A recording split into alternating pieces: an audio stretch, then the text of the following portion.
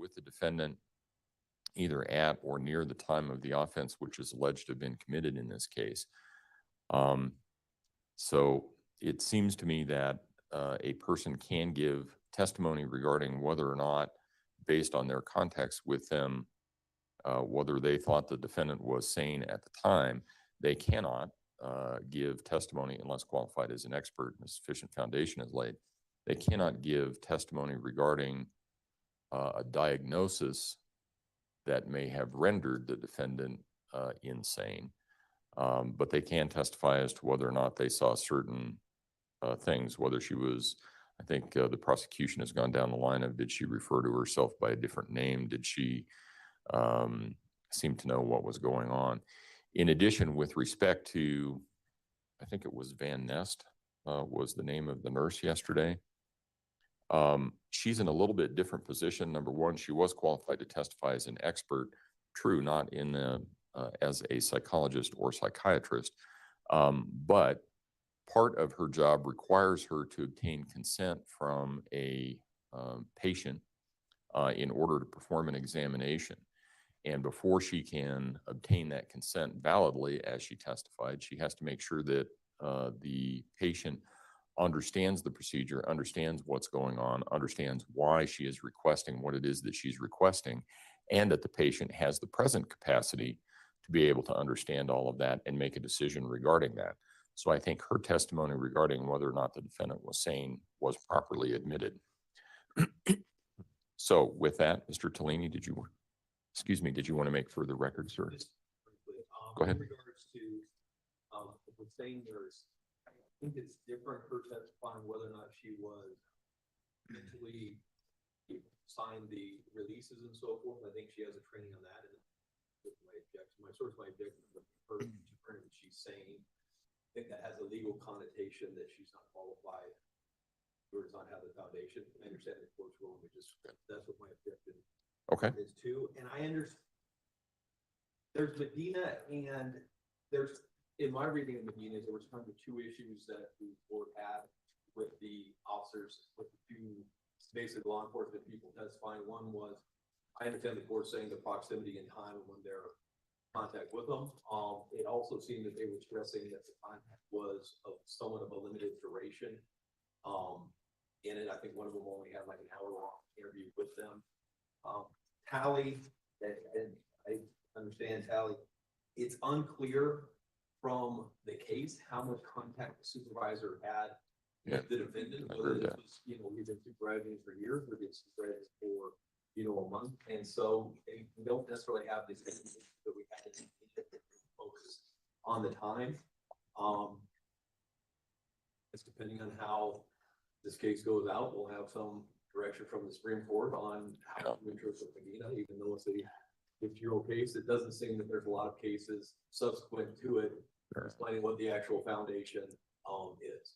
And so I think I made the record pretty clear. And again, I'm not going to make a long record, in the that's fair. For this attorney, when they're asking that question, I'm objecting to. I'm going to have that foundation. And I think that would make a sufficient difference, so they understand what they're focusing on. All right. Prosecution, do you have any other record to add? Yes, briefly. Good morning, Your Honor. It's the people's position that we agree with the court on the analysis of the cases that you cited. However, the jury is also going to be instructed on what insanity is. They're also going to be instructed, at least in the packet that we provided, that a layperson can weigh an opinion about insanity. At the end of the day, all of this goes to the weight of the testimony, because they also going to be getting instruction on the credibility of all witnesses. And they can base the amount of time that the witnesses have spent with the defendant and weigh their credibility on that. So the instructions of law will cure any concerns that defense has. Okay. All right. And that was a long way to start the morning. Sorry about that. Anything we need to bring up outside the presence of the jury at this point in time? No, Your Honor. Yes. Okay. Let's go ahead and bring the jury in.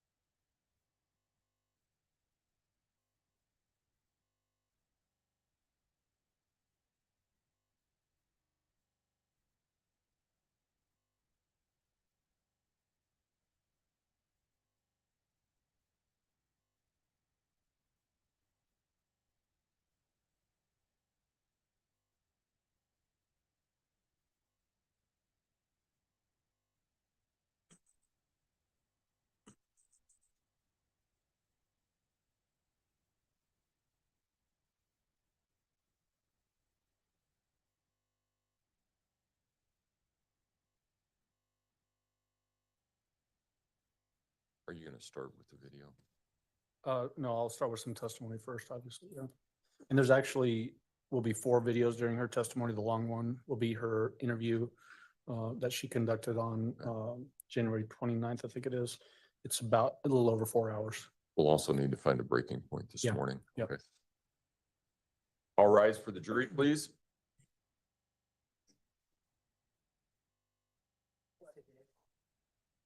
Fine, it's all good. I'm positive. I can see it's fine.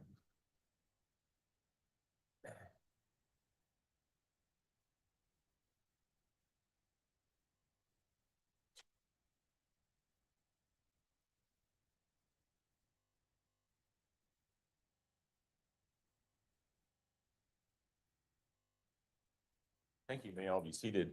Court will recall 20 CR 1358 People versus Letitia Stauch. Record should reflect the jury has returned to the courtroom. Good morning, ladies and gentlemen. Good morning. Has anything occurred since we were last together that causes any of you to believe you could not continue to serve as a fair and impartial juror in this case? If so, please raise your hand. No response. All right. Yesterday, when we took our break, we were still in the midst of the prosecution's case in chief. That's where we will resume today. Mr. Allen, call your next witness. Thank you, Your Honor. We would call Jessica Bethel.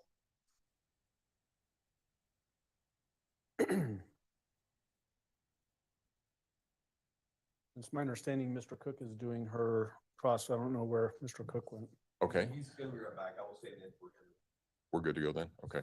All right, Ms. Bethel, if you would raise your right hand. You swear or affirm the testimony about giving this man will be the truth, the whole truth, and nothing but the truth. Go ahead and have a seat in the witness stand. Please watch your step as you step into the stand.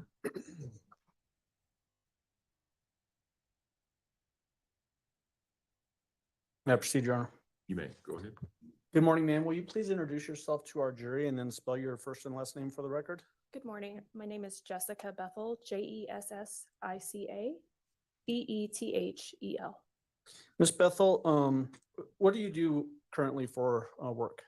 I'm currently a stay-at-home mom. Okay. Did you at one point work for the El Paso County Sheriff's Office? I did. What was your last assignment with the El Paso County Sheriff's Office? I was last assigned to the investigations division. What kind of education and training allowed you to do that job? I went through a post academy to become a sworn peace officer for the state of Colorado. And from there, I received on-the-job training and advanced my career into the investigations division. Are you still a post-certified peace officer in the state of Colorado? Yes, I am. How long were you in law enforcement previously? Total, including my time served as a civilian, would be 14 years.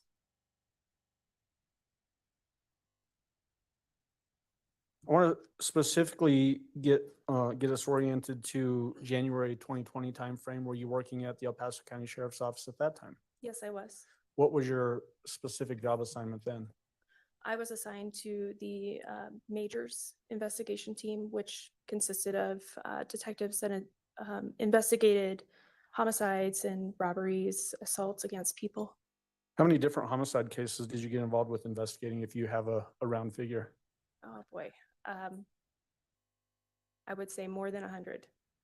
At some point, did you become involved in the Gannon Stauch disappearance case? Yes, I did. What was your role in that case? I was assigned as the lead detective. What does a lead detective do? The lead detective coordinates the investigation mainly on a typical case and receives the leads and the information that's being collected by the other detectives. And then from there, analyzes that information and disseminates further leads, eventually leading up to either an arrest of the person or, looking at potentially a different suspect. You said in the typical case, was there something about this particular case that made it different from those, what you would classify as a typical homicide investigation? Yes. What was different about it just from the initial standpoint? Initially, this case was receiving a lot of attention in social media, and the case quickly grew to a multi-agency case. Do you remember off the top of your head how many different agencies got involved with this investigation? I would say close to 10, if not more. Did that include both state Colorado agencies like the El Paso County Sheriff's Office and other agencies, also federal agencies? Yes, Did it also include agencies in other states? yes, it did. Would that include South Carolina and Florida? Yes. Because of the scope of this investigation, did that change the role of a lead investigator from the sheriff's office to some degree? It did, yes. In what way did that happen? Because there was so much information coming in, I assumed more of an investigative role as opposed to sitting back and collecting all of the leads at once. Would you classify the investigation as almost an all hands on deck in effort? Absolutely. Speaking about just generally how the course of an investigation might go in a typical case, what are things that can influence the direction a case will develop into? Things that can influence it, I would say whether or not we have witnesses available, whether or not there's video, whether or not the suspect is willing to do an interview with us. Those types of things can influence it. What about the potential absence or existence of physical evidence? Absolutely, that can influence it as well heavily. You mentioned witnesses, willingness to give statements or lack of willingness to give statements. Can that also influence the course of an investigation? Yes, it can. What about misleading statements from witnesses? Can that have an influence on an investigation? Yes, it can. Those things that I just referenced, did some of those things occur in this case? Yes, they did. Did some of those things have a negative influence on the investigation? Yes, they did. Can you, in a general sense, tell us what some of those things might have been that caused a negative influence on the investigation? This ultimately ended up being a homicide investigation, and we did not have a standard homicide scene where there would be, evidence of the homicide and a body. That was not present in this case. Also, the suspect providing alternate leads, multiple stories of what happened, also influenced how we proceeded with the case. When you've got that sort of dynamic going where there's different stories being presented to the investigative team, do you have to sometimes chase those down to see if there's any validity to them? We should always chase those down. Absolutely. Okay, and why is that? It's just as important whenever you're trying to prove that someone did something as to prove that they didn't do something. We need to act without bias. And so if they present something to us, we need to take that just as it's a credible piece of information and vet it before we determine that it's not a good lead. When did you first become aware of this particular investigation? Do you remember? January 28th. So the day after Gannon was reported missing by a 911 call and a non-emergency call That's correct. by the defendant in this case? Yes. Because the initial call was for a missing or runaway child, did that cause a investigative impetus or momentum to try to find this child that potentially had run away? Initially, patrol handled the case just as a missing or runaway child. But then later, when it was brought to our investigations, our attention, we realized that he was 11 years old. The weather, his medical conditions, it became more important to find him soon. Were there lots of searches conducted in the area sort of surrounding the victim's home? Yes, I was aware of many searches being done by neighbors, some coworkers of Albert's, and also law enforcement. Did that include vast areas of field and even reservoirs and that kind of thing? Yes. Did any of those searches in the immediate area turn up any clues that would lead to any investigative leads that you could pursue? No. You said that you first learned of this case on January 28, 2020. Did you actually reach out to the person that ended up being the defendant in this case on that particular day? Yes, I did. Why did you make that effort? I wanted to contact Letitia to speak with her more about Gannon's disappearance and to meet with her at preferably at her home so that I could look at his room to look for clues as to where he may have gone, if he had left anything behind, a note or any behavioral changes.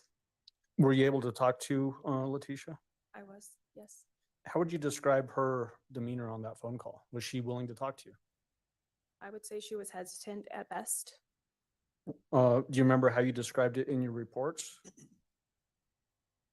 I don't remember verbatim, no. Okay, do you remember if you described it as being apprehensive, that she was apprehensive to talk to you? Yes, Did you specifically ask her at that particular time if you could go to the house and talk to her about what had happened? yes, I did. Did she agree to allow you to come to the house? No, she did not. Did she give a reason? Yes, she told me that there were several young children in the home and she didn't want them overhearing what we were talking about. What did you do then as far as trying to get her to sit down with you and give some sort of a statement to you? I offered to meet her at a place of her choice. She ultimately asked that I meet her at Starbucks located on Fountain Mesa. Prior to this particular phone call, had you ever met Letitia Stauch? No, Had you ever talked to her on the phone? no, Did you, in fact, then meet up with her at the Starbucks on Fountain Mesa? I did. Who was present for that interaction? Letitia was present, Albert was present, my partner, Detective Mark Riley, was present, myself, and Jason Hess, Sergeant Jason Hess, also was present during part of it. Okay. Did you actually do this contact with her and Mr. Stauch inside the Starbucks business? Yes, So was there a recording made of this particular interaction? yes, there was. Can you hear sort of the normal chatter that you would hear in a Starbucks on the recording of this? Yes, you can. And may I approach with People's Exhibit 335? You may.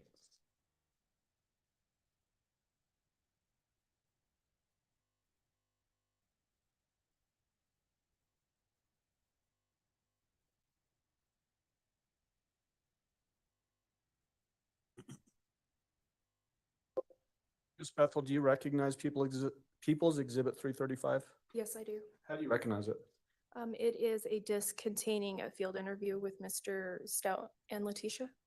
Is this the recording of what we were just talking about, your interaction with them at Starbucks on Fountain Mesa on January 28, 2020? It is. Have you had a chance to listen to that recording? I did. Is it a fair and accurate representation of that interview? Yes. Now, at this time, I'd move for admission of People's 335 and request permission to publish. No objection, Your Honor. All right, exhibit 335 will be admitted. Go ahead. And before we publish it, the person that you had contact with that identified as Letitia Stauch, did that person have the same voice as the person you talked to on the phone just a little bit prior to this actual meeting? Yes, she did. Do you see that same person in the courtroom today? Yes, I do. Will you please identify her for the jury, pointing out where she is sitting and what she's wearing? She's sitting at the defendant's table. She has a pink shirt on. With her head resting on her hand? Yes. All right, ask that the record reflect she has identified the defendant. The record will so reflect. Go ahead. And then permission to publish People's 335, and it is 55 minutes and 54 seconds, Your Honor. And is this audio only? Yes, this is audio only. All right, go ahead.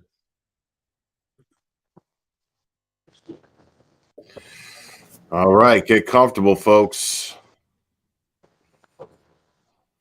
Good morning, everyone, by the way. I'm glad to see you all here. I wasn't sure like what you're gonna be in. Yeah. So, do you guys want to stand out here or do you want to go in the? We can go in. Okay.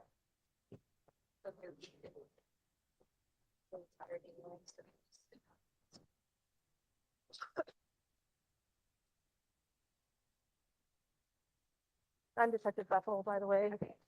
This is my partner, Detective Riley. Sorry, I'm just a little.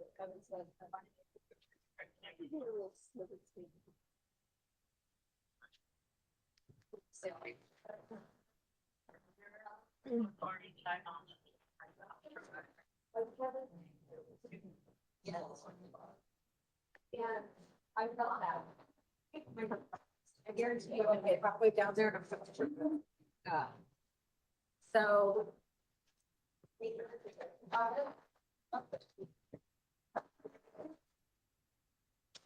So we were just notified about what's going on with Gannon, and so I just want to start from the beginning, make sure that I have accurate information. So your name, ma'am? It's TECIA. Why wouldn't she give her real name? AUCH. Your date of birth?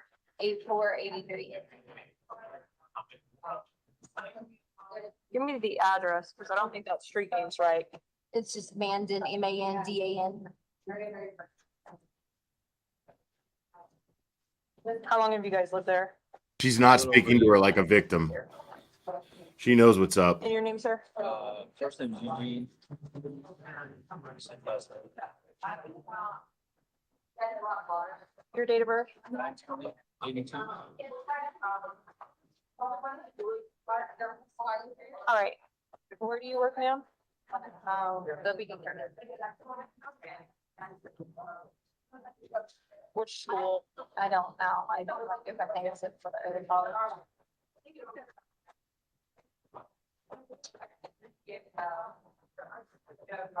And you, sir? I'm in Asheville. Full time.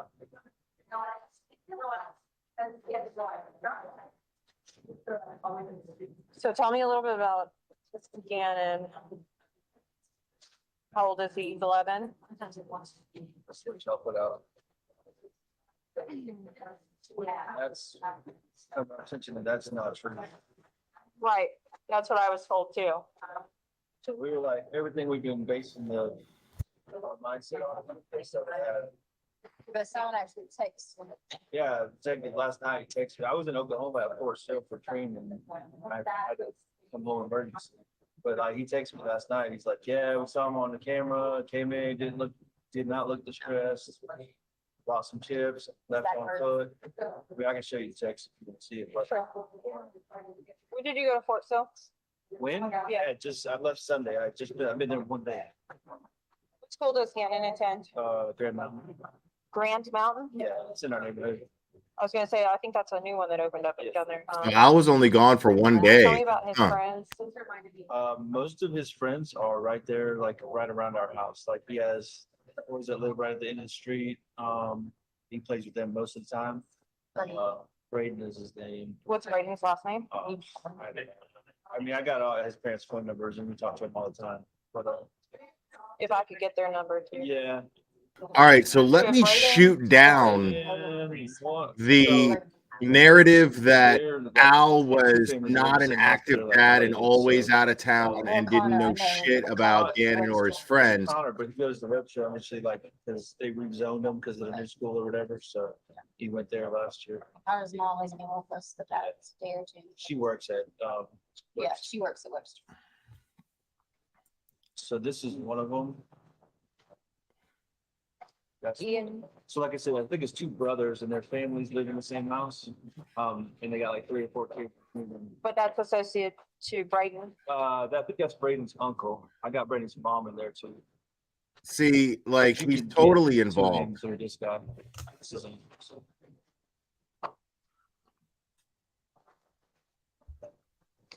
When was the last time that Gannon went to school? It would've been last week. yeah, so Gannon went to school on Friday. Friday, yeah. When does he return home from school? I'm like 3:15-ish. Yeah, 3:05 to 3:15, Yeah. they changed the new time of the school. Like it used to be like 3:30 to 3:45. Because of like snow days.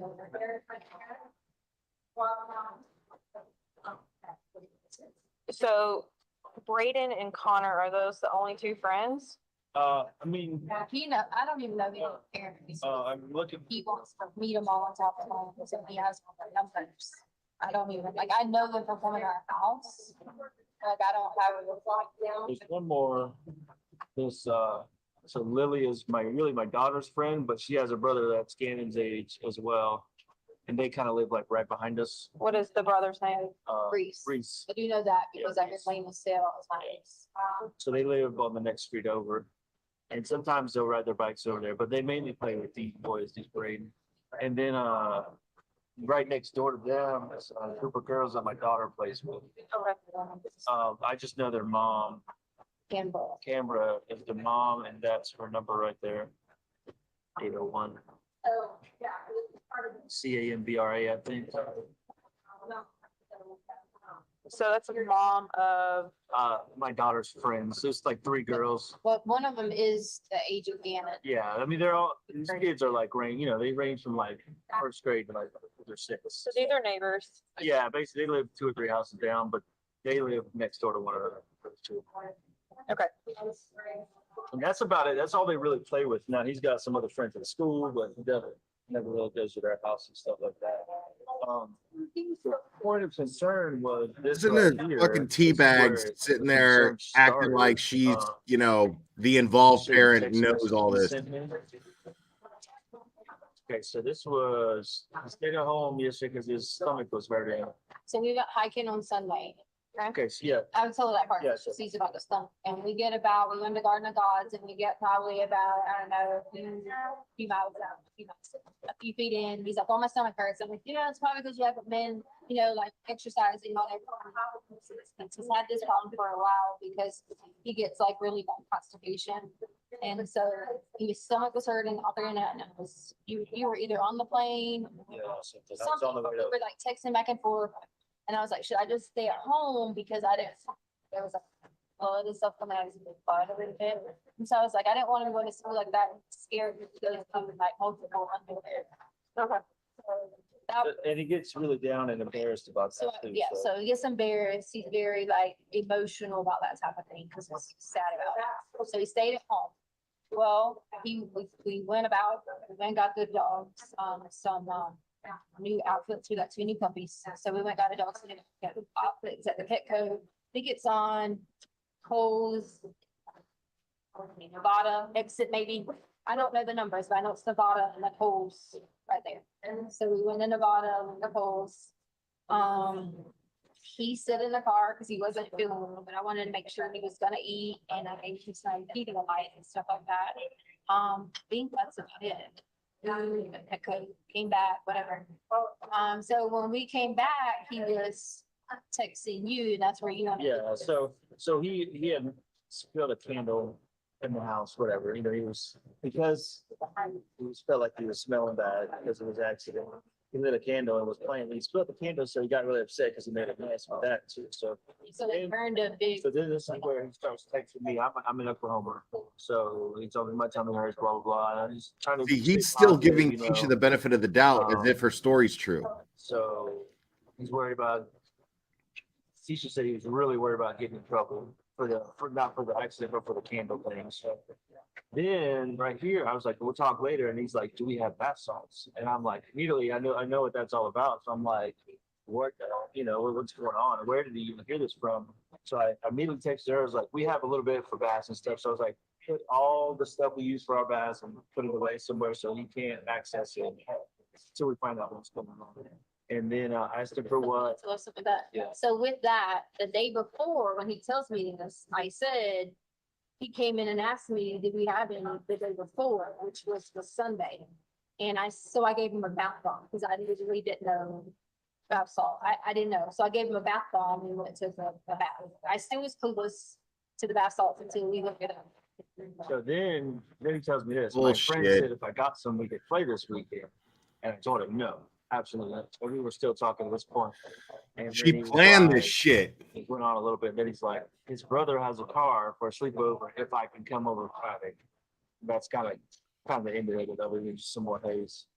So that's where we get the idea that he may have left. Well, no, he told her Okay, yeah. he was going to play. So Which she does. which they do all the time. They walk out and they're like, where you going? Be back at such and such time. And they're always, maybe he's 10 minutes late, but nothing like this. So I don't even know who this friend is. that's the biggest concern on the surface. That's why, like she said, I always like to walk over there and meet, hey, this is blah, blah, blah. We don't know anyone Phone numbers. with the car. Yeah. Yeah, with nobody They're- funny that has yeah. an older sibling that drives, none of his friends that we're aware of, so. We, from these other people, we got some names of other kids on the bus that he plays with, and so we kind of hunted them down last night. We heard what they did while I was on the way back. Found one kid named Jimmy, but he wasn't, they hadn't seen him, and then they were like, well, this kid has an older brother or whatever, and they went to their house, and they're like, no, we haven't seen him. So that's when it really really was Gave alarming. us information that Jimmy had an older sibling, so of course, we all went, I you mean, know. we think it was Around. putting people together, you know. So then Jimmy's dad answers the door and they show the picture to Jimmy, Connor's mom, with the one with my daughter, she's a 17-year-old. So he's like, yeah, I think I know that kid. And then they were like, do you know Jimmy? And the guy was like, yeah, that's my son. And then he was like, I'm sorry to tell you guys, but we don't have a older child that drives. I don't know if she said Jimmy was the oldest, but whatever it was, dad said there was no older boy that was in their home that drove. But it was, like he said, pieces were coming in from different kids trying to give us information and names. See, the big deal here is, it's not like, and I know kids, you know, they get influences, but he's a homebody. I mean, I'm like the same way. He'd rather be at home playing his little Nintendo or, you know, watching cartoons. You know, sometimes I gotta make him go ride his bike, that kind of thing. So he's not one just to walk off. And, you know, he's had times where he's been a little embarrassed about his stomach problem, but never anything to drive him to something like that. So that's why, I mean, I had to come to grips with, I'm pretty convinced that something bad. We kind of, between ourselves, kind of broke it down to, we either feel like he's at a house where some of this fun stuff is going on. They convince, you know, they convince. Has anybody called the school yet? Yeah. So the principal called this morning. I back up. I emailed the teacher first. I'm like, can you give us any information? I knew she couldn't, but I wanted to start with that dialogue. So can you give us any information about Anna's friends or anything? She's like, no, but I can go to the administration. So, principal, somebody reached out last night. Her principal said he waited up front just to make sure he didn't come to school today, side or whatever. And an announcement is that they have information, want to help Gannon. And, They also just sent an email on the do not reply. The district email just came to us, where the principal said he's sending out all payments. okay, so yeah, so they're doing their due diligence. So that just came to us just now. What kind of social media accounts does it have? So I don't even let him get online with these things. I have. Does he have a phone? Obviously, he has a Yeah, phone. it's in the truck, but like. Thank you so much, we Betty. checked I through that. appreciate it. I checked the phone logs on my TT account, and we hadn't texted anybody other than the one friend. So we have the capability to do a download on the phone and potentially see things that are deleted that you and I wouldn't see immediately. It would be like in cache data or whatever. Would you be willing to let us look at his phone, Yeah. do that download, see, just to make sure that he didn't delete something that we need to look at? Okay. So it's an iPhone? Yes. You wanna grab that? You need to, need to take it with you? Yeah, that would be great if we could. I know we'll get to that, but I brought this because some of my buddies at work were like, you can track, Nintendo has a way to protect if the device is hooked to the internet somewhere. Okay. So maybe he's somewhere and play this game on their Wi-Fi or something. That, is the Nintendo Switch missing? Yeah, he had it with him. So like he was going to play games. That's what obviously he was going to play games with his buddy or something. What's the serial number on that? That's going to be right here. If I'm not too. Everything should be in here. I think that's it.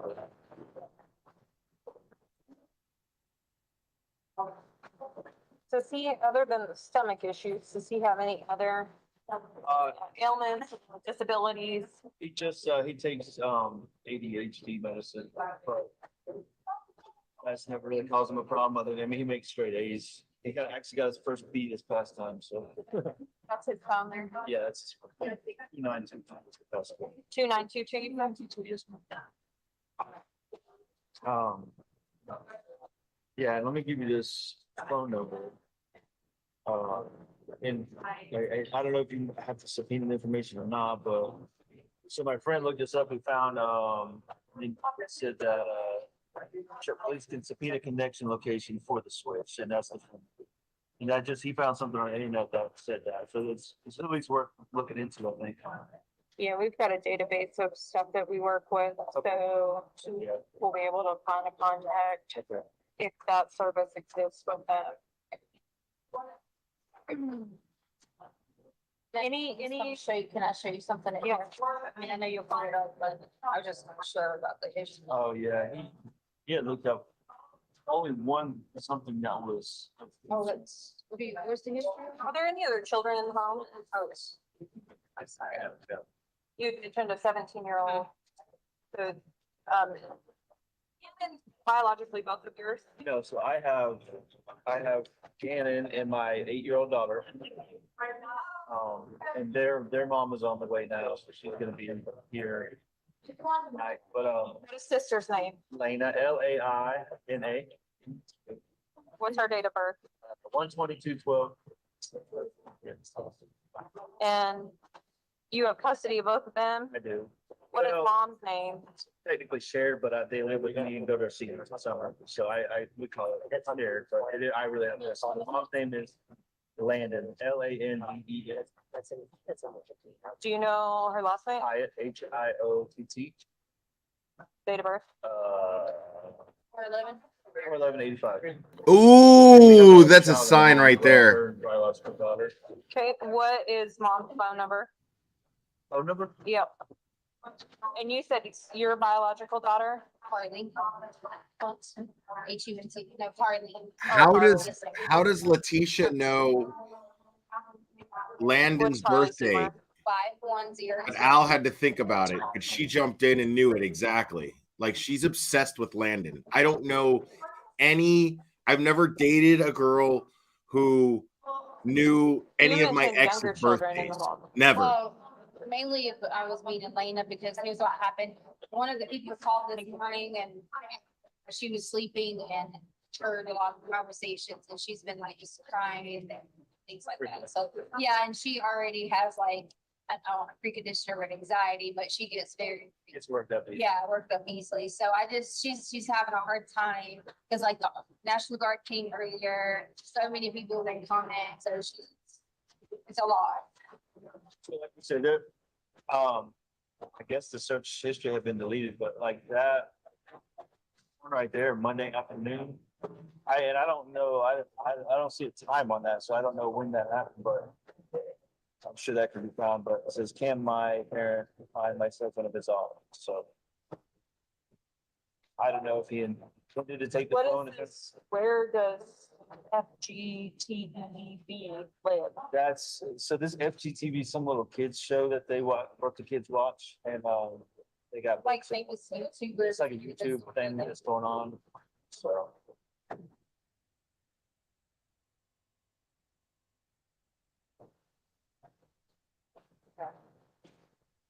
but he left the phone. Is he talking to any girls? No, actually, I joked with him about that, but He had a puberty class and he was like, Yeah. ew, I don't want to do like, and yeah, they just had a little puberty class at school, so he's still in the ooh phase. Yeah, go ahead. now if you see the messages that say to mommy in the last day, that's me talking to his mom. Because I don't give her mom. To see if you get any searchable stuff on the maps. So he searched for 10315 declaration of that you guys. Declaration is probably somewhere, it's probably somewhere. It's old. Yeah, it's probably, Old Glory. yeah, it's probably something that we were, I it didn't- could have been things that people. What date was that? 10315 declaration drive. When was that? Sorry. It says classic homes, Wilson Ranch. Yeah, I mean, that's our neighborhood. Right. Declaration. I didn't look for any information. Definitely was on cancer. Yeah. we saw it. First garage or whatever. But we were driving around over there and somebody said that they saw a camera. That was on the old road address on there. Huh. Wow, I didn't think about looking at that. But this kind of doesn't make any sense because he went the other direction. Sorry, I Oh. feel like that's someone's address. Yeah. I mean, some of the people. Is it recently? Because like, So this is how it was, when I pulled up his map. I don't have his cell You'll phone, observe but I have a- when I just that listed, that address. So when I click on it, I don't know. you just put horse and ranch, so is that the random address for that office? Add their no declaration. Up top. Bring up this now to see. Look for hours. I'll send the car down to that. We'll figure out what that is. I know it's right there, goes off to the south. They'll drive by their house. But it's kind of farther towards the school than our house, toward that backside. Yeah. We're up right at the front. That first section. What model iPhone is that? That's like a 6. Search.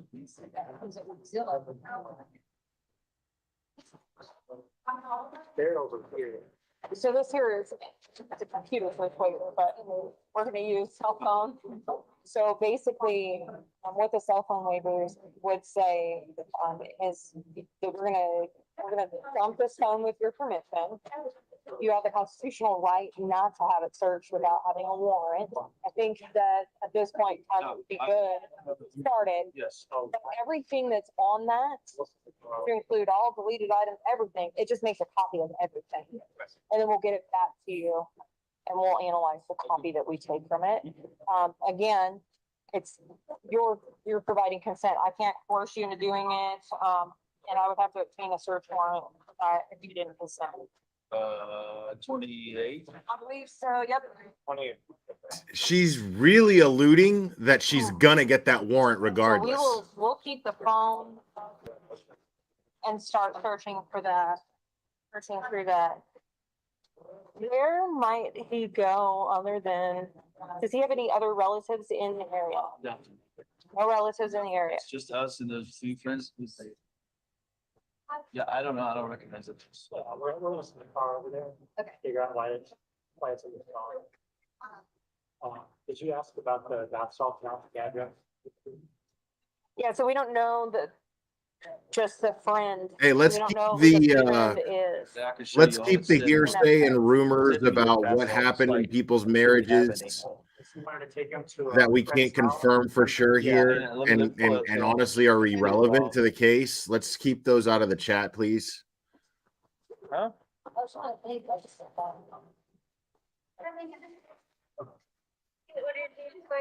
Oh, thank you. I got another water coming for you.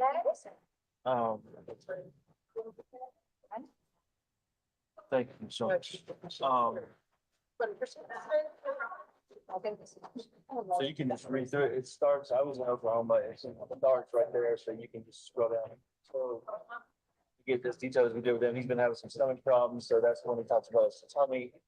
He had made a little accident, dropped a candle, so he's upset about that, but then you can read what's part about the bath salts. And in context with that, at the same time, as soon as you say bath salts, I got on the phone with her and was like, hey, yeah, because we do have someone take, legit take baths with and stuff. Yeah. That's like, get it all, hide it, put it away, And I told him that figure out what's going on. you did ask me the day before, Yeah. and I gave him, because I didn't.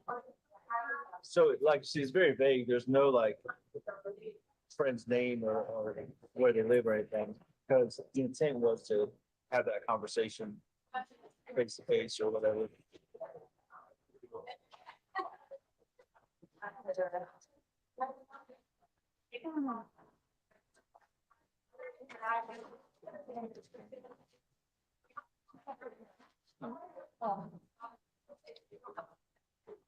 I'm sorry, when did you say you went to Fort Phil?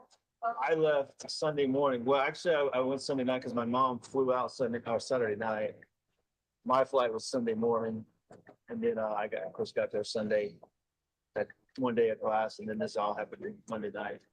So, which was, yeah, yesterday I came back and What time did you guys go to Petco? I don't know, I probably looked at what time we set the alarm. Okay. So Al leaves town and Letitia sees No, her Sunday chance, was, basically. We were hiking or something. didn't go to Petco Sunday. No, we went, Petco Monday. yeah, because it was just me again and again on the car because the stomach. Okay. Because Lena went with us hiking, but Lena was.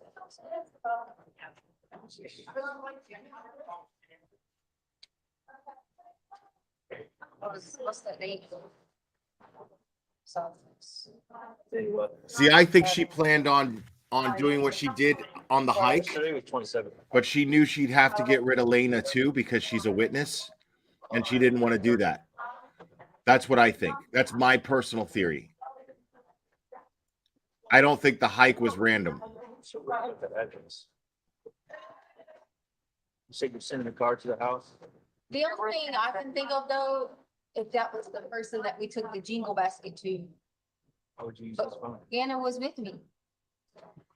So if it ends up being the person like the neighborhoods do the jingle basket, that's the only thing, because it was somebody in Wilson Ranch. Or she could just say it was an accident. People, but that would have been December. So I don't know what they got. I don't know if that's their address. I'm just saying that. Right, P Fox. Any clothes missing?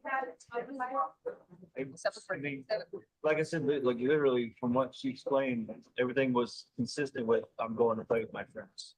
So it was like, whatever clothes he had on, we make him put his play shoes on. We got nice shoes and play shoes. He had his play shoes on. So, I mean, it was pretty obvious that his intent was like, I'm not leaving, but I'm going to play. And I'm, doing everything I'm supposed to do. And she let him take his switch. I mean, don't really ever do that, so. It's in.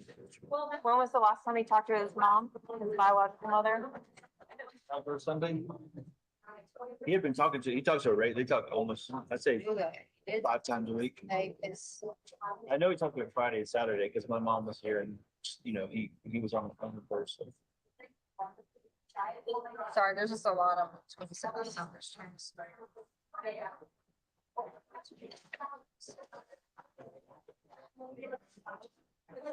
Bio mom's coming in from. Yeah, she's on the way now. I think she just got on a plane, South Carolina. Yeah, that's where we're all originally from, South Carolina, but I'm right here for the military. So, I mean, not to add any confusion to it, but like the mom's married to a guy that's got a lot of trouble with the law. That was one of my first instincts when it was like, when the come and go thing came up and they said that he walked in all nonchalant, like everything was normal. It was like the dude was here or something, because he's got a lot of trouble like that in his background. So I was like, it came to my mind. It's worth putting down, but I mean, I don't know if it's anything legit. Does she have your address? Yeah, she does. I know it says I disarmed the panel at Monday, January 27th at 2:29. So that's when we would have, and I set the back door to close. Because I would have like let the dogs out back then. So that's when you got home? Came home. I'm still scrolling up. I just didn't want to have to go to the back. And then, let's see, it says basement motion. I'm 99% sold on premeditated. It's not showing us the alarm, but it 99%. says, living room and basement motion at 10:10 a.m. Oh, here it is, armed by master right here. So Monday, January 27th, I armed the alarm at 10:05 a.m. 10:05, you guys went? That's what time I armed it, so I'm assuming, yeah, because we had motion that morning because we were there, Which alarm do you use? ADT.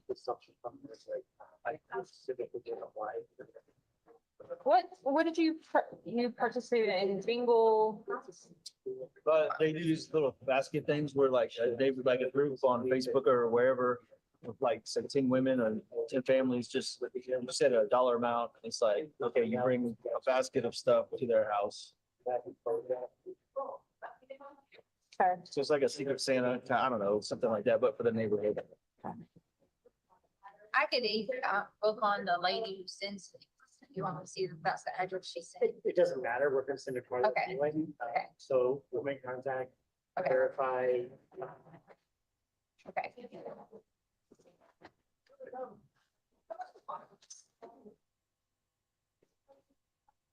It's weird to even have that address on. Yeah. Cause that, I mean, if that's like recent, I know we I don't. don't have a way to see when it was searched, I can just see what the address is, the only address on there. Right. Has he ever left before? So, I tell you, I mean, I know every parent says this, but he's a pretty straight up kid. And, if ever he does wrong, like the only thing he ever sneaks is, playing his games if he's grounded or something.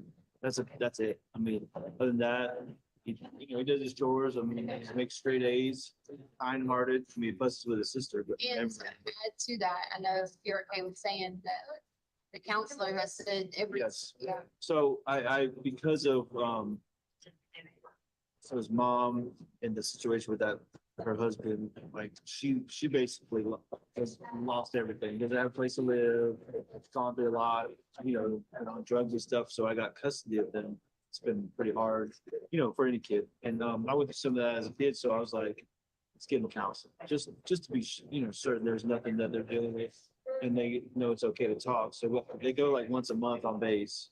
And I always ask at the end of the session, hey, is there anything alarming that you brought up or anything I need to know about? And Yeah, she always says that. for him, it's nothing, that he's just open and, he's going through normal emotions of, loving mom and loving dad and stuff like that, but nothing like, hey, you need to. Does he go on Carson? Yes. And what's his counselor's name? Dr. Burtek, I have her number. Yeah, that'd be great. Looking through this phone and listening to you, it's exactly like looking through a 12-year-old's phone and talking about it. I mean, exactly. He communicates over a couple of game chats. He plays a game on, He played a computer game. This is it right here. And I refuse, unless he's done it behind my back. I know he gets on YouTube and watches some stuff, but I have absolutely said no online game. So unless he's got on there and figured it out, then So not necessarily communicating through the game. We have apps and stuff. If you can talk back and forth with your maybe lobby game and stuff, and he likes to use those instead of text messaging. And you can use a different app. I was looking to see if I recognize any of the names. Our son did this before. Yeah. So I don't recognize any of them on there from what he uses. Yeah, and usually, once again, he's pretty innocent by telling us, or at least hinting at things. And he's never even like said, oh, I learned this from this. How he learns is he researches like YouTube and stuff.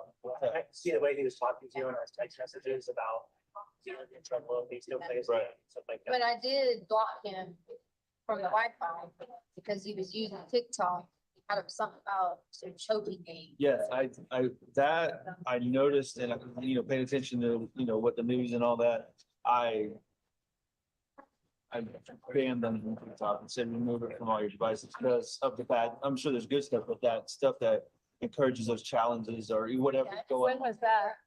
So- within the past week. Yeah, I took him off, but like he was on the Xfinity block or. Yeah, And shut it Yeah. myself. yeah, you did So that. I did that because I look over and it was some people were choking and quarters. I don't know what it was like. I guess to get high, This is council. like you choke yourself or something.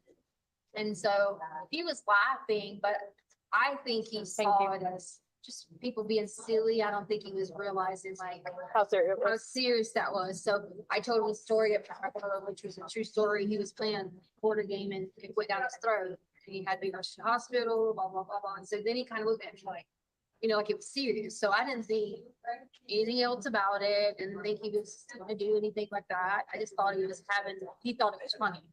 To see, the kid is so like tenderhearted, like I know the kids are obviously influenced, we know that, but he would never like smoking or anything like that because his mom's got into that stuff since we split up and stepdad as well. And his grandma, his mom's mom smokes real bad. Mhm. And so he knows that causes Right. you know, bad stuff. But then the thing was in his book bag. What was in his book bag? So she found, after the bath Harley salts, found it. after the bath salts, I said, go check his book bag, just in case. Initially, she found nothing, but then after he disappeared, they went back and, No, I didn't let her go look at it initially. oh, I thought you looked. No, you asked me to go look at it, but I was doing other things. So I they sent found- Harley- Found a 2-pack of those little Swisher sweets. Yeah, I sent So- Harley to go look at I don't know, somebody had to give him those. When did you find those? Bullshit. it. Yeah, so I sent Harley to go do it. So Harley was like pulling out the book bag stuff and she's like, oh, I didn't see anything. That's a And then the fucking folder, lie. she had a folder in her hand that dropped that folder, so she immediately texted out. But it didn't look like anything. was used. Those kids that named Braden and Connor. Connor, not as much, because, Have we been to their house? I don't know, did they talk to the police last night? Connor's mom did. Connor's mom was there, but, I was texting the other parents, because they were out in the neighborhood looking. Brady's parents, one of them? Yeah, out in the neighborhood looking around, yeah. Yeah. We've talked to Brady's parents. I'm not sure if y'all talked to Brayden. I know I know they talked with Braden's mom, because she was at a. Okay, all right, there you go. I don't know that you talked to his mom, but I do know she was there at the time everyone was there. What is the Rubicon Drive address? Rubicon Drive, actually? So Lily and, Is that- like the friends that live on that address? Okay. 9865 Rubicon Drive. I don't know the number, but the Lily and Reese I spoke about earlier, they live on Rubicon, which I think is the street right behind us. Is that Rubicon? Yeah, Rubicon's behind us, but I don't know anybody. I thought Gaplin was behind us. Okay, hold on, let me look at it. What is it again? 9865 Rubicon Drive. What is this? Something. We That was gave the you, usual hangout, yeah. oh, okay. Who gave you this? It was listed in the report. You guys gave it to. Yeah, I didn't give anybody no. So there was information. Yeah, she rigged the game, man. That was just over. Is that right? She even like tried to besmirch his name like he was doing drugs behind everybody's back, like an 11-year-old kid, really? That's piecing it all together, but in his terms, that's. Yeah, but I didn't know the same thing But- about you. So this Rubicon, so we live on Mandan right here. That Rubicon would be those boys, that Braden's family right here. I'm sure that's, So that's Brady's house. I would assume that because they don't know anybody else in Rubicon. Yeah, I wouldn't have given And you. Lily and Reese, Cause I don't even know. well, I don't know, Rubicon goes around here, so unless he was going somewhere right there, I don't know, but the boys do live there, Rubicon. Lily and Reese live on Gapel. So we also have a deputy back over at the Cummingville. Okay. So we asked him to send us the video. Okay, listen, if you don't know what you're talking about, Wireless system. you know, it's okay to not say anything. Like, they're at a Starbucks right now. Linda Reese. She was the last person to see Gannon. It makes perfect sense that they're talking to her. Period. Oh, at that Declaration House? They want to be talking to her.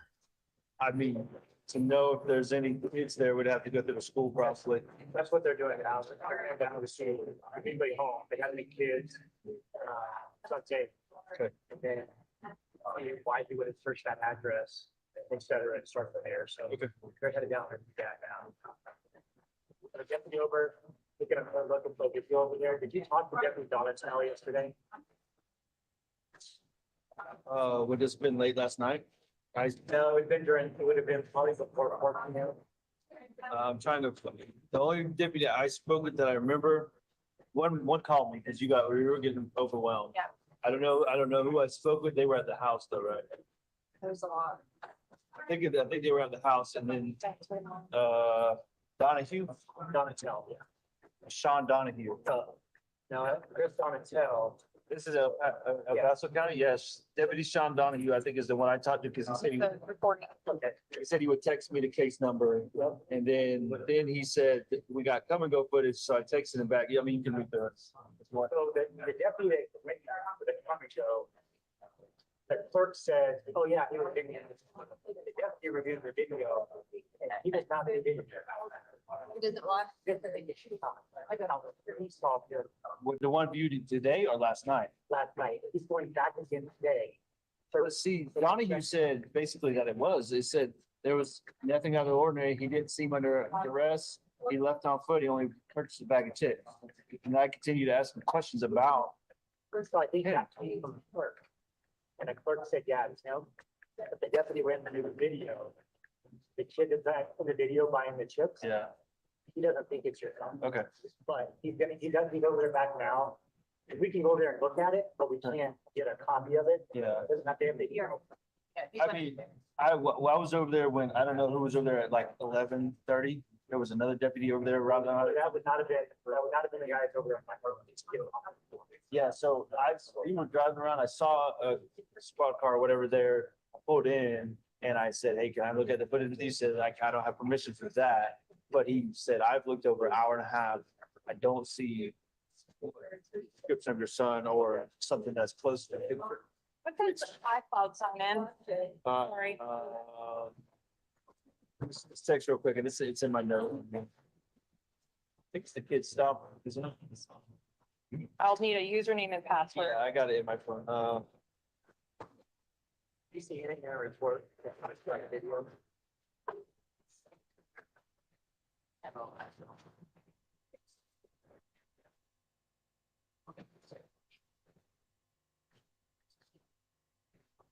I saw a screenshot on the phone of a kid on a sidewalk or something like that. You guys, camera. Somebody sent that. So there's been like 100 videos, photos that I went through.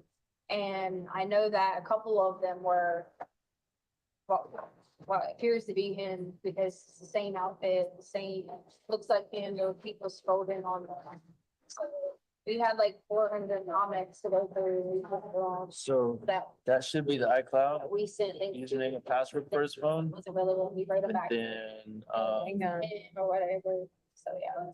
yeah, you can write all that. And that's the Gmail username and password tagged. So yeah, Do you care if I just take a picture of that? How about I screenshot it and send it to you? How about that? That's So like it was on Gatlin. One of them I sent to my cousin, I just don't remember where this It's really weird that you got there. That's. Gatlin's behind us. Always a cap. Oh, yeah, no, Gatlin. That's way up in the city. Message. All right, what's your number? 719 Okay. 208 Okay. 1406.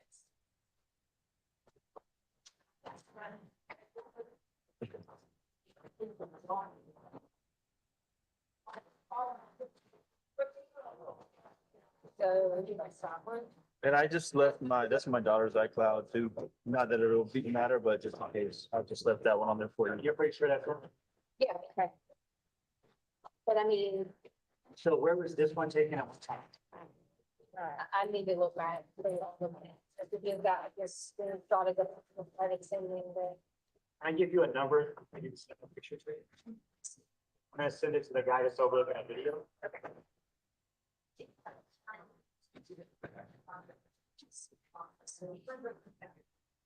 719.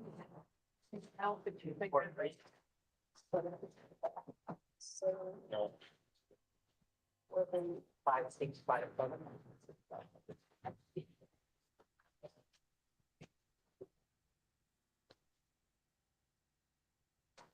And that one was somewhere over by your house?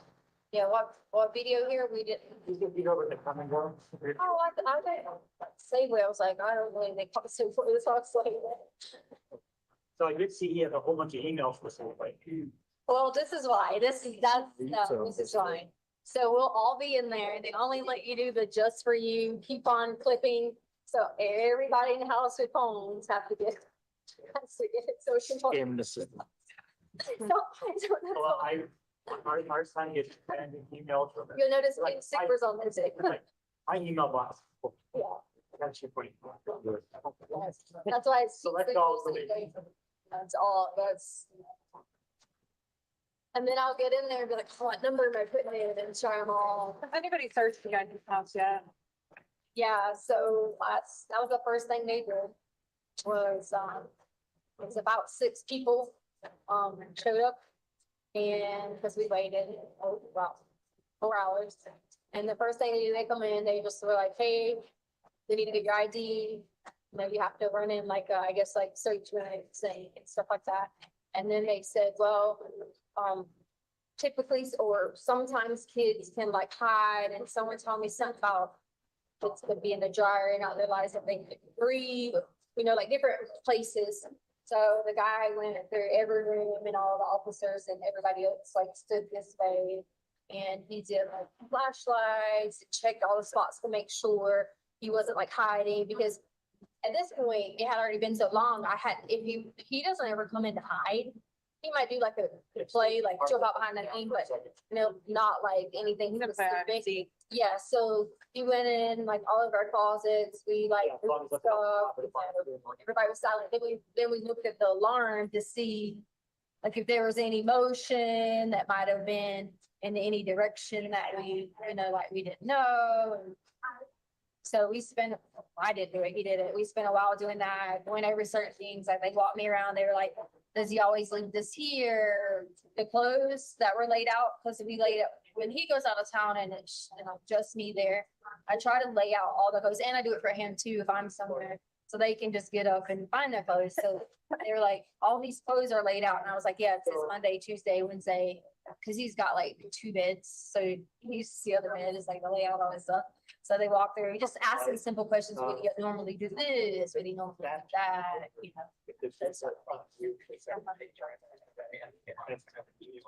Working on the Nintendo right now.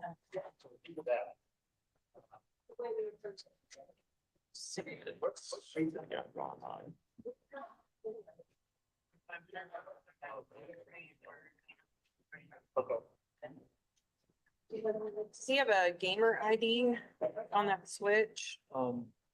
Yeah, you don't remember the. Did it come through on the? Can I see this one? It might be. Absolutely. Yeah, he had one and then we got the new system, we just created it. Password or it's.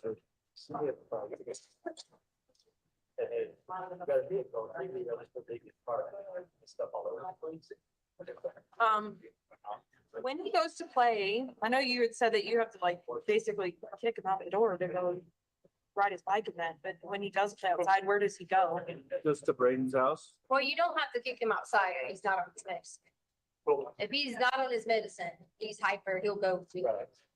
But if he's on his medicine, it's more like if till it wears off, it's 5 minutes for ADHD. So until it wears off, it might be a, like I don't want to play like zombie mode at first. So when it wears off, like if it's the weekend and we give it to him because we have to go to church, he would not go outside on a Sunday because it's still in his system at church. But he didn't take it because he didn't take it Saturday. He didn't take it because we went hiking, because we did a 6-mile hike. He didn't take it Sunday. I'm sorry, that was Sunday. He didn't take it Saturday, he didn't take it Sunday, he didn't take it Monday, which causes stomach problems. So he was off his medicine. I don't even think we ever go. They said that the manager of the store says it knows the kid. He comes in living with the dad. So that's not us, but which we constantly commonly have. Sometimes something go, oh yeah, that's a kid I see. So they said that it's kids that they're saying it's him, but he knows him. He comes in all the time. Do like put So Nintendo. like they don't show back on, bro. Definitely not enough for clerks in Nova. Yes. No, I don't. It's, all this says is this. I don't know if that's, We go, get gas over here. that's always the purchase, so sometimes. And the Gmail account associated. I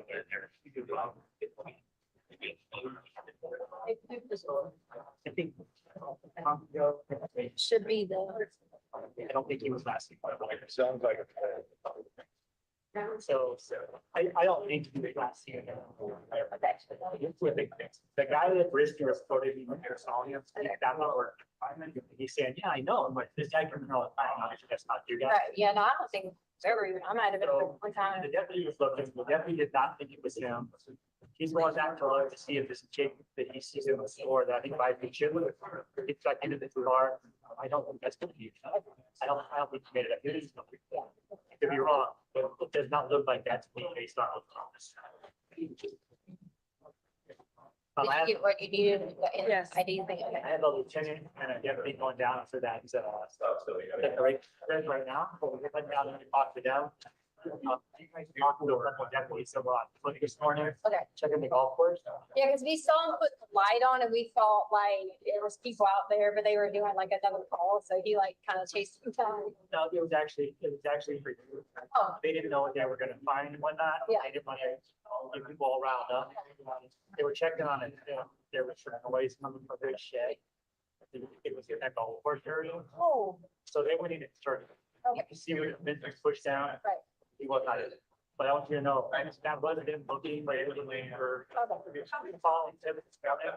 Because they were just like, we were going to talk with somebody and we both drove off and it was like, we both drove, make sure it's not. We both drove off and like, we're going into the woods to talk to people. Because we thought like, Yeah. okay, whatever, and drove on. So they were going into that, I mean, 'cause there's an abandoned shed or something back. Okay. That they went in there, fenced in, which technically you can tell people going there, that's what they were going there. looking for it to Okay, see. thank you. I mean, like, I'm glad they weren't like saying I could send it would have been. They just didn't wanna, Right, right. yeah, you got a tip, you might be over here. and, Yeah, You know, 30 exactly. people are running toward the shed. Exactly. Yeah.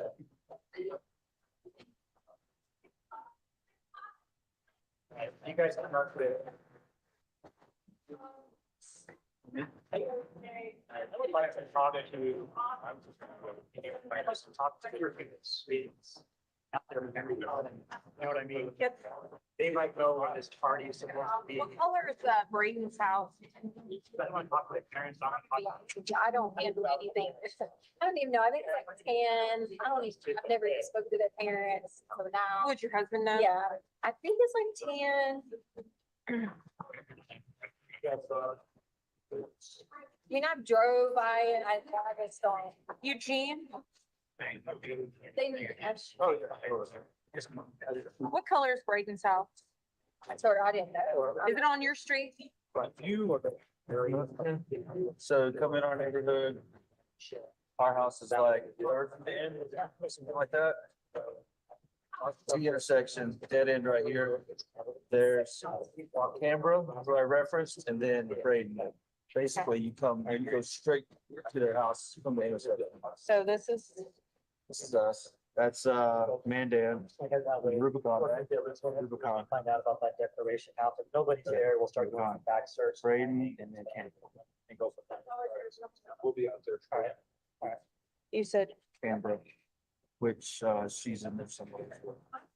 And where's this is- Connor at?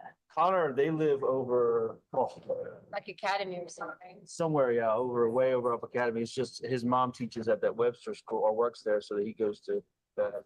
They just, Connor's mom's number. did you give her that? No, we got sidetracked She on just actually, 15 other things. Yeah. sorry. I don't So have a Braden is picture. on Rubicon. Goes by Gannon. Goes by Gannon? Gannon, yeah. Connor's gone. Yeah. You guys let me know when you be down that stretch. Okay, we'll do. Well, we're doing everything we can for you right now. Thank you. So hit you guys up, we got your number. Make sure you're safe charged, okay? Okay, thank you. Okay. That'll work. And so, this is school, it's down here, Grand Mountain. Just to the reference. And what is it, Fontaine?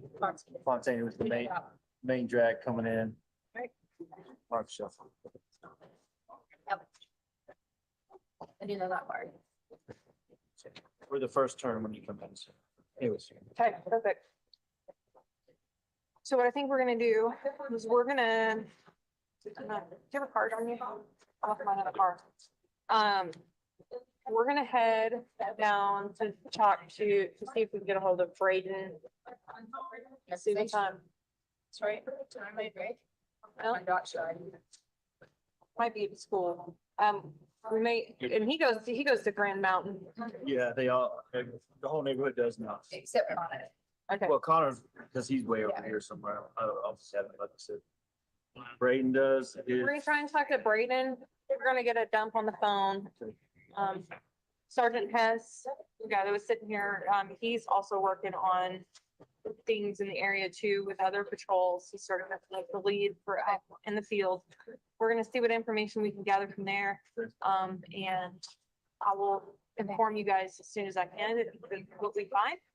If something comes up, no matter how minute, please call us, okay? The 208 number that you texted, that's my direct stuff. So, and I think I called you from it, so you should have it in your phone. So, yeah, hit me up, let me know what's going on. If I don't answer immediately, send me a text too. Okay. Okay? All right, guys.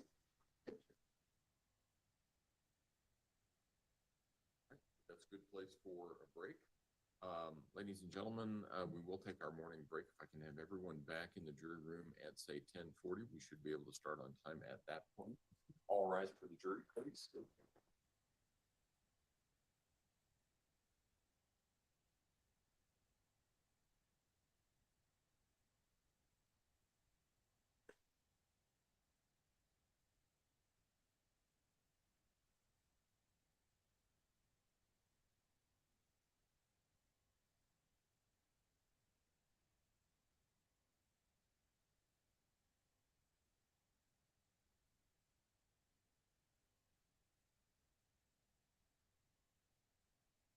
you. May all be seated. Record should reflect the jury has left the courtroom. Ms. Bethel, I want to apologize to you. I didn't realize that the video was, or the audio was going to be that long. I would have offered you a seat in the gallery as we have other witnesses, because that witness chair is not the most comfortable to be sitting there for 55 minutes and 12 seconds listening to something. So next time we'll do a better job about that. So what are we doing next?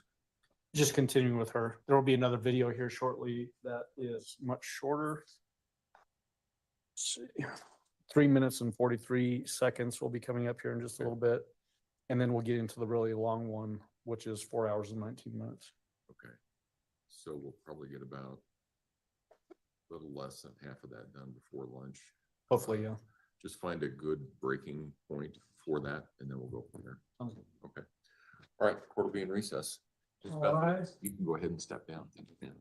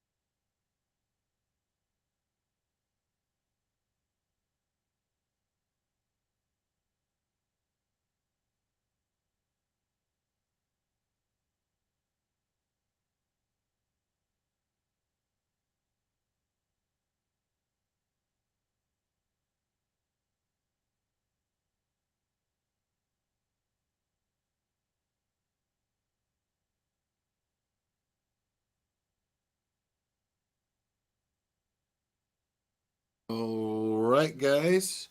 Sorry about that. Yeah, so there we are. We're listening to Detective Bethel. She takes the stand. Detective Bethel is the lead detective, or was the lead detective in the case of Gannon Stauch going missing.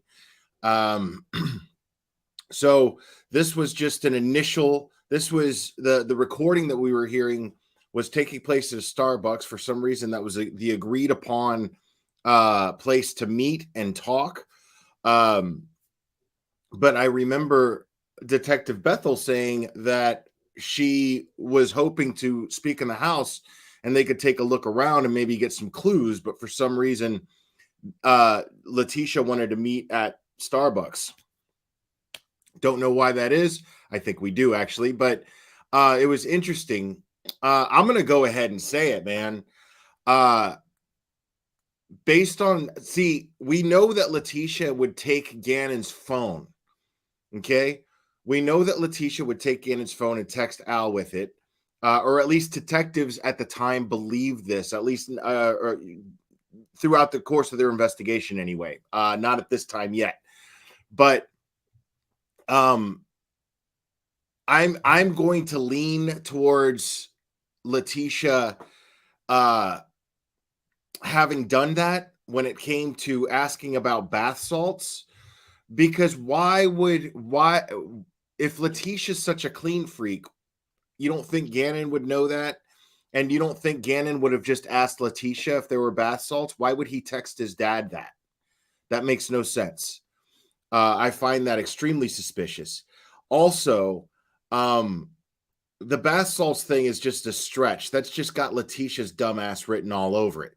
Because the only thing I know about bath salts, okay, I used to live in Miami, and just before I left Miami to go live in Atlanta, there was a story that took place where somebody on the causeway connecting downtown Miami to South Beach, somebody was on bath salts and ate someone's face off. And I saw the pictures of this, and it's gruesome. This actually happened. So people were even like, holy shit, zombies, you know? But that was the only major story that I ever heard about that. And that's the kind of story that makes it in like the Daily Mail, that sort of thing. But it actually happened because I lived there, and I actually worked on Fisher Island, which is like right off that causeway. So I was actually there at that spot earlier that day when that happened, and I was like, what? So yeah, the idea of Gannon asking his dad for bath salts, and then she's claiming that she found 2 Swisher Sweets in his backpack. None of that is consistent with how they both describe Gannon. And they both describe Gannon as being a good kid who does his chores, a kid who's smoking and experimenting with drugs. That's somebody who is pissed off. They don't know why they're pissed off. I remember being that kid. I remember knowing kids like this. This was consistent. Kids like Gannon don't engage in that kind of behavior at 11 years old. It just doesn't happen. Not in my opinion. Swisher Sweets are little cigars, typically used as rolling papers to roll blunts, or people just smoke them. I was not a good student. I was a rebellious kid. I was a pain in everyone's ass. And at 13 years old was when I think I first got a hold of some Swisher Sweets and started smoking them just to, like, you know. So yeah, I'm not. Yeah, it just doesn't add up. Gannon, his personality, the way that everyone is describing Gannon, it just doesn't add up. That this is all of a sudden he would engage in this behavior. And so conveniently, all of this comes to light just the day that he is about to go missing. It makes no sense. And then there's a hike. So all of this indicates to me that Letitia planned this. I believe this was absolutely premeditated. I believe she was just a horrible planner. And just because she's a horrible planner, it doesn't make her crazy. She absolutely knew the difference between right and wrong. She was trying to make things look like an accident or like somebody else was to blame. I believe and I'm giving her more credit than she deserves as far as smarts, but I believe her initial plan would have been to maybe set it up to where he was experimenting with drugs. They went on a hike, and then for some reason, Gannon, tripped and fell because he wasn't in his right mind. I think that was probably, I'm just speculating, I'm just spitballing, but if I'm putting myself in the shoes of a lunatic asshole like Letitia Stauch, that's the best, most logical thing that I can come up with. But I think she absolutely premeditated this. And she's not crazy. She knew exactly what she was doing. She knew it was wrong. She knew to try to plan it ahead of time. She did it, and then she tried to cover it up. And there is an overwhelming amount of evidence leading towards her wanting to cover it up. What time did court say they were coming back? I had stepped away for a moment there, so I don't know.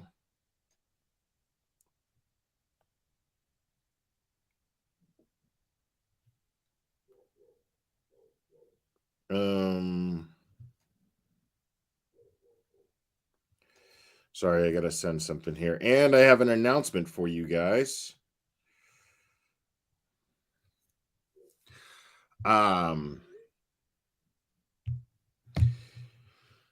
So as we know, we've chosen Thursday to be the designated day that they take a break in the middle of the week. A lot of times they take that break on Friday during trials, but they chose Thursday for this trial.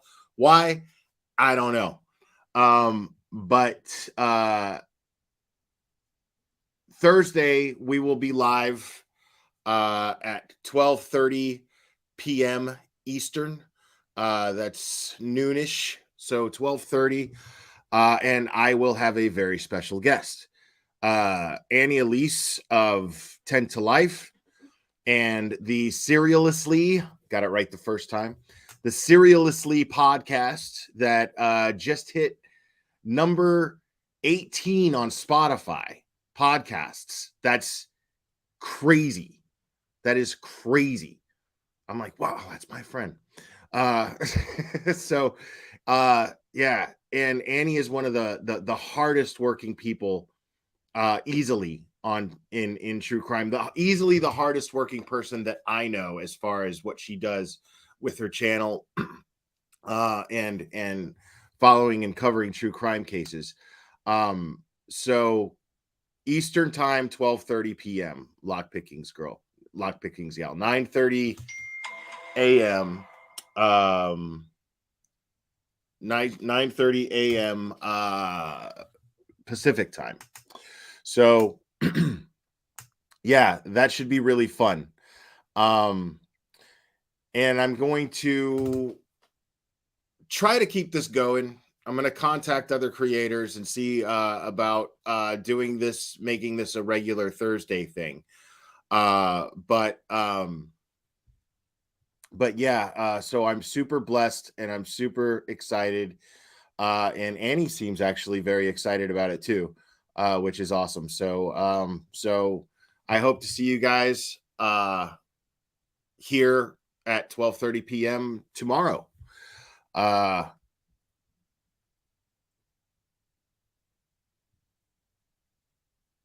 So, yeah,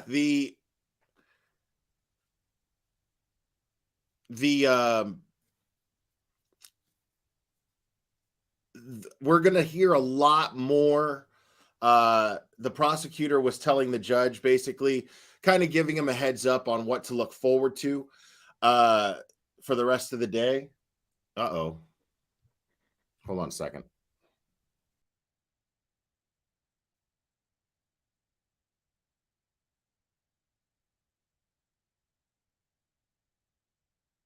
Okay. And something to look forward to for the rest of the day, which we're just going to be hearing a lot more recordings. I think what we're going to be hearing is Letitia's interviews with detectives at the police station. And most importantly, the interview that she ends up breaking down and having her Fred Sanford moment. Oh, Lamont, I think this is the one, Lamont.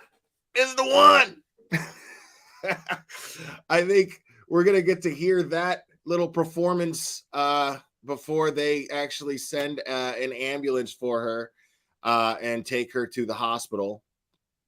I think that's going to be very interesting.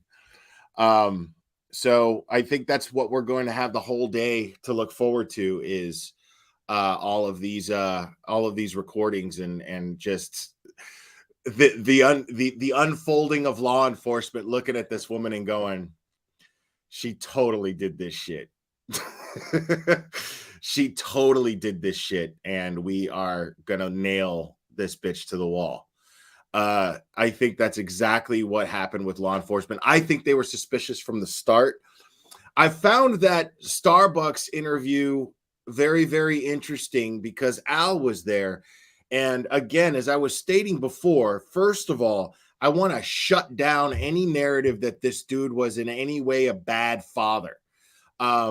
There's no evidence indicating that at all. As a matter of fact, everything that we've seen at this trial is evidence to the contrary, that Al is absolutely a very involved father and loved Gannon very, very much. And the fact that he was,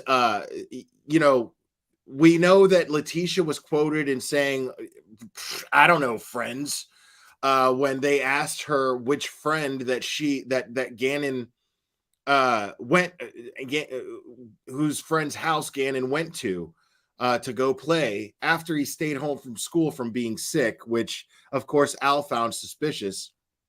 So supposedly goes to a friend's house to go play, and Letitia's like, I don't know, friends, right? So she's trying to paint this picture to everybody in the public and all over social media at the time of Gannon going missing that she was this involved mom, that she's there with the kids all the time, and Al is just, and Landon is this horrible mom and blah, blah, blah.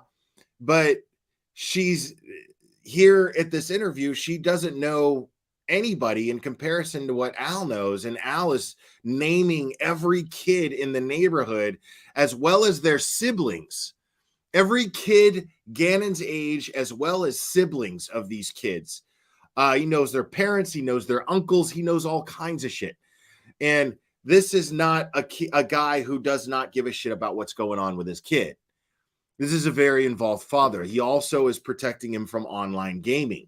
He understands the dangers that can come with online gaming. There's predators galore that target kids through online gaming. So Al seems to already know this, and he's already has the instinct to protect Gannon from it. So I'm not seeing anything to indicate that Al was in any way, shape, or form a questionable parent. So now,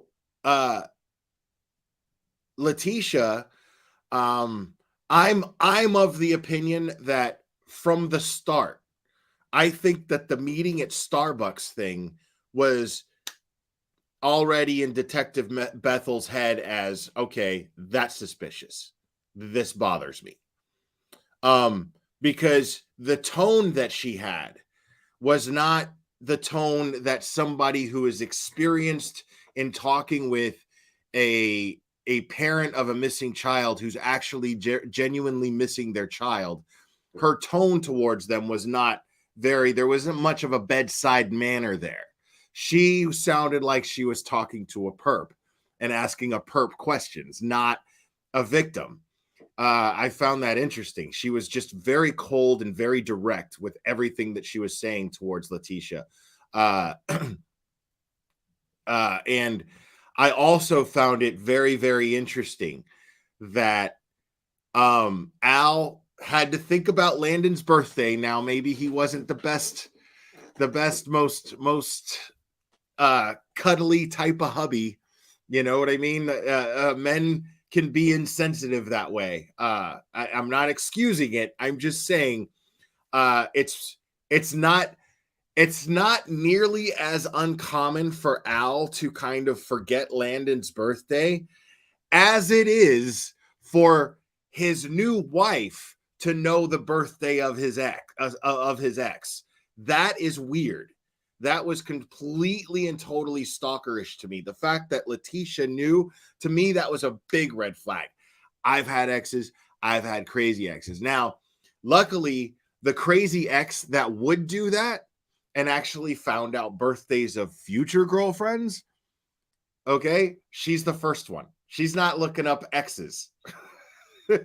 She's tried to, but she was, I think my first very serious relationship anyway. So, but yeah, she's not, that's the only one. And this person is, let's just say we have a history, and, I'll leave it at that. But that's the only person that I could ever think of in my life and in my history that would ever be capable of looking up an ex, and I can't really talk about and describe this person right now. That would be uncouth, but let's just say that it's a red flag, that she knows Landon's birthday. Why she would know that, I can't imagine why she would need to know that, unless she's doing stuff online, digging into things that are none of her business. Oh, Jacob, you have no idea. You have no idea. I'm exhausted. Let me tell you something. I got to be honest with you guys.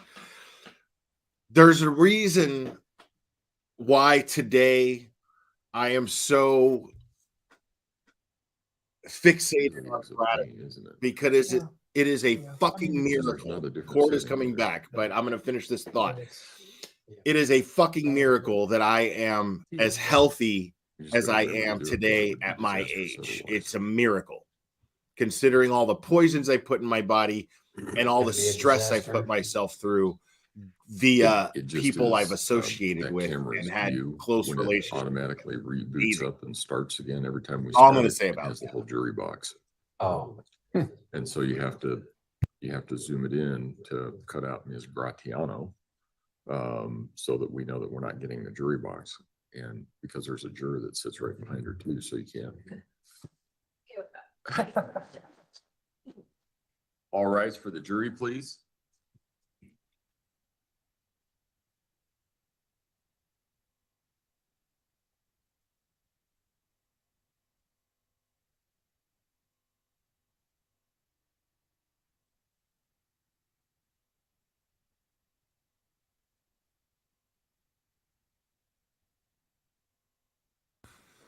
Yeah, this should be fascinating because they're going to go through some more recordings. You may all be seated. Record should reflect the jury have returned to the courtroom. Court will recall 20 CR 1358, People versus Letitia Stauch. Mr. Allen? Thank you, Your Honor. So after we had a chance to watch that initial conversation that you had, I guess the initial recorded conversation that you had with the defendant, I want to clear up some things that we hear in there. In your initial question and answers prior to us getting into actually watching the video, you mentioned that there were concerns about any health issues. Did some of that come out in this particular recording? Yes, it did. Was that the ADHD and the bleeding from the rectum report? Yes. There was reference of a Petco on North Nevada that the defendant indicated she had visited. Is that the area up at University Village, dominated sort of by that Costco that's in that shopping center? Yes, it is. There was reference to a Nintendo Switch and trying to track that. During the investigation, did you learn whether you could or could not do any tracking on the Nintendo Switch? We could not track the Switch. Did you learn later that the Switch was actually found in the house? I did.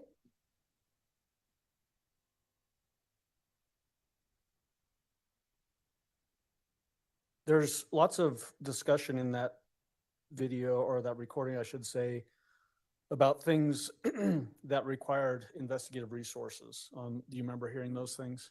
Yes. Does that include going to different residences, like that I think it's 10350 Declaration Drive, to look for potentially clues that would lead to discovery of where Gannon might be. Yes, In your experience as a seasoned homicide investigator and detective, is time an important element in an investigation? yes, it is. Is the fact that resources are being expended to chase down potentially a runaway child as opposed to a homicide investigation, did that waste valuable time in the investigation? Yes, And was that wasting of resources a direct result of misdirection from the defendant? it is.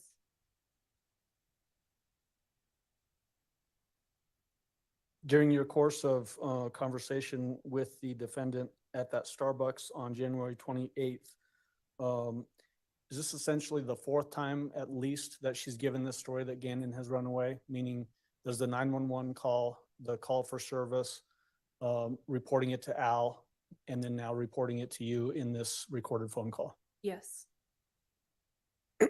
So almost a quadrupling down of that runaway story. yes.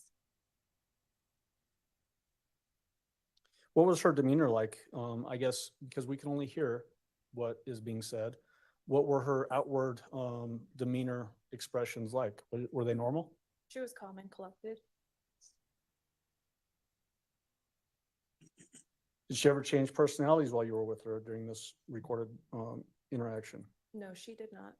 Was her personality consistent throughout that interaction? Yes, it was.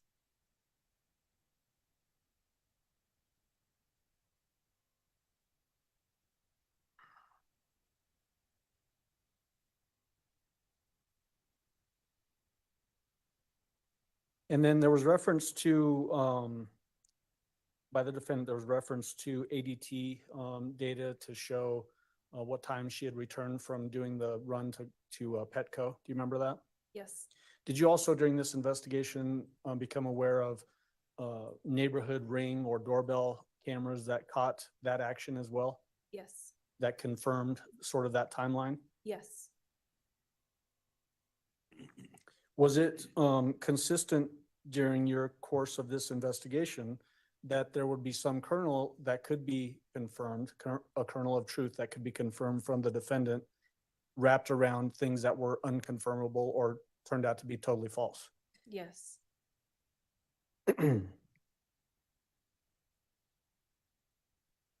Some point later that particular day, 3:45 p.m., did you reach out to the defendant again by phone to request particular items? I did. What were those items? I requested that she bring a toothbrush and or hairbrush with her of Gannon's What was the purpose for that? to collect for DNA purposes to develop a DNA profile. Is that a common thing to do in a missing child case like this? Yes, Why is that? because if the child is located and is deceased, we're able to identify them. By comparing the DNA from the body to the DNA profile that you might gather from toothbrush or a hairbrush? Yes,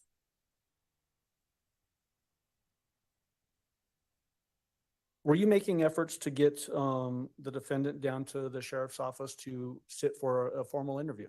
yes, While that was happening, did Al Stauch, Gannon's father, show up at the sheriff's office and actually sit for an interview? yes, he did. Was that at about 4:30 p.m. on January 28th? Yes, Did you send a text to the defendant asking her to come down at roughly the same time? I did. Did she come down? No, she did not. Did she even respond to your text message? I don't believe she responded initially, no. Okay. Later that evening at about 6 p.m., did you get a call from the defendant? Yes, I did. What's the, and what was the call? Was it to your cell phone? Yes, Does the sheriff's office have areas in the building that make cell phone service difficult? yes, they do. Did you experience that with this particular phone call? Yes, I did. So what did you do in response to that? Because I wasn't able to completely talk to Letitia on the phone, I hung up with her and I called from a landline located within the sheriff's office. Did you get a better connection on that? I did. Was that particular phone call recorded? No, it was not. Do you remember what she told you or what the discussion was during that phone call? She was discussing her relationship with Gannon and Lena. She told me about how her parenting and Al's parenting was separate, that they never formally adopted each other's children, that she wasn't allowed to make parenting decisions for Gannon or Lena, and Al was not allowed to make parenting decisions for Harley. Okay. And then did she tell you during this particular phone call the last time that she actually saw Gannon, at least the way that she's reporting it? She did. She mentioned that she saw him, I believe it was between 3:15 and 4, and she had mentioned that there was a TV show on that she had liked to watch. And I asked her what that TV show was, and she could not tell me the name of the TV show. Did she describe the clothing that Gannon was last seen wearing by her? Yes, she did. What was that? She said it was a blue shirt, blue pants, and his tennis shoes. Did she also mention a blue hoodie? Yes. Did you ask her during this phone call if she would come down and talk with you at the sheriff's office? Yes. Did she accept that invitation or did she decline it? She declined. Did she give you a reason why she was Wow. declining it? She said that her stomach was bothering her and she was having to make multiple stops at different Walgreens to use the restroom. Wow. What? Why Walgreens? Does she Later have on a at about toilet thing like 7:03 George PM, did you get Costanza? another call from the defendant? Do they have the best What was that phone facilities? call about? She was FaceTiming me and she was mad because her daughter was left alone with a bunch of men in the home, she claimed. At that time, the sheriff's office was at the home to get Lena at Al's request.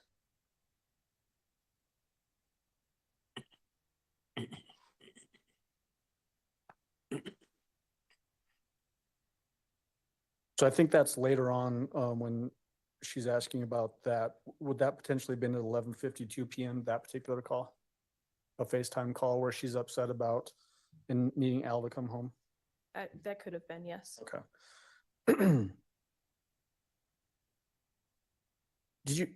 I guess, after that 7:03 call, did you get another call from Al in which he was upset? Yes, I did. What was that all about? Al called me and he was sobbing. I could tell that he was upset.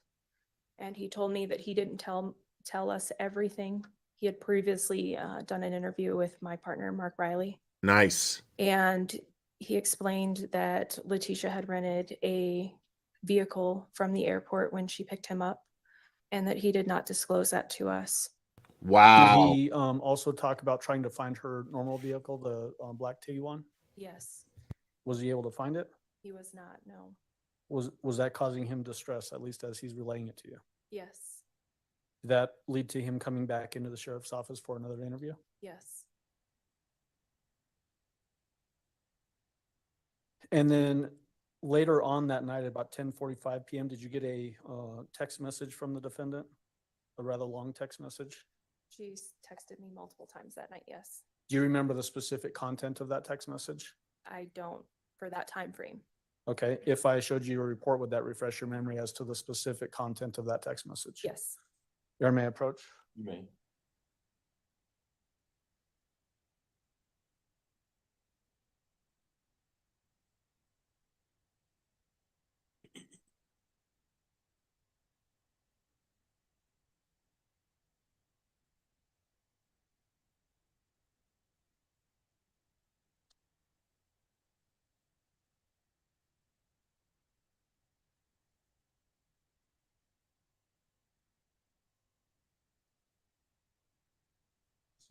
This paragraph here.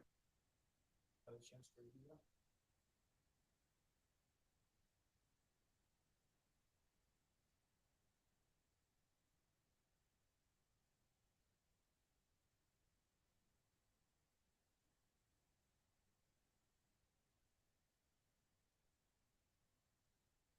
And for the record, what I'd handed to Detective, Ms. Bethel is pagination 01-0043.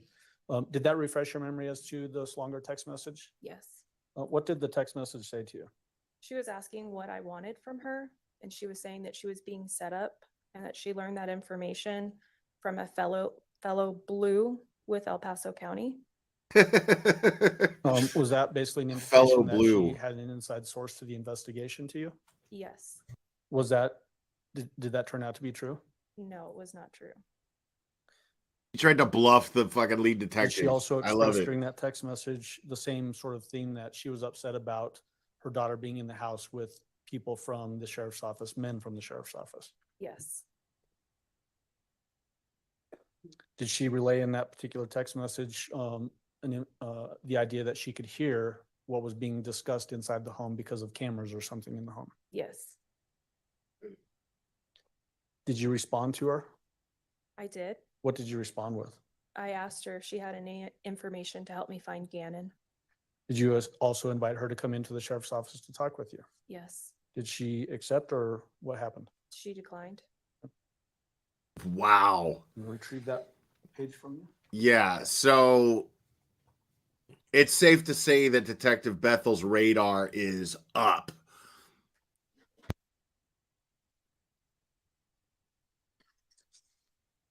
And then just a few minutes after that, 11:52 p.m., is this the FaceTime call that you got from the defendant? Yes, Was this a recorded FaceTime call? yes, it was. Audio recorded? Yes.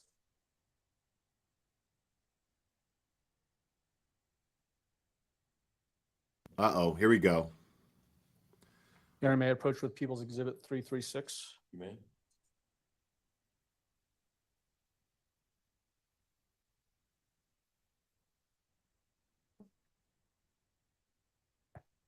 Do you recognize People's Exhibit 336? Yes, I do. How do you recognize it?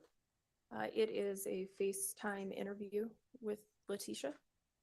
Have you had a chance to listen to the content of that disc? Yes, I have. Is the recording file on there a fair and accurate representation of the audio of that FaceTime call? Yes, it is.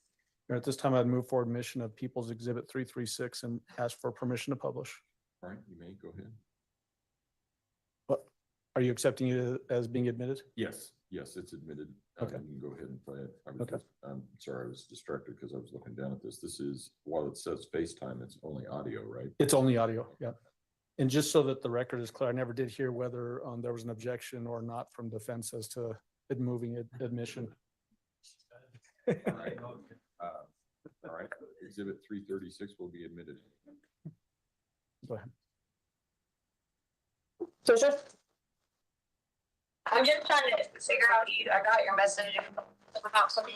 I talked to you earlier. You didn't say anything else. I'm confused at what you want me to do, what's going on. You talked to me, now you want to talk to me again.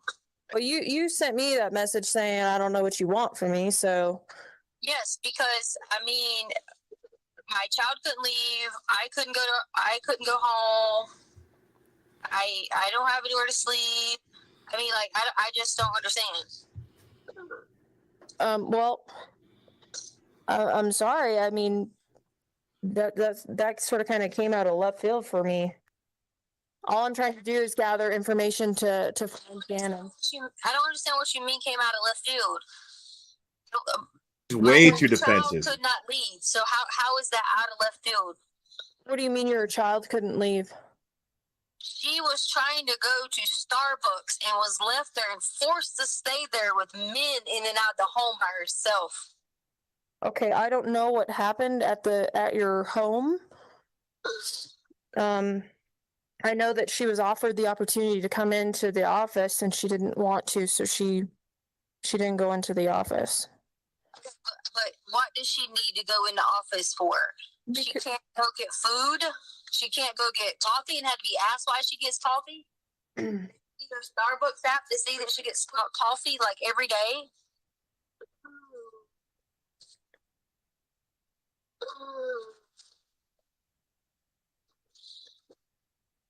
Hello.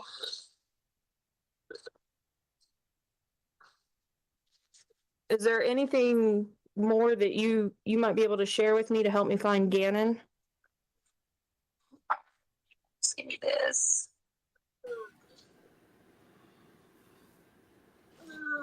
Where are you now? You keep asking me this over and over and over. Man, she's really sinking down into her hair over Where there, are you isn't she? now? I'm not going in to talk to you Okay, without an attorney when you already talked to me earlier. okay, and that's Wow. perfectly fine. Wow. But I just don't understand what's going on. Do you, if I do you have anything, any further information to give me that may help me find Gannon? Any new developments, new I could definitely information? play. told you this. Okay, well then, I'm gonna go ahead and end the conversation then, because we've already spoken. Right. You just Okay, asked for so an why do you attorney. keep saying because someone came and looking for me, wanted me to go talk to them, so now it's you. So I'm trying to figure out what's going on. You and I have already spoken. Right. If you don't want to come in to speak with me at the office, she's good. that's completely fine. She's good. But why was someone I don't know. And so what I'm saying at this point in time, Letitia, is if you don't have any other information for me to actively look through to find Gannon, Upper hand. there's no point in me continuing this conversation. I need to get off the phone here and start working on leads and developments. Okay. All right, thanks.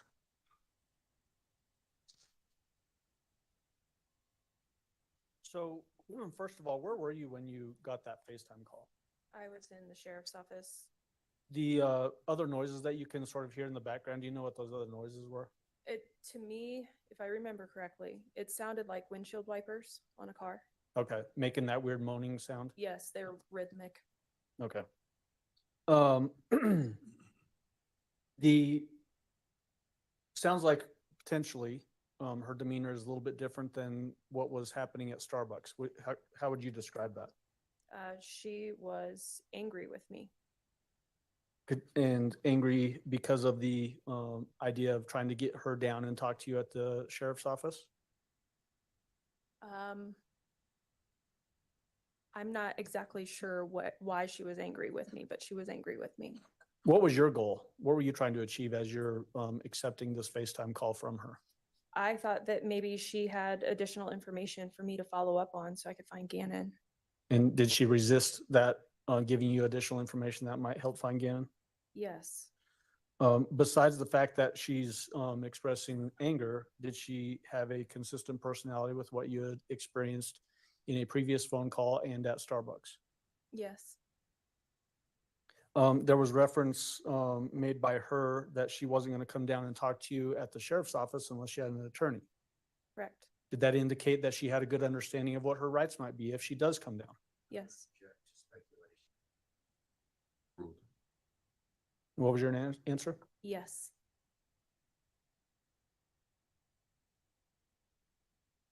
And then did you basically throughout that night, early morning hours, were you getting text messages from the defendant? Yes, I was. What was the nature of those text messages? A lot of them were about her, focused around her. I kept asking her to come in to talk to me if she had any additional information for me. And eventually in the early morning hours of the 29th, she gave me a story that she needed to talk to me. She was asking for a friend if we released information to the media. I told her we did not. She said something that had happened to her and she couldn't tell me around Albert because he would be mad and would become violent. And I ultimately arranged an interview for her, which was supposed to start at 10 o'clock at the sheriff's office on that Wednesday. 10 o'clock a.m.? Yes. Okay.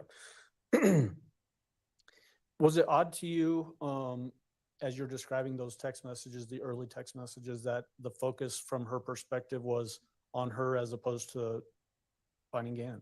Absolutely, yes. Why was that odd? In my experience, investigating other crimes and investigating other missing children, the parents are always willing to give me whatever information they can Exactly. to find their child. And I've never experienced a parent being concerned about their own well-being or welfare while their child is missing. Wow. In those There text it is. messages, did she also describe injuries that Gannon had suffered? Yes. What were those? She said that he had blood on him. Just red flags Did everywhere. she say from cuts? Yes. Did she also describe burns? Yes. Did she deflect any cause of those injuries away from herself? Yes. Did she in fact say that she did not hurt Gannon? She did. At that stage of the investigation, was that an odd development that she's now indicating that he was hurt, but she didn't hurt him? Yes. In what way? Most times, if you don't know what happened to somebody, you wouldn't put yourself out there to say that you didn't do something to that person. So you mentioned that you arranged in these text messages to have the defendant show up for an interview at the sheriff's office at 10 a.m. on January 29th, which would be Wednesday. Did she show up at 10 a.m.? She did not. Were you able to have any contact with her around that time frame to indicate where she might be or why she wasn't there? I did text her, yes. Did you get any responses? She eventually did respond to me and told me that she was, she had to put measures in place because she was being, or excuse me, her daughter was being stalked and her family was receiving death threats. And so she wasn't able to come in until she got those things taken care of. Was there any indication, I mean, the investigation that either her or her daughter was actually receiving death threats? No. What time did she arrive? 12 o'clock noon.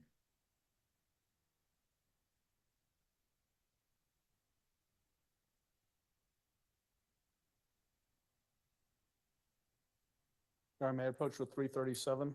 You may.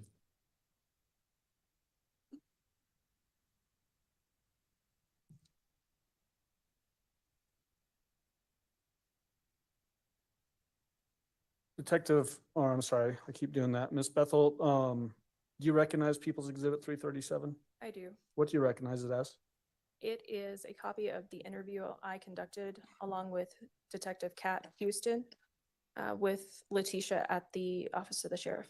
Is this the interview from January 29th, 2020 starting at roughly 12 p.m.? It is. Whoop. Here we go. Have you had a chance to review the contents of, I think that's actually a thumb drive or a portable drive, right? Yes. Is the content of that thumb drive a fair and accurate representation of that interview of the defendant? It is. All right, at this time I'd move for admission of People's 337. Mr. Cook, No objection. exhibit 337 will be admitted. Go ahead. And Your Honor, permission to publish, and just for reference sake, this recording is 4 hours, 19 minutes and 46 seconds long. And so we will have to stop it for the lunch break and then probably a second time as well. Okay. 4 All right, so hours, ladies and guys. gentlemen, what we'll It's do gonna be an is, all-day thing, guys. This is both video and audio, right? It is. Okay. So we're going to start this. We will take a break, a normal lunch break. We'll flex that to a reasonable breaking period. And then we'll send you on your way and we'll come back. But in the meantime, start with that. And Ms. Bethel, you can step down and sit in some place that's a little bit more comfortable for that long a period of time. And prosecution, go ahead. Thank you.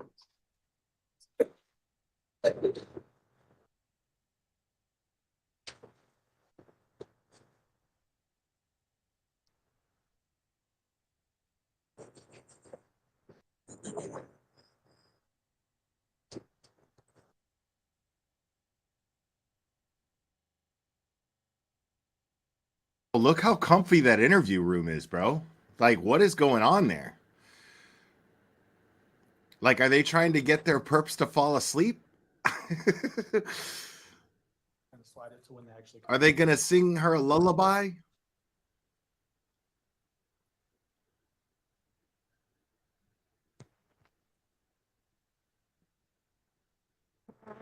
And then just because you're in here and you're in our building and stuff, do you mind if I just pat you down really quick? We hug. I need you to face that way for me. Sure, if you need me. Yeah, go ahead and put your arms out for me and just separate your legs. Oh, the slightly audio for me. sucks. There you go. Sorry, guys. Nothing that's gonna like poke Beyond me or my anything, control. like you're not diabetic or anything, are you? No. Okay. This is phone.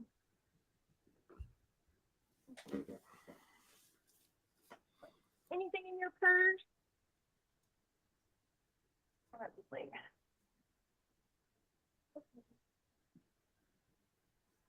Okay. Yeah, they don't treat If you have a seat on the couch. they don't We'll be right treat back with you. worried parents like this. This is how you treat suspects.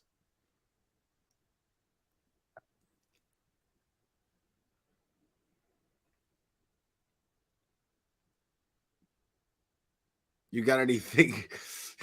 You got anything in your purse? You got anything that's gonna stick me if I'm patting you down?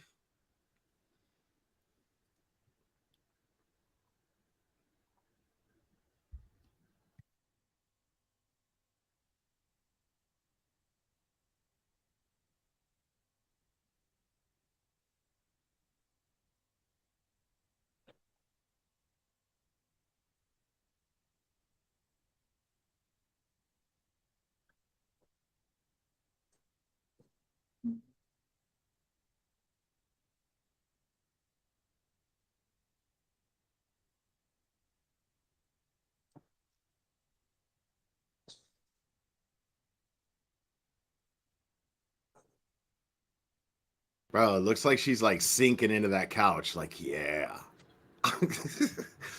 Just while we're actually watching this part, I do want to put something on the record. Normally, I wouldn't necessarily want to play the dead time when there's not an interview happening, but I think her actions inside the room are also relevant for mental health issues. That's So your call. I'm playing it differently than I Right. Good call. So in case you couldn't hear that, the prosecutor is saying normally I would want to fast forward through the dead air, but her mannerisms are relevant in the issue of mental health. Like if you remember Jodi Arias, like she was doing headstands and shit. She was doing like headstands in the interview room while she was alone. I feel like they always do this. They leave the person there with it recording and observe them to see what kind of body language they're going to display.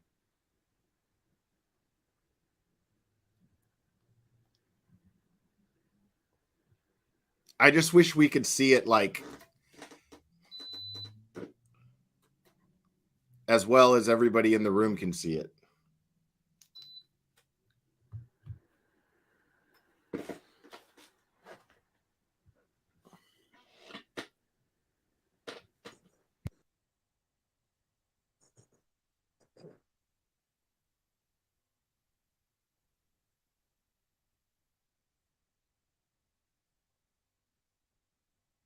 You got to keep in mind, like Jodi Arias, she knew she was caught. She was going for an insanity defense from the get-go. Letitia How you doing? already was thinking she got away with this. eating today. Oh my goodness. Want something to eat? I've got some stuff. I would love that. What would you like? I've got some pizza hot pockets and some tamales, a breakfast burrito. Hot pockets would be good, but I mean you don't have to like. I don't. No, we can get you something. Yeah, that's totally Yeah, let me fine. get some hot pockets, yo. Yeah. Let me What? get that started for you. I have like Coke and Sprite and like apple juice. Do you want something like that? You have diet? We searched high and low for diet. There's no diet. Wow, bro. All the vending machines are even sold out. Thank you so much for getting that. Yeah, absolutely. Here's my card, just so you have it, so I don't forget later. I'll get that judged. Okay. So that's my partner, Detective Houston. I know you saw Mark with me yesterday. Right. I work with a couple different people. Okay. You're like in charge of. No, I wouldn't necessarily say I'm in charge. It's just, we all pitch in and help out where we can. So, Mark helps me whenever I'm out and about, and Kat helps me whenever I'm here. Right. So she's gonna be hanging out with us. And I also have something going on. So if this ends up going over, which Right. is totally fine, I just want you to know who Kat is in that. Okay. No problem. Oh, totally, where Team Where Brittany. did you park? Did you park in the garage? Mhm. The garage that's right behind our building? I got a parking ticket, yeah, that one. Oh, okay, perfect. For validation, what kind of vehicle were you in? So that I can put that on the validation slip whenever because I'll give you something to turn in so you don't have to pay. Yeah, it's a Volkswagen, Tiguan. It's a Volkswagen Tiguan? Yeah. Okay. One that showed up wet on And a sunny day. let's see, what else? So I'm just gonna go through my normal spiel with you. Okay. I know that we talked last night, but because you're in here in the police building, I want you to know certain things, Right. okay? So first of all, you're in here voluntarily. You can leave. Okay. You just have to let me know that you want to leave. Right. Because I need to escort you out of the building, okay? If there's ever a time that you need to take a break, you need the bathroom, you need more water, Wow. you're still hungry, whatever it is, let me know, okay? I can't read your mind, so I need you to let me know what's going on with you. Okay. So that I can help you, Mhm. okay? 'Cause the whole purpose of this So she already established, I have talking to is escort you out of to the gather building. some information, Remember, and I I have know a you, question about that. I understand that. I know it's recording and all that. It's totally fine. But does that like usually stay within the court and stuff like that? And I'm just asking yeah, so this because is, I'm gonna have to tell you some very, personal things. So, okay. wow. And that's perfectly Right. fine. Yeah, And, okay. and so it is not our common practice to go and, Okay, and be that's what I'm releasing saying. stuff like Okay. that. Also, another little admin thing that I do just to sort of kind of cover my butt whenever I have people in here talking is to go over a Miranda waiver. Mhm. It doesn't mean that you're in trouble. It's just because you're in a police station Right. and I want you to be absolutely certain of your rights. Right. Okay? So I'm going to go over that with you right now. I love it. I love it. So you have the right to remain silent. Anything you say can and will be used against you in a court of law. You have the right to talk to a lawyer and have him present with you while you're being questioned. Mhm. If you can afford to hire a lawyer, one will be appointed to represent you before any questioning if you wish. Okay. You can decide at any time to exercise these rights and not answer any questions or make any statements. Right. Do you understand each of the rights that I've explained to you? Yes. And having these rights in mind, do you wish to speak with me? Yes. Okay. So if you could circle yes, or I'm sorry, circle yes and then initial. All I've already admissible done at it, this but point. if you'll initial next to yes. And then down at the bottom is an X here. Mhm. If you'll sign that for me. Now, Totally, Tom Tom. That would have Sorry. lawyered up right there. I gotta be watching. It doesn't like to work for me. It's 12:10. Thank you. So People always think they're smarter than cops. because, That's why they you never know, take I know I lawyers. met with you yesterday. We talked on the phone. We texted. We've been talking with each other a lot. But because this is recorded, I want to get let's start from the basics. Okay.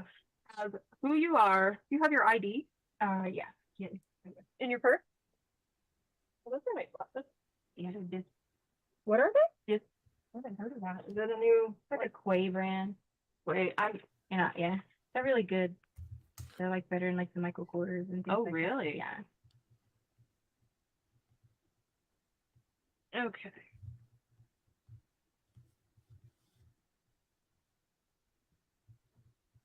I know this is your South Carolina ID. Mhm.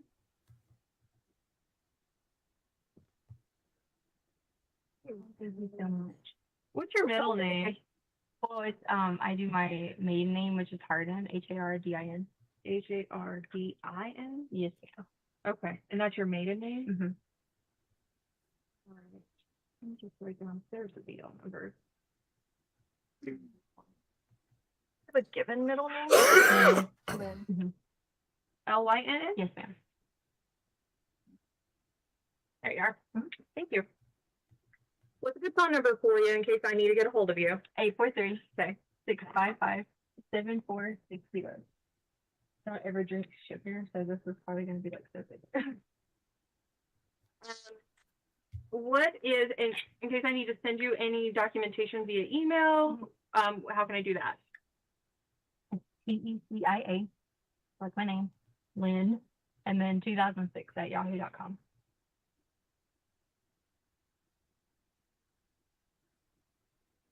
Are you on any social media platform, Facebook, Instagram? Well, I wasn't for a long time, but just recently I just got like my Facebook back because we didn't have for like 2 years. Uh-huh. So I do have a Facebook, but I've always had Instagram, but it's mostly like like a travel YouTube type thing. Okay, what's Facebook? It's just my name. Is it Letitia No, or it's Tisha? under Tisha. Mm-hmm. I'm sorry, you said it's under Tisha? Mm-hmm. Oh, actually, it's not. It's because I abbreviated it. It's TT. Is it your same last name? Mm-hmm. Stauch. Yeah, because I really don't like, my first name, I'm always like, oh, Tesha. They're like, what's Tesha? So I just put T because Have I been saying your name wrong? No, you haven't, but I always try to change it. My mom didn't like it, so like we tried to change it. So yeah, so I just gave up, just to put T. What do you want me to call you? You can call me. You can call me Tisha, which is my Tisha. mom. Okay. You know, we always have a name we don't like or something. You know. And you said Instagram. Mm-hmm. Now my Instagram is under Dr. Stauch. Dr. what? Stauch. Is it What? your last name? Wait, Okay. what? Because I have my doctorate degree in education. Okay. I'm like, is this like a Dr. Pimple Popper kind of thing? Mm-hmm. So it's for your education doctorate. Mhm. All right. And then address that I need to send if I need to mail anything. It's 6627 Mandan Drive, Mandan Drive. and then 80925. And where are you working? Dr. Stauch. Well, I was working with WD3, but I didn't want to work as a teacher anymore. Mhm. So I decided I was going to be a flight attendant. So that's currently what I started doing with Spirit. So I had been going back and forth doing like FAA. First you have to get like a study guide. I know you probably are like, oh, you have your doctorate degree, you want to be a flight attendant, you know, I just like to travel. But my goal is to like teach online too and do the flight attendant, so I could do both. Sure. So I've been looking over my books with Spirit and like things like that so that I could go to training. So I was supposed to go to training. We get like a training date February, March, April. So in the meantime, I was just doing like subbing at the early college. That's why I told you early college, picking up sub shifts and stuff like that. Okay, so you're more of a substitute. Well, I was just a fifth grade teacher at French, but it has gotten so difficult in the elementary schools. I don't want to do it anymore. Okay. Yeah, so it's kind of like in between. I just finished working with them, and Yeah, I'm sure kids nowadays are a handful, right? it's hard because I did special ed for so long. You So see what that's she my just doctorate did? then, and then you're like, oh, like You get you burned try to help so many people, and it's just hard. All right. So you're gonna do flight attendant with Spirit? Well, Have you been picked up by them yet? well, I got an offer letter from Spirit, Oh an my offer letter God. I just got one yesterday from SkyWest. Oh, okay. And the reason I like SkyWest is because they have a domicile in Colorado Springs and in Mhm. Denver, so you can actually like work there, and I could do both at the college. So I was gonna I have a doctorate in I thought it was education, something but that I want to be I a was gonna fucking do like stewardess. fatigue and like Come on, I'm dude. sure I wouldn't have a problem because I just finished this past year. I was gonna just do them both, and then so I hadn't decided, but now that SkyWest just had offered it, I was like, that would be perfect because it was just like centrally located, you know. Right. So you could come home. Well, what all I the meant time. was Yeah. she That was a big was problem that we had. Is gearing I was gonna towards. take She was the like, Spirit job, and then I would kids be can be based tough anywhere. sometimes, They you don't have a know. base anywhere in our area. She So wants like to I get would her have to talking be in Las about Vegas. how wow. how So how I would never difficult get kids to are see to anybody her. at home, and then you like stay in these crash pads. Mm-hmm. Are you familiar with it? We were on vacation with some people who the wife used to be a nurse, and she Mhm. actually transitioned into being a flight attendant. Right. She was telling us all about it. Actually. Right, yeah, so- it's scary. Like Pretty so good. familiar. I did start getting scared about it being in Vegas, and I was like, man, I'll never get to see everybody at home, and like, Yeah. I mean, I love the travel part, so then I was stuck with traveling but being alone, or traveling with everybody else, but maybe not as much here. So, but anyway, that was in a nutshell. I was kind of, and But I'm it sounds still like- evaluating. Is it okay if I just stop that? Because it's like Yeah, vibrate. that's fine. Drives me crazy. But yeah, look at so I was in like a a self evaluation type thing, trying to figure out, transitioning from education and never having like another career. And then like worrying about how people would look at you like, oh, you have a doctorate degree, you're a flight attendant, you guys like don't make money. Right. So. My That's my because you're full of niece shit. is actually a flight attendant. So Yeah. for Southwest.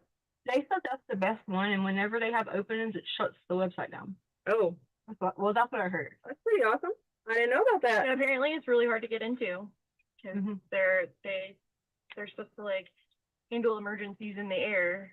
So Yeah, and like the training is so. You think people just think we will serve people, but the training is so. I heard it's very intense. Yeah, they like do ditching exercises. They kick people out every day. If you're late for class for 1 minute, kick you out. Oh wow. And I, That's good. We He's need so standards full of like that whenever shit. we're so like, flying. and let me just tell you this in case None of it this comes up happened. I later on, guarantee but it. Spirit flew me out to do the December 20 something training, right? Problem is, I didn't have anybody to watch Harley, and Albert was working night shifts, and so it's always hard because it's always on me to find babysitters for everybody, all the kids. It's always on me. Harley's So I 17. get out there, and he was supposed to Has a help. car. I know she's 17. We let her stay by herself, whatever. But through the night, because he was working 6 p.m. to 6 a.m., that kind of scared me. Yeah. So like she just joined the Air Force, so like I know she's gonna have to learn how to like shoot a gun, protection, but like she's not ready yet. Mature, like she's very mature, but she's not ready. So I came Dude, she back, has a job. and I was like talking to them. I just told them I was like, my daughter's at home, whatever, and they're like, we can move you to the next class. Like I think it was February, whatever. So anyway, so just in case you're like, oh, I thought you were, but I did fly out. They flew you out or whatever. And I came back because I was panicking about her, the dogs, everybody. And What a take care of. crock of shit. She's your baby, right? Yeah. So, why don't we talk a little bit about what's going on? So I understand, so initially you didn't tell me some things because Albert was there. And when we say Albert, we're talking about Eugene. He doesn't like Eugene because his dad is Eugene and he was a child molester. Okay. So like he like raped his sister. So he Oh my God, freaks bro. out about the word, like if he hears Eugene, but I said maybe that might help you. If you don't have to call him Eugene, it probably would be. Okay. Yeah. So what I want you to do. Those of you is guys who are take getting me annoyed, it's through, going to be all day. Um, So you know, this interview is all day. Sunday into Monday. Okay. And be as detailed as possible as to what you were doing, who was there, where you were at, how long you spent, et cetera, et cetera. Because the more detail I have, it might spark something for me. Is it okay if I take my notes out? Because like I wrote down all kinds of stuff. Yeah, And I was like, absolutely. because I was like, I tried to write down anything he might like say, and just in case, because I have like notes from different things or whatever. So we already talked about the beginning things. I figured you reading that. So my paper is that we're at the same story that we started with, but then you want me to start with Sunday, which was the day that we went hiking, right? Yes. Okay. So we went hiking at Garden of the Gods. We actually, did you see the picture from Garden of Gods? I didn't. Okay, so we have pictures where we went to Garden of Gods. We were going to take the dog for a walk, but then my daughter got called in to work because she works at Massage City. Okay. So we were like, okay, we're going to go hiking. Crazy thing is like, it's always like, you got one kid likes to hike a lot, the other one don't. So spent the whole time like, come on, let's go. We got to burn calories. Excuse me, all those type of things. Gannon, he started having a stomach problem and he pooped in his pants. So it kind of cut our hike a little bit short, but I was like, it's okay. It was kind of cold. I say cold for me, but I'm used to like 80-degree weather. So it was kind of getting cold. So we decided to go home. Okay. So we go home. I don't really remember what we did the rest of the day. It was probably just like random things around the house. I feel like we went to dinner. Oh no, we didn't get dinner because he wanted to take a bath. So he came in and that's when he asked me about the whole bath ball. Okay. And he had pooped in his pants, so I thought he wanted to like take a shower. So I gave him a bath bomb. Okay. So went through the night.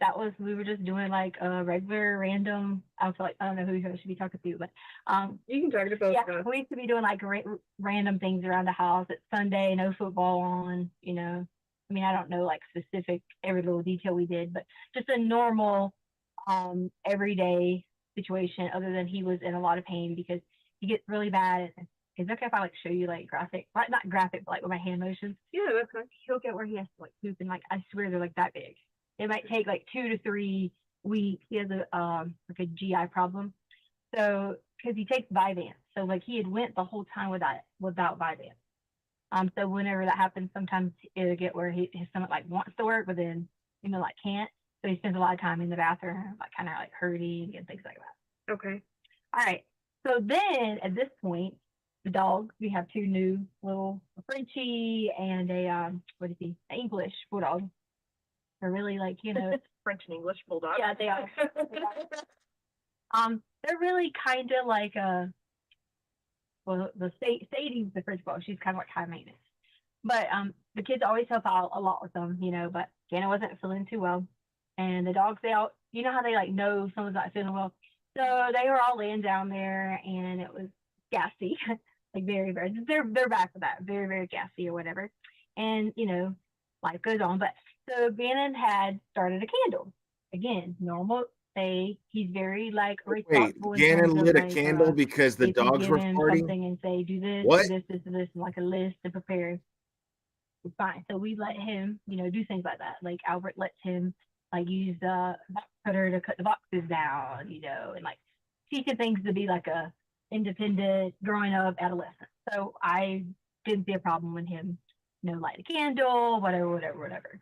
Okay. Well, I don't remember the exact time. I'd have to look at when the fire thing went off.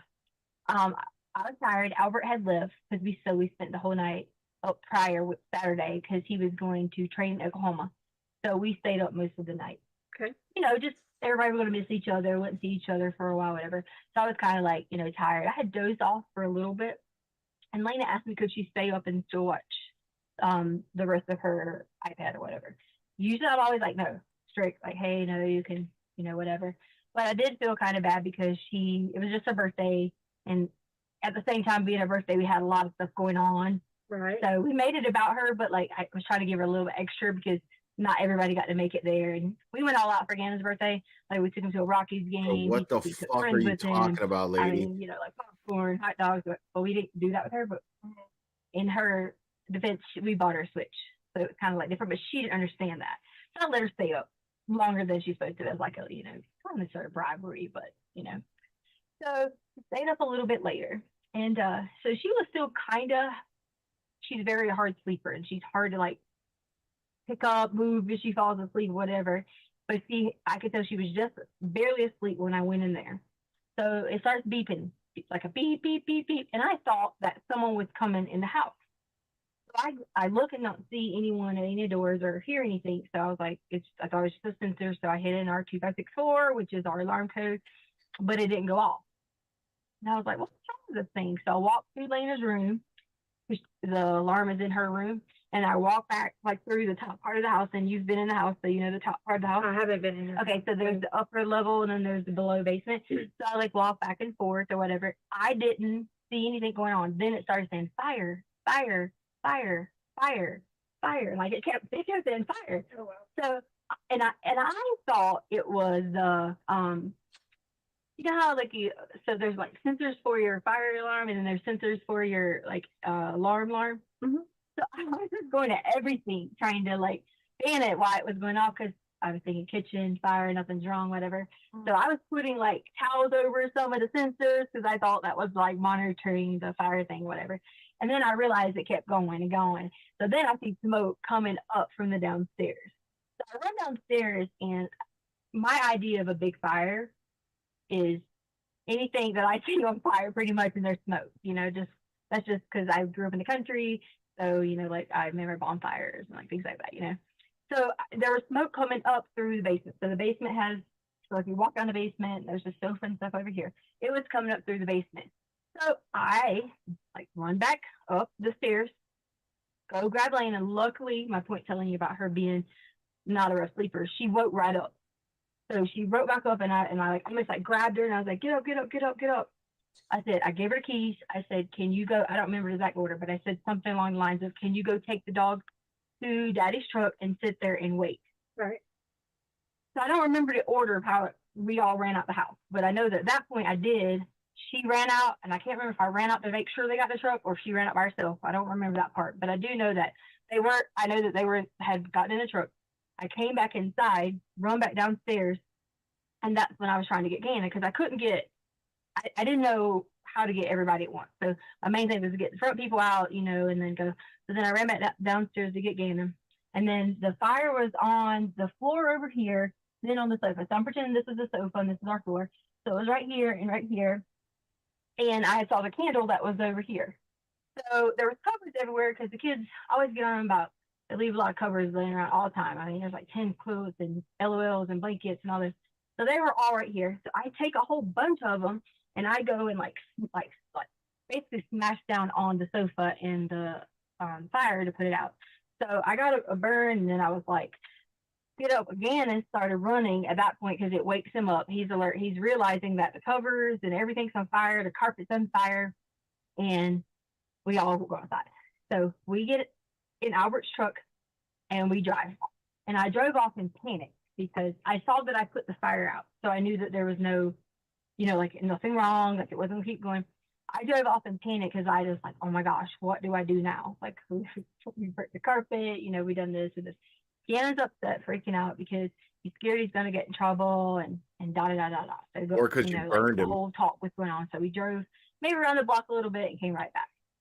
So we came back in and like developed a plan for the next day to figure out. Honestly, we were gonna fix the carpet and try to like not say anything. And the reason for that is because like Albert freaks out about every little thing. If the kids do something and I'm on like me, and he'll be like, you didn't do this, you weren't being a good mom, you weren't doing this, you weren't doing that. And so we both kind of were like a little like worried about it. And he gets very like crazy, like if something goes wrong. So that was the I plan. call Go to bullshit sleep, on that. rest. He was going to stay out of school. We were going to get the carpet fixed and then go from there. Plus some hurting. So Lena didn't want to sleep in her room. Everybody was still kind of like frazzled. And I think Lena slept with me or on the sofa. I brought the dogs up and Gannon he wanted to go in his room at that point because he was already sleeping on the sofa. So that's where Sunday, like pretty much kind of like stopped and everybody went to bed and yada, yada, yada.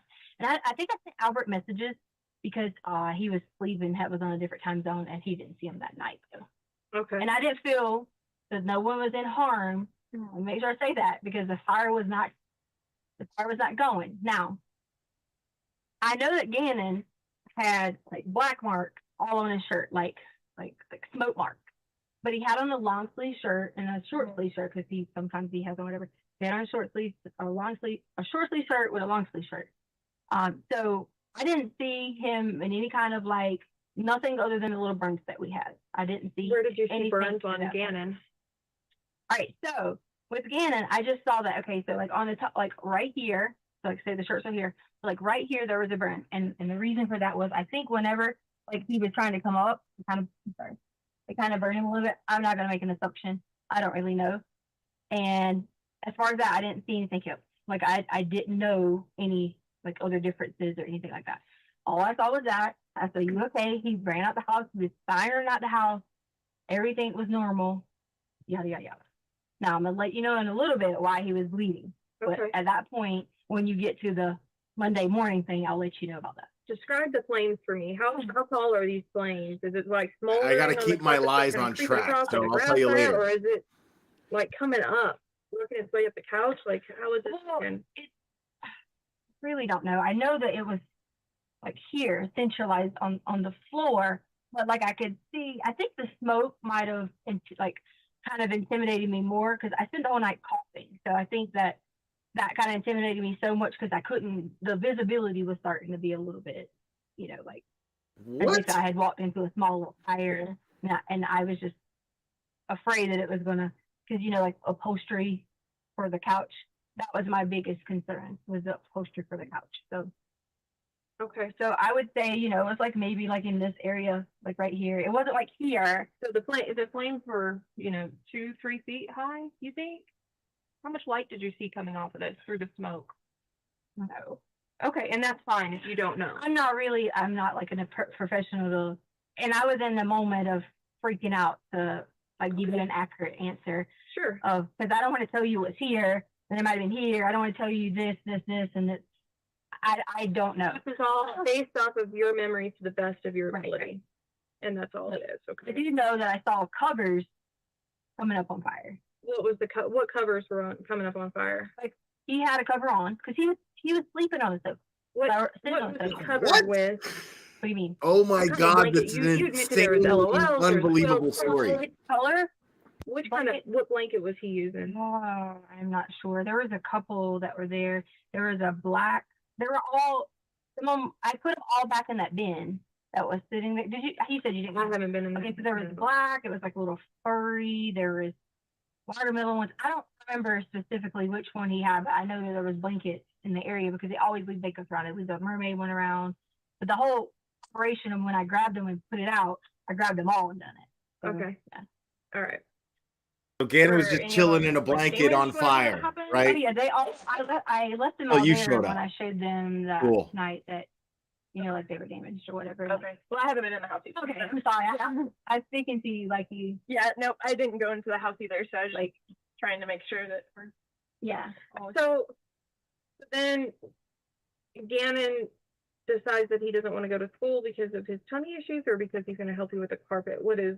It was kind of a combination of both. Okay, and who excused him from school? But I had texted Albert and said, could he not go to school for his stomach?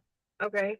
Because he was hurting with his stomach, but also the whole plan was that we were going to figure it out. So who actually contacted the school to excuse him? It wasn't me. I didn't. I don't know. Okay. Did someone contact? Because I didn't. I would assume that Okay. somebody would contact the school, or you probably would get like a phone call. I know with my kids' school, if they're not there by 8:15, the office. Then they would call Albert, not me, because he would have Yeah, the office notifies you.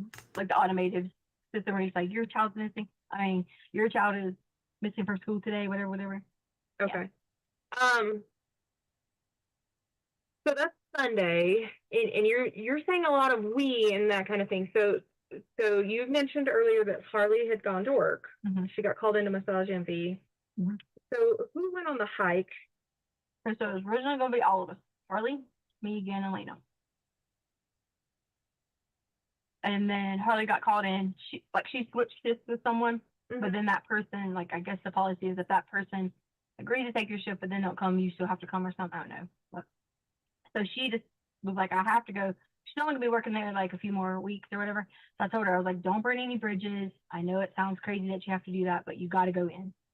So she went in to work on Mother of the year with the best work ethic right there. So it ended up being you, Gannon and Lena that went hiking. Right. Okay. And so then let's go through Monday. Yep.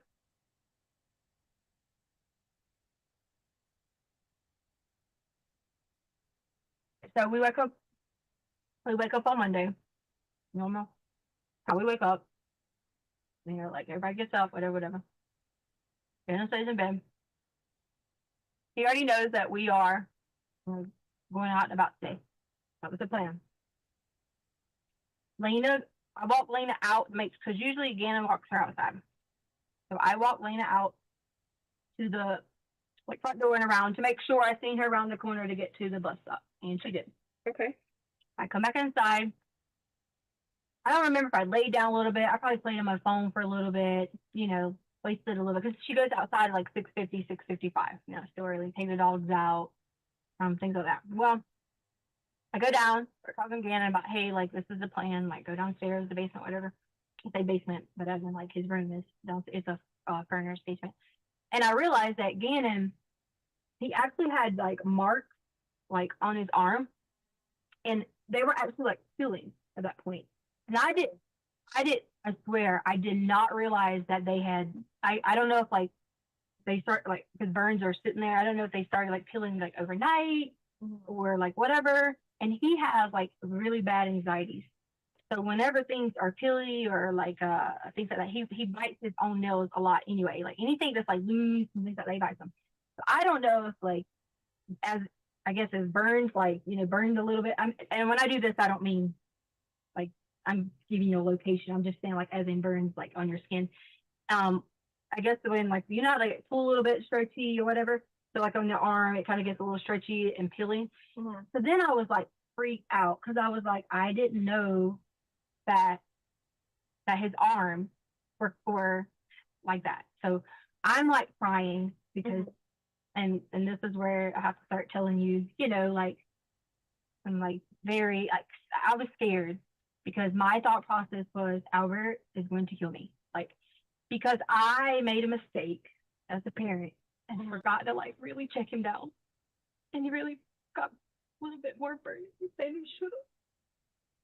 So I was freaking out because like it's gonna kill me.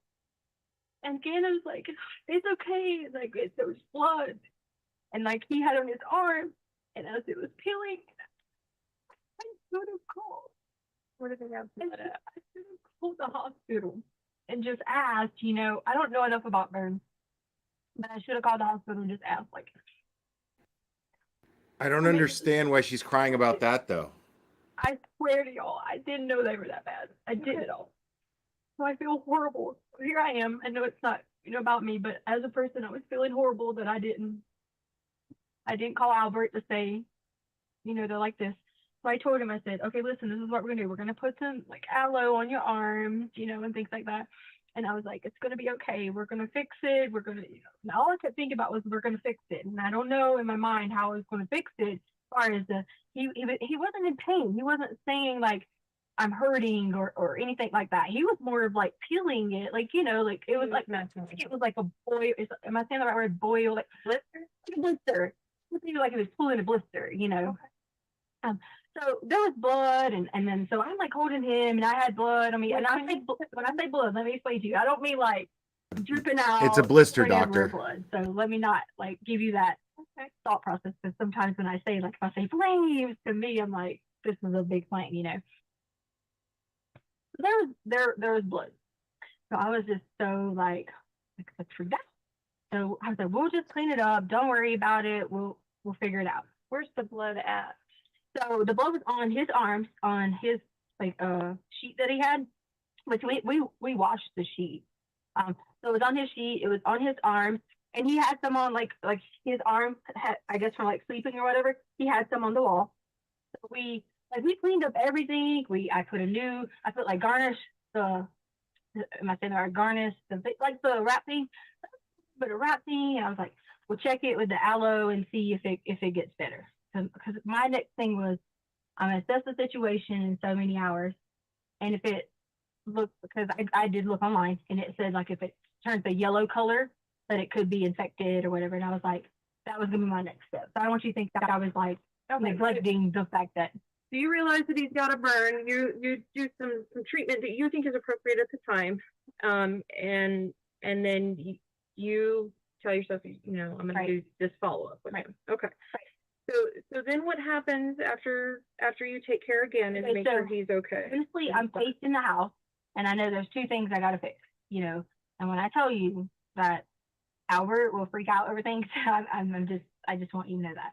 So I want you to see a picture in my mind of how I'm like afraid to be like, okay, I gotta fix these situations, and I need to fix them fast with carpet and things like that. Okay.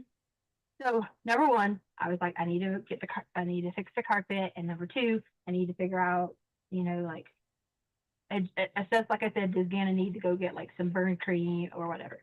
So I said, let's get.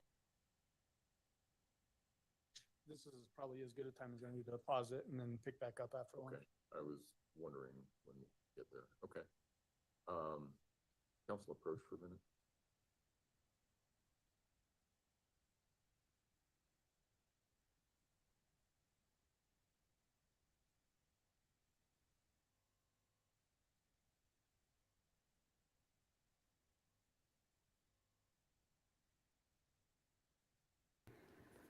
So they're about to take their lunch right now.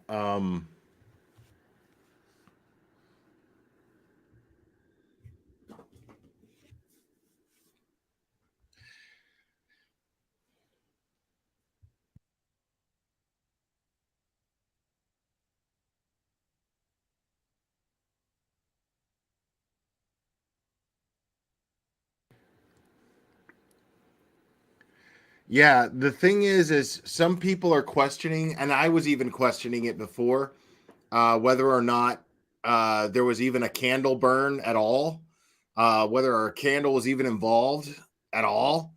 I'm of the opinion that there was, because one of the investigators that testified showed photographs of the carpet that was cut out that had some sort of a burn substance on it, that was they identified as being a possible wax substance. Back in the jury room, So- say 1:20, we should be able to start this afternoon on time. What we're going to do is I've been talking with the attorneys, and when we come back, there's still going to be about 3 hours and 20 minutes or so of the video to go. We will take another break during that. That's just too long to have you sitting. So we will take another break during that, but that's what you can expect when you come back. So if you want to bring beverages or something like that, feel free to do that so that you have something to drink. It seems like it's getting a little warmer in the courtroom. When we came in this morning, it was a sweltering 64 degrees, but it's a little bit warmer now. So, and I expect it will be this afternoon as well. So anyway, we will see you at 1:20. All rise for the jury, please.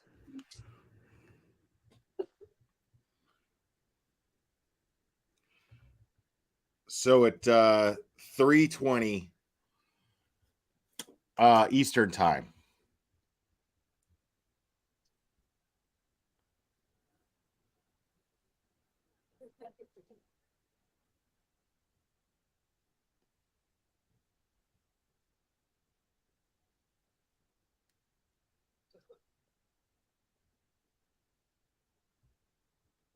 Thank you. May all be seated. Record should reflect the jury has left the courtroom. Is there anything we need to take up outside the presence of the jury at this point in time? Prosecution? No, Your Honor. Defense? No, Your Honor. Okay, all right. We'll see everybody back. Then.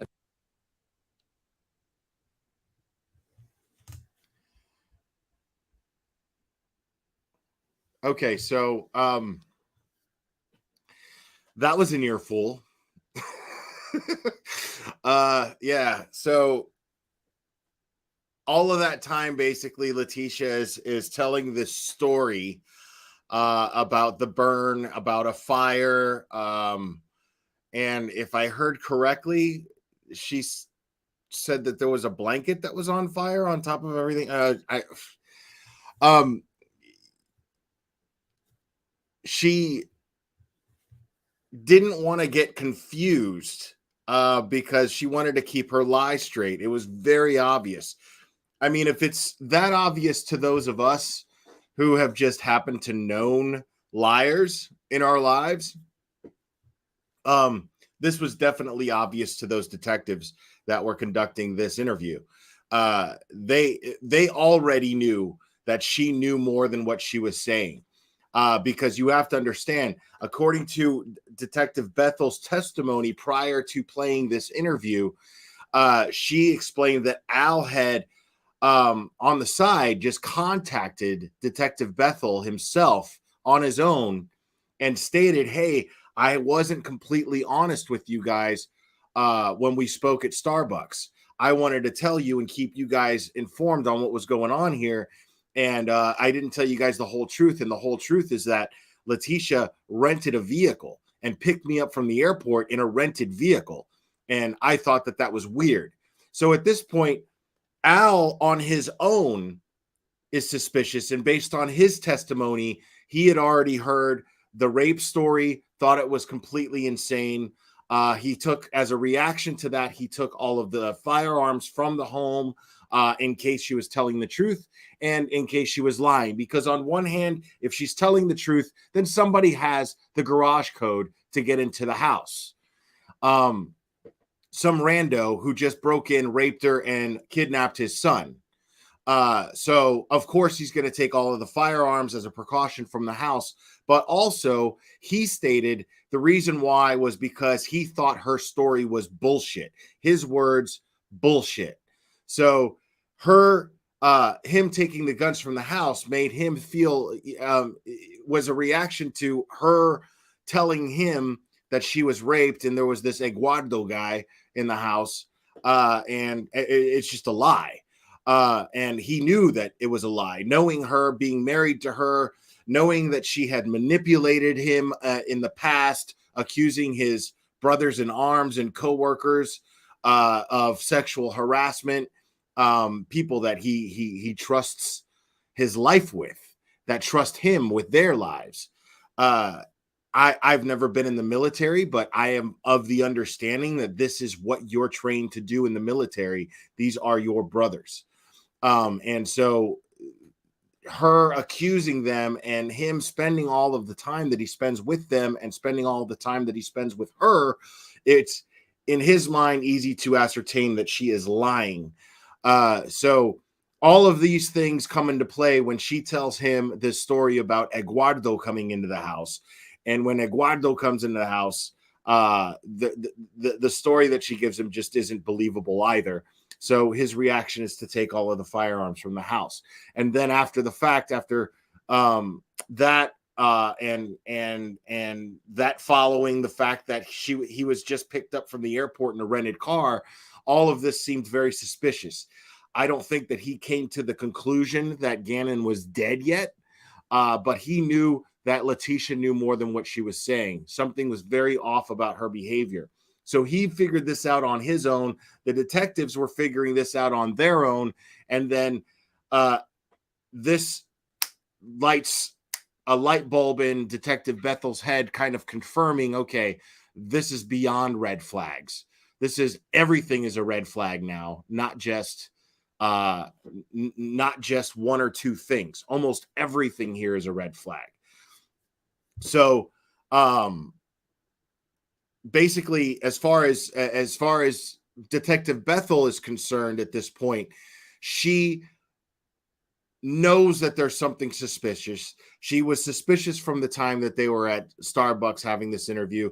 Then she gets this text message from Letitia saying that she's being set up, and she bluffs the detective, or attempts to bluff the detective, saying that someone is giving her information from the police department, saying that she's trying to be set, that they're trying to set her up.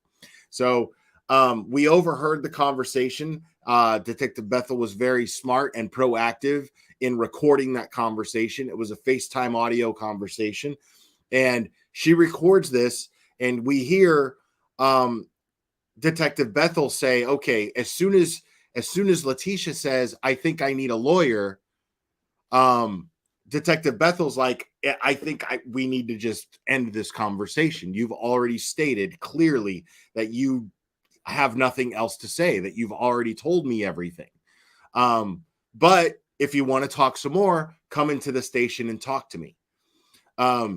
She apparently declined at least 2 other times, and complaining about, I think one time when she was stalling and avoided avoided an interview with Detective Bethel and her partner. I thought it was funny that she said that she told Detective Bethel that she kept having to stop at different Walgreens to drop a deuce. And I just immediately, I thought of Costanza from Seinfeld immediately. Because I'm like, what? Like, what is it about Walgreens facilities that are so soothing? I wonder why Walgreens. She's like, I gotta find another Walgreens. It's another emergency. Ow. Hey Siri, take me to another Walgreens. No, not you, really, Siri. Damn it. Shut up.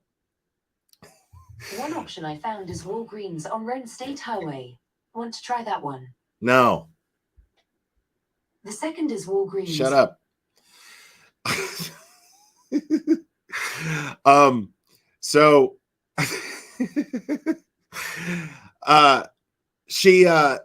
Detective Bethel is totally suspicious at this point. Clearly suspicious, obviously suspicious. She wouldn't be even remotely a good detective if she wasn't totally suspicious at this point. And then we get into this situation where she's finally there for the interview. Now, remember, this is the interview where she decides she's going to leave, right? She decides that, I'm having a heart attack. I'm having chest pains. So Detective Bethel is very proactive. Again, we haven't gotten there yet, but we will. Detective Bethel is very proactive yet again in saying, you know what, we'll have an ambulance take you. She states at the beginning of the interview, I'm just a formality. I have to let you know of your rights while you're inside the building. And if you're free to leave whenever you want, all you have to do is let us know that you want to leave because we have to escort you from the building. So Detective Bethel was very, very smart when Letitia tried to come up with this bullshit story like, I need to leave because I'm having chest pains. Well, if you're having chest pains, oh my God, that's serious. We're going to have to get you in an ambulance and get you taken to the hospital and have you checked out. And you've claimed to be raped. So we got to make sure that you get that taken care of too. Again, we haven't gotten there in the interview yet, and it's going to be a while.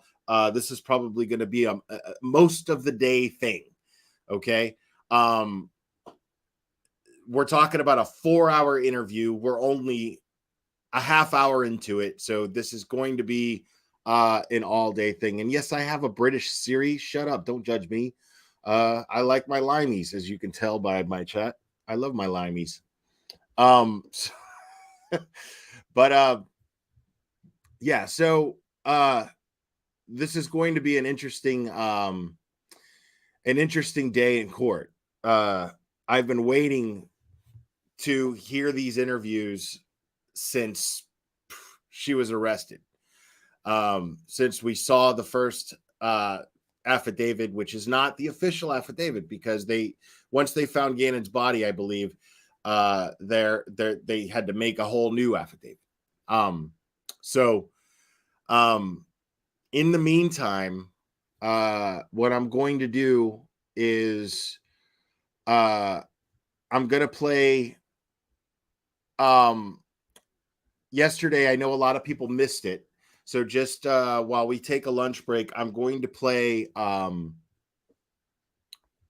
Letitia's brother's testimony from yesterday. It was very dramatic and it was very upsetting. So trigger warning for that.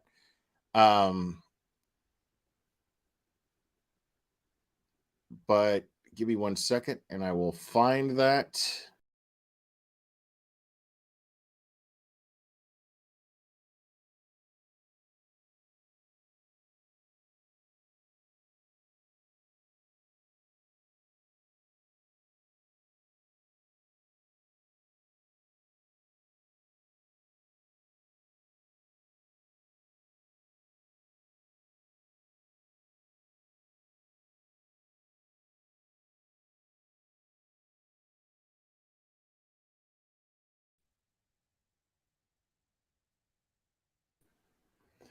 And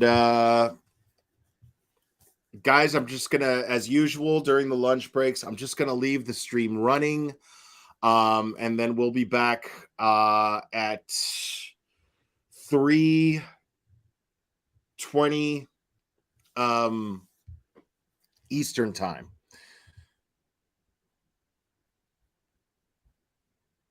So feel free to talk amongst yourselves in the chat, discuss. Please be respectful. And I will see you guys in the continuation of Detective Bethel's testimony and this footage.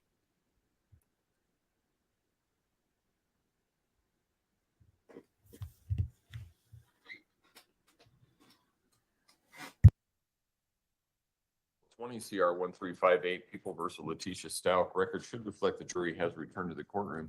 Good morning, ladies and gentlemen. Good morning. Again, has anything occurred since we were last together that causes any of you to believe you could not continue to serve as a fair and impartial juror in this case? If so, please raise your hand. No response. All right. When we took our break yesterday, we were in the midst of still in the midst of the prosecution's case in chief. That's where we will resume today. Prosecution, call your next witness, please. Good morning, Your Honor. We would call Dakota Lowry to the stand.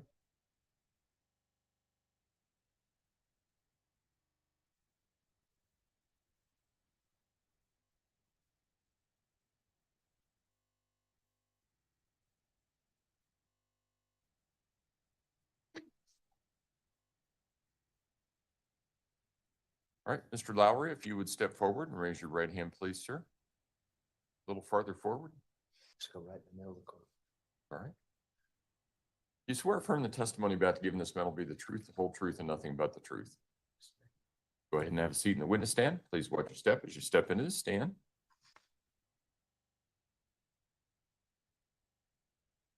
Good morning. Could you introduce yourself to the jury and spell your first and last name? Dakota Lowry, DAKOTALOWRY, And where do you live, Dakota? Wilmington, North Carolina. Did you just fly in yesterday? Yes, sir. And what is your relationship with Letitia Stauch? That's my sister. Pretty tough for you being here right now? Yes, sir. Hang in there, all right?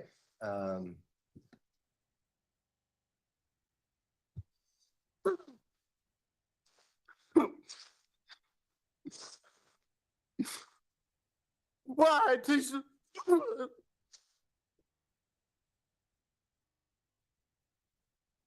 Mr. Lowry, do you need a moment? Take a break for a moment. Ladies and gentlemen, we're going to have you step back in that back of the jury room for a few minutes. All up for the jury, please.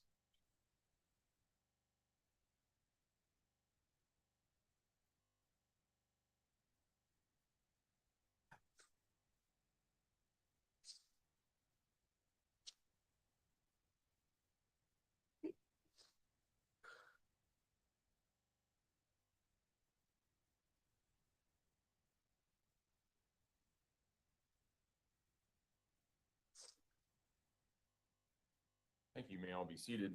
Record should reflect the jury has left the courtroom. Mr. Lowry, you going to be okay? Need a few minutes? Yes, I just want to get this over with. Okay. Here's the way that the process works, is that I understand that you want to get it done. I understand that. But we have to have the jury in here, and you're going to be subject to questioning by the prosecution and then by your sister's attorneys. Do you understand all that?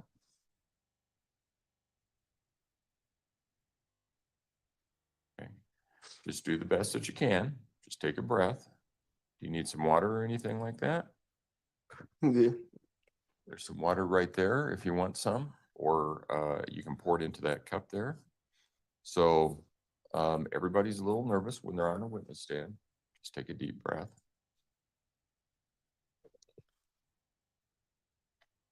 I'm sorry. It's okay. It happens. It's an emotional case. I get that. But you just have to do the best that you can to get through the testimony, okay? And with the court's permission, can I just ask some follow-up questions? Mr. Lowry, I know this is very difficult for you, okay? But I really want you to focus on me, and I know your wife's here as well. And I'm just going to ask you some questions, and we'll get through this, okay? But it's important that you got to kind of keep your cool. Okay. All right? Can you do that? I'm gonna try my best. I can't make no promises, but I try my best. And I appreciate that. I know it's difficult for you here, but we'll get through this, okay? And if you need a break, just let us know. If you feel something coming up or you want to have an outburst, do the best you can and let us know, and perhaps the court, we can take another break, okay? Is that fair? Okay. All right. All right. Let's go ahead and bring the jury back in.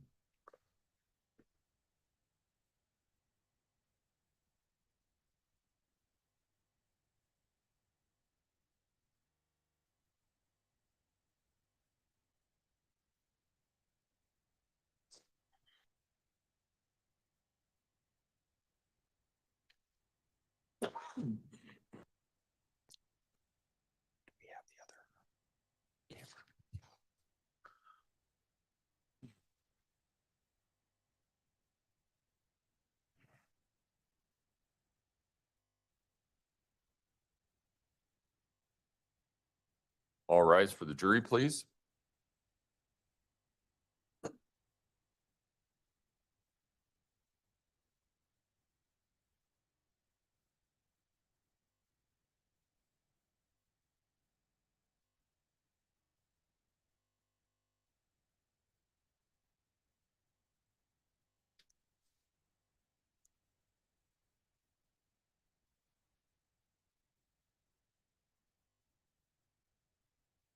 All right, thank you. You may all be seated. Record should reflect the jury has returned to the courtroom. Mr. Young? Thank you, Your Honor. Mr. Lowry, this is your first time being in a courtroom ever, is that right? Yes, sir. And you're probably extremely nervous. Yes, sir. And we're gonna get through this, okay? I'm just gonna ask you some questions and we're gonna have a conversation. Is that all right with you? Yes, sir. Did you let the jury know about your other family members, other brothers and sisters, your parents, that kind of thing? I got another sister. Her name's Julie. I got a sister named Amy. My mom, Deborah. I mean, that's pretty much. And then I it got my nieces, all my nieces. What's your niece's name? Do you remember? Got Harley, Jazz, Kanae, Cash, Maya, Jada. And is Deborah your mother? That's my mom, yeah. And for the most part, did your family grow up in North Carolina, where you're from, Lumberton, and Yes, sir. most of them still living out there? Yes, sir. And you mentioned that Letitia Stauch is your sister, Yes, sir. and you see her in the courtroom today? Yes, sir. Could you point her out and describe what she's wearing? A green sweater. And when was the last time you saw her? When we came down here in 2020. So January 2020? Yes, sir. And so I want to talk about that a little bit. When you said you came out here, who came out here? Me, my mom, and my Aunt Brenda. And what's Brenda's last name? Ackward. What's your mom's last name? Locklear. Why'd you come out here? We come out here to help support Tisha because we felt like she was being wrongly accused for something that we believe she would never do. And so I'm sorry, go ahead. We also wanted to come out here and help look for him. We did.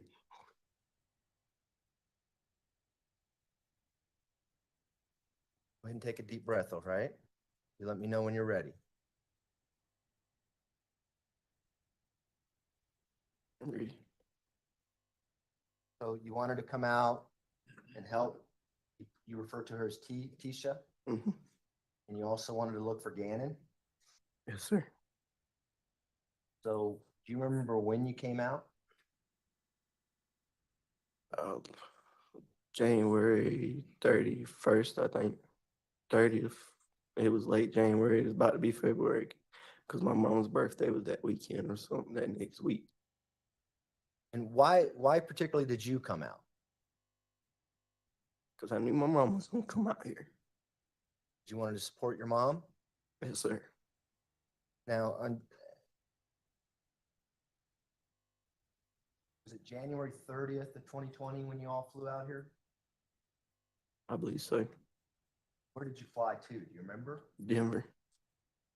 You got to Denver, what did you do? Went looking for her and Harley. Rent a car? Yeah, we rented a car from the airport. Did your Aunt Brenda Awkward rent the car? Yes, sir. And did she pay for you all to come out here? Yes, sir. And Mr. Lowry, you're kind of soft-spoken at times. Could you put the microphone a little bit closer to you so the jurors can hear you a little better? Thank you, sir. You're welcome. so when you get to Denver, your aunt rents a car. What was the game plan? What were you gonna do? Get Tisha and Harley at least two around us. And did they know you all were coming out? Yeah. And so do you recall renting a Nissan Altima? I think so. You drive down to Colorado Springs, I assume? Yeah. Who was driving? Do you remember? Sorry, I didn't hear you. Aunt Brenda. And so what happens when you get to Colorado Springs? Where do you go? like a shopping center. Cause that's where we found them at. Were you guys talking to him on your way down? Yeah, when we was looking for them. And so would this be a shopping center kind of on the north side of town next to a Marshall's department store? Yeah, there was a Marshalls there. And did they tell you why they were, or let me ask you this, did the defendant, Tisha, tell you why they were at the Marshall store? She didn't tell us why, not that I can remember. Did she tell you whether or not she had an interaction with some Yes, police officers? yes, sir. And you have to kind of wait till I finish asking the Oh, question yeah. because Yeah. she's typing everything down we say, okay? So what did she tell you happened prior to you getting there? That the laws had thrown her down and detained her. Say anything about Harley? Yes, Harley, they said also Harley. That upset you? Yes, it did. So where did you go after you went to this Marshall's parking lot area to pick them up?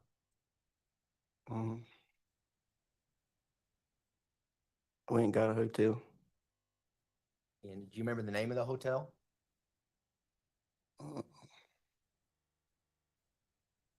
No. Does the extended suites sound familiar? Yeah, extended suites. So what happened when you got to the extended suites? That was when they was discussing wanting to get their stuff back, like get their belongings. And who was discussing that? Tisha. Once you picked up the defendant and her daughter Harley, who was kind of calling the shots as to what you were going to do and where you're going to go and things like that? I don't really know. Well, I'm type, like I said, I'm the type of person like just stand in the corner and wait until they just tell me what they want to do.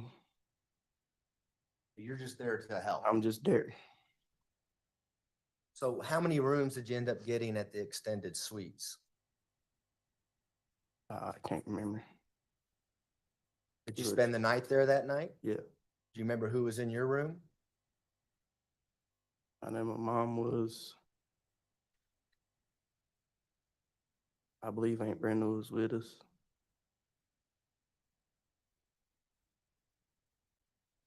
I can't remember if we had just one room or two rooms. Okay.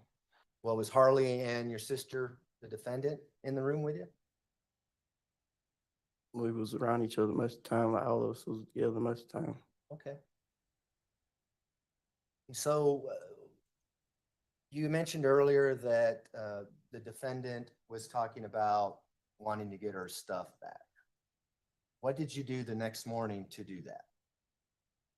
We rented a van. And who rented the van?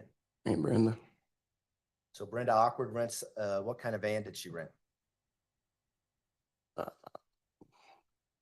Like a cargo van, I guess you would say. And so did all of you go to rent the van? I don't know if all of us went or not. I believe we did. So it's you, your mother, Deborah, Brenda Awkward, Harley, and the defendant, Tisha. Where do you go? I know at one point she tried to go to the police station and get her pocketbook and stuff like that. Tell the jury about that. Where exactly did she go? And you probably don't know Colorado Springs very well. So did she tell you she's going to the police department? And did you actually go to the police department? Yeah, we went to the police department. And did she go in to try to get her belongings back that was taken? Yeah, she did. You know whether or not she got those items? I can't remember. So where do you go from the police department? I think that's when we went to their house to get their clothes and stuff. So this would have been January 31st now, 2020?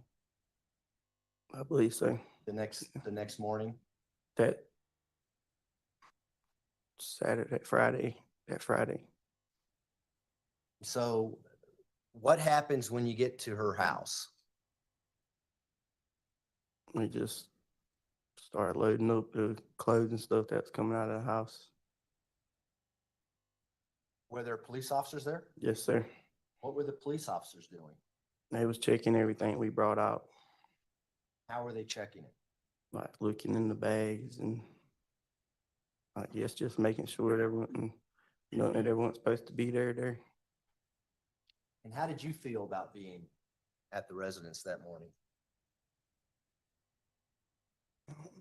Just aggravated. And why were you aggravated? Because I felt like we was getting looked at as criminals. Is that because they were looking at your sister as a criminal? No, they was looking at our whole family. It wasn't just her. And so what kind of things did you guys get out of the house? Do you remember? Suitcases and clothes, that's all I can remember. Was it all the Harley's clothes and all of your sister's clothes? Yes, sir. What was the game plan? I mean, where were you going to They put got- these clothes? They got their dogs too. What was the plan on where you were going to go with all the clothes and things? You know? But I know when she got it, she was ready to leave. She was ready to leave. And did she tell you where she was ready to leave to? I thought it was South Carolina. And is that where she moved out to Colorado from, is South Carolina? I don't think that's where she moved out to Colorado from. Well, did she live in Myrtle Beach, South Carolina for a while? Yes, sir.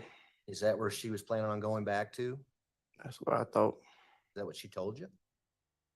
That's what I can remember. So how long did it take to load up all her and Harley's things into this cargo van?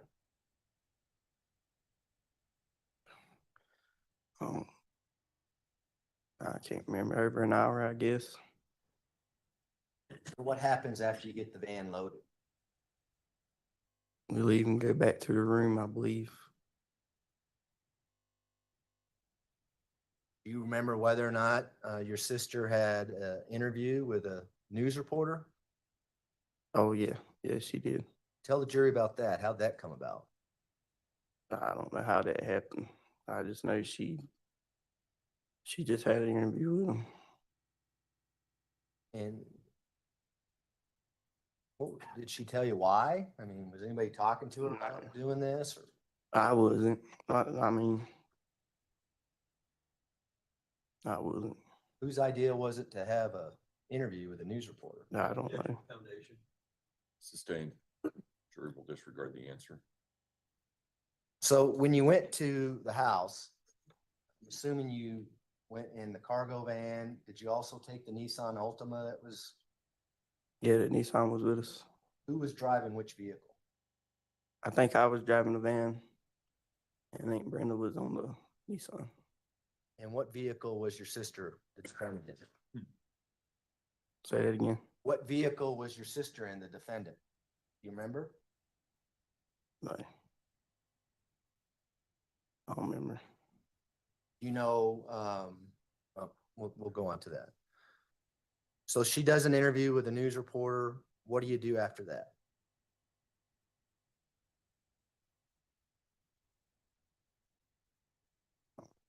I just know we left. I don't remember where we went. Did you eventually go back to the We went hotel? back, yeah. Do you remember about what time of day it was? No. Go back to the hotel room, and what do you do when you get back to the hotel room?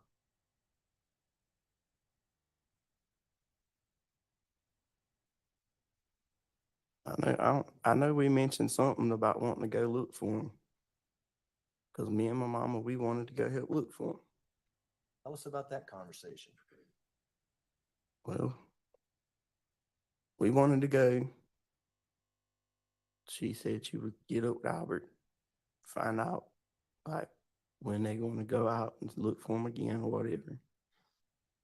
But we wanted to go, but at the same time, we kind of didn't because we didn't feel like we was getting treated right down here. Is that because of what happened at the house earlier?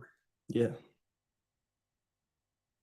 When you first got to Colorado, did you have conversations with your sister about, hey, we got to go out and look for Gannon. We got to go search for him? We asked if they had any idea where he was at and stuff. I mean, that's about all we asked her. And did you all ever go search for Gannon? No, we didn't. Did she ever say, hey, we got to go look for Gannon? I mean, she told us that we could. That's all she told us. Like she said, we get up with Al and talk to him about it. She never did. Mhm. When you get back to the hotel room back on January 31st of 2020, did the defendant leave you all and go somewhere by herself? Yes. Overruled. Did she tell you where she was going? Go get some dog food for their dogs. Do you know what vehicle she took? The Nissan. The Altima? Yes, sir. And how long was she gone? A while. Hour? I can't remember that. I just know she was gone longer than what I expected. Was it 2 hours? I don't know.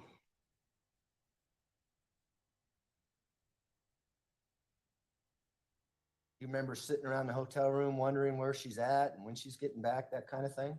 Well, I did get on the phone with my wife, and I did tell my wife I feel like she's just been gone too long. But Say that. because she was gone for a long time, like I can't remember how long she was gone, but I didn't expect her to take that long. But then a part of me was like, well, maybe she's just trying to take her a minute by herself. So Did anyone try to call her and say, hey, where are you? What's going on here? no, not that I can remember. Does she eventually come back? Yeah. Tell us about that. What happens when she gets back? I don't know. She came back and she was normal to me. Did she have any dog food or any items for the dogs? She had some. She came back with some stuff, like she bought something, but I can't remember. So earlier you had mentioned that she wanted to go back to South Carolina. What was the plan with the cargo van? Was she going to take the cargo van that Brenda Awkward rented to go back to South Carolina? I don't know if she was going to take that one because Aunt Brenda wouldn't. I doubt Aunt Brenda was going to let her. I believe Aunt Brenda told her she had to get another van. And so the next morning, we're now on February 1st, 2020. Did you help her get a new van? Yes, sir. Tell the jury about that. What did you and your sister do to get a new van? We went and drove to the budget place. We got another van. And we got the van. We unloaded all the stuff from out of the van into another van, into the other van. So was that in the early morning hours? I believe so. Do you know about what time it was? Is that the first thing you did on February 1st? I can't remember. So when you get to the budget area, did you know that you were going to transfer things from one van to another when you got there? Yeah. So did you talk about that on the way to the budget rental van? Yeah. So talk to the jury about that. How did you guys go about doing that, moving the items from one van to another?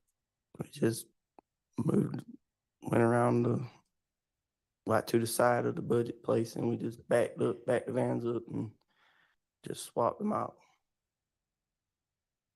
During that process, did you see the defendant with a rather large suitcase? Yes, sir. I seen her with a lot of suitcases. Well, there was a lot of suitcases on there. Was there one that kind of stood out to you? Yes, sir. Tell the jury about that. Why did it stand out to you? Because it looked like she was struggling with it. You offer to help her? Yep. What'd she say? She didn't need help. Did you ask her what's in the suitcase? Yep. What'd she say? It was softball stuff.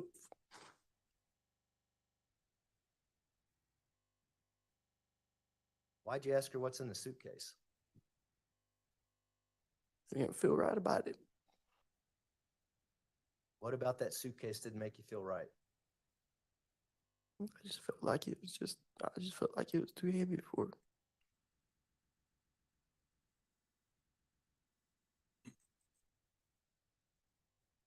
At this time, I'd like to publish People's Exhibit 48. It's already been admitted into evidence. Go ahead.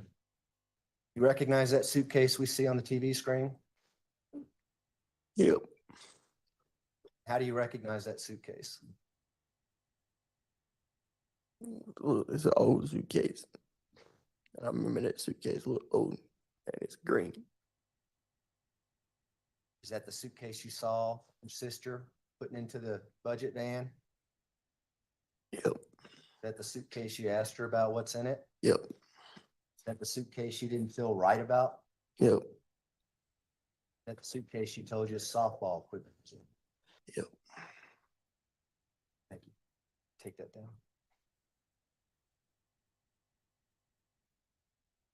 So what happens after you get everything loaded into the budget van from your aunt's rental van? At that point, we was ready to go home. And did you drive Brenda Awkward's van back? And did Miss Stauch, your sister, drive the budget van? I can't remember if we turned that van in there at that place or if we had to turn it in somewhere else. But I mean, I had to drive one of them because it was just me and her. So do you eventually turn back? It's an enterprise van, right? Is that where you rented the van that Brenda Awkward I rented? think, yeah. Did you take that van back? Yeah, we took it back. I think we took it back later on that day. And did you take the Nissan Altima back to Denver to catch your flight? Yep. What did the defendant tell you where she was going to go? I don't think I can remember. I don't remember. The only thing I can remember is her saying something about going back to Myrtle Beach. And did she leave with Harley? Yeah, her and Harley live. Did they leave from the hotel? I can't remember where we split up at. I can't remember where we. Or did your sister have to go back to the hotel to pick up Harley? Yep. I think so. And is that the last time you saw your sister until today? Yep. How much older is your sister than you? 14 years. You known her your whole life? Yeah. Can you give the jury an idea about the family background? How often would you see her as you're growing up, that kind of She thing? come to like holidays, came around on holidays. Where would you guys meet? In North Carolina? But she'd either come down here or go down there, or we might have went to the beach and seen her.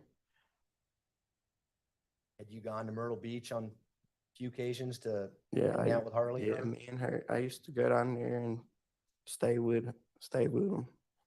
We'd go to the water park, stuff like that on the weekends. Can you let the jury know who your father is? James Lowry. And would that have been your sister's stepfather? Yes, sir.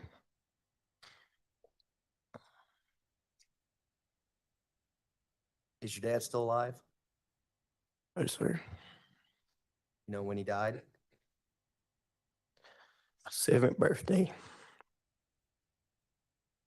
2004. You know the circumstances on how he died? Got hit by a car. Was he walking out in the street? And I don't know if he was. I don't think he was on the street. I think he was on the side of the road. do you know anything about the relationship between your father and your sister, Letitia Stauch? No, sir. Had your sister ever told you anything unusual between their relationship between your father and her? No, sir. If there had been something unusual, do you think you would have heard about it? Objection, foundation. Overruled? Yeah, yes, sir. Why is that? Cause I mean, pretty sure my mom would have said something. And your mother, Deborah, was she, well, what kind of mom was she? She was a great mom to me. What do you say to me? I'm just saying that I had no problem with my mama. Was she very I protective? think none of us should have a problem with my mama. Was she very protective of the kids, Yes, sir. including Miss Stauch? Yes, sir.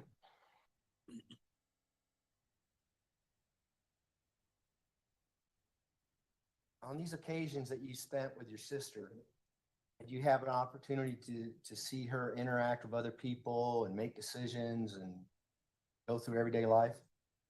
Yeah. Had you ever known her to have a serious mental illness? I know of, I mean, the only thing we always say she probably had was that she was OCD. That was it. Is that obsessive compulsive disorder? Well, we used it as excessive cleaning disorder. Like she had to keep stuff clean. I might object to the reference of. Testify as to what he saw and observed, but I'm objecting to him testifying to. That's fair. Mr. Lowry, just talk about what you think as opposed to what all of you thought. So if you think it, it's fine. And just say, this is what I thought based on your contacts with her. Okay. Mr. Young? You understand that? I mean, you good with that? Yeah, yeah. Okay. So you mentioned that she had OCD. Why do you say that? She liked to keep stuff in a particular spot. She liked to keep everything clean. But when you're around her, would you make sure that things remain clean? Because she may want to, Yep. might say something to you. Yep. Was she the same with Harley?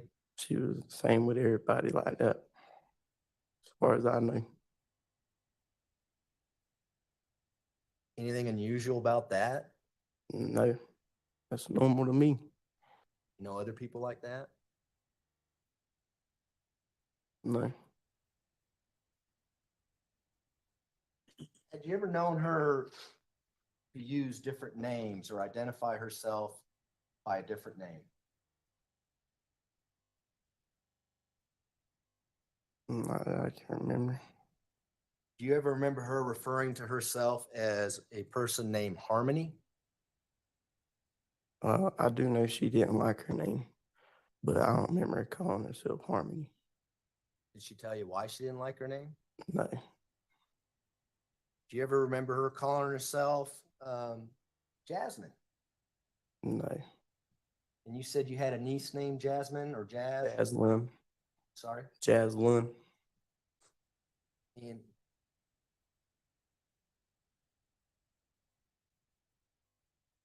are you familiar whether or not your sister liked Disney movies?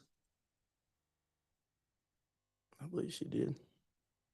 And are you familiar with the movie Aladdin? Yeah. You familiar with a character named Jasmine in that movie? Yes, sir. Who's Jasmine in that movie? The princess. Do you ever remember her talking in a Spanish accent? No. You ever seen her in a stressful situation? No. How about when you came to Colorado? Yeah. Yeah. During the entire time you're in Colorado with her, had you ever seen her speak in a Spanish accent? No. Have you ever heard her refer to herself as Maria? No. Does Maria mean anything to you? That name? No.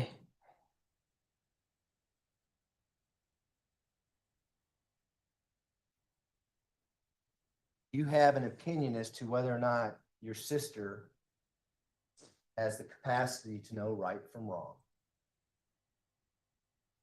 Thought she did. Why do you say that?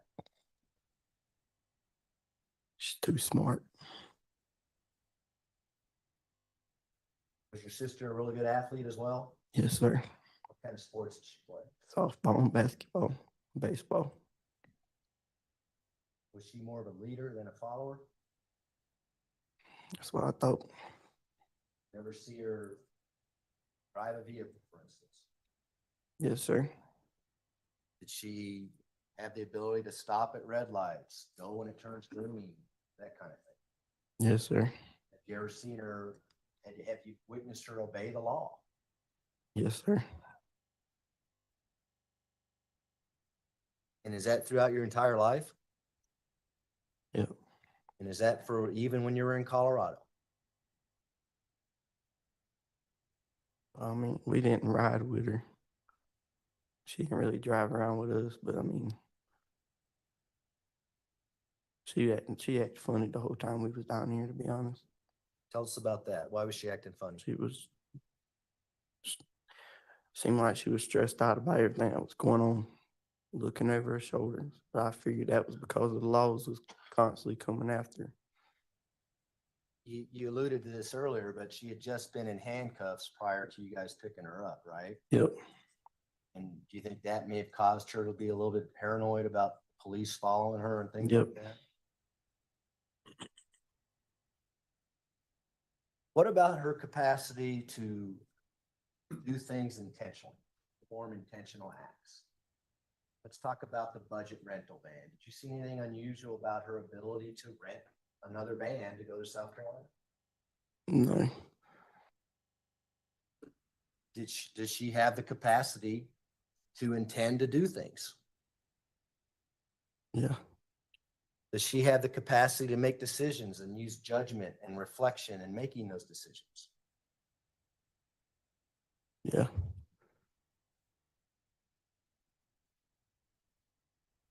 What did you think when you heard that she pled not guilty by reason of insanity?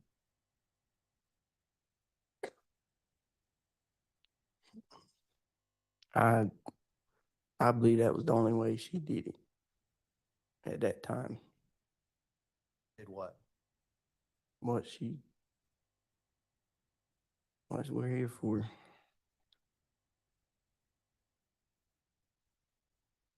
A moment, Your Honor. You may.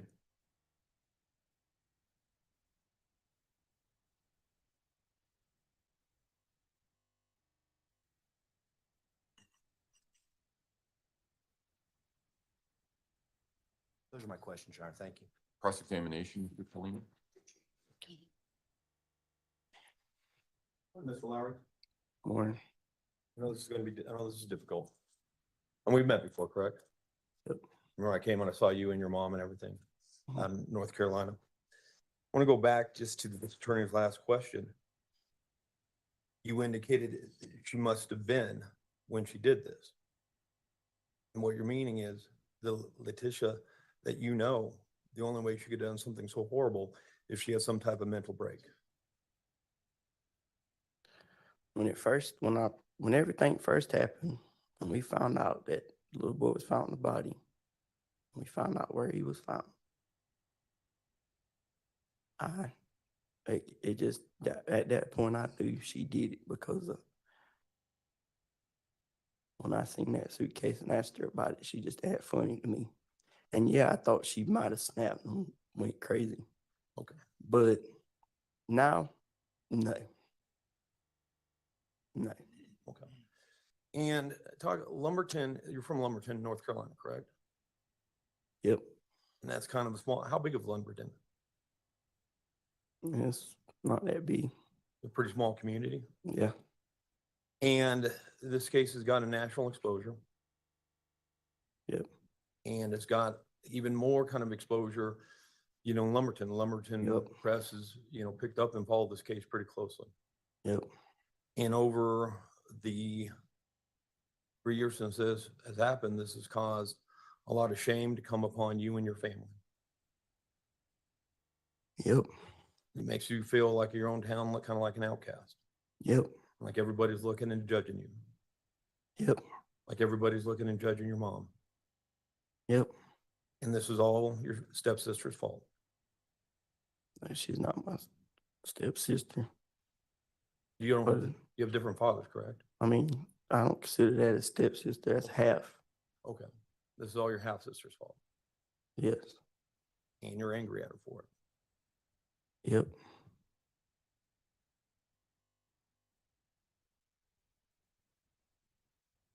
When you were out in Colorado during this time, she was acting different than normal. Yes, she was. She was pacing up and down. She seemed highly paranoid. Yep. Your mother was concerned for her mental health. Yep.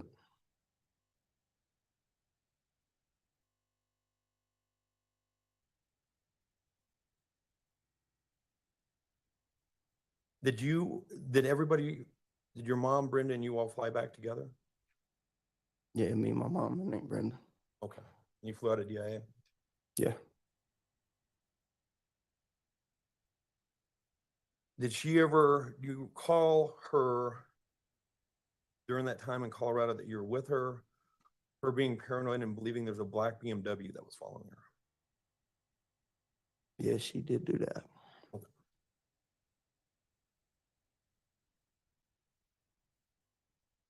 Go back. You're actually named after your father?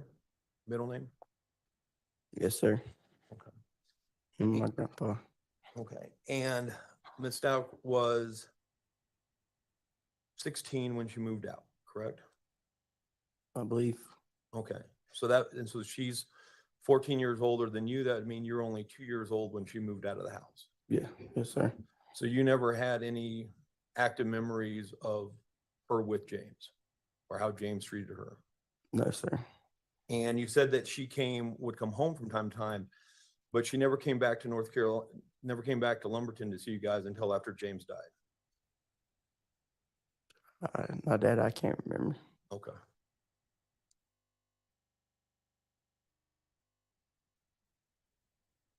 You indicated, let's go. I mean, I'm going to get into this, and I know you might not like it, but your dad, James Lowry, did have a drinking problem.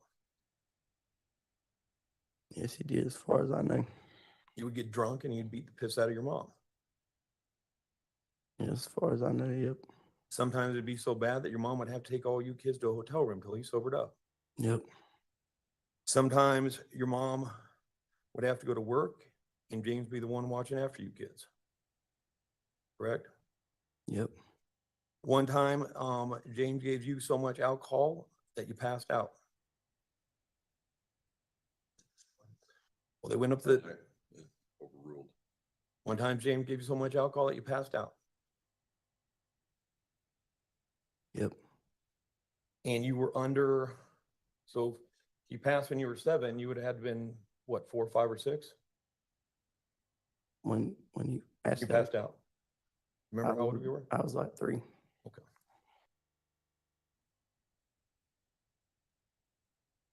You indicated that, I think you said before, that she would sometimes freak out if something was out of place. Yep. Stauch.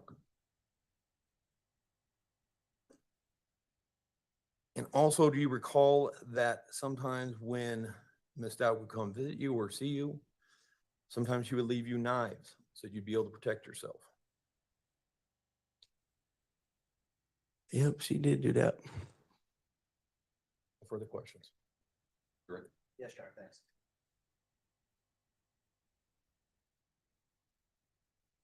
Tell us a little bit more about your dad. Was he in the armed forces? Yep. What branch? Air Force. And did he go to war? I believe he did. And did that create problems for him? Yep. Tell the jury about that. What changed with your dad when he got back from war? All I know is my mom always told me when he stepped off that plane. Hold on. Yeah, sustained. You can talk about what you observed. You can't talk about what somebody else told you. Okay? I mean, I can't really talk about him because I was 3 when they separated. I was 7 when he died. That's all right. Okay. That's okay. It's all right. Now, earlier we talked about your mom being protective of the kids. Do you remember that? Yeah. If something was going on with your dad and the kids, what would your mom do? she don't play about her kids. Something went on between. I don't know how she did daddy, but I know if something went on between her and like her ex-boyfriend or whatever, and they wanted to come to us or say something to us, she didn't play about us. She protected us. She protected you kids? Did she protect herself? Yep. Did you ever see her hit your dad?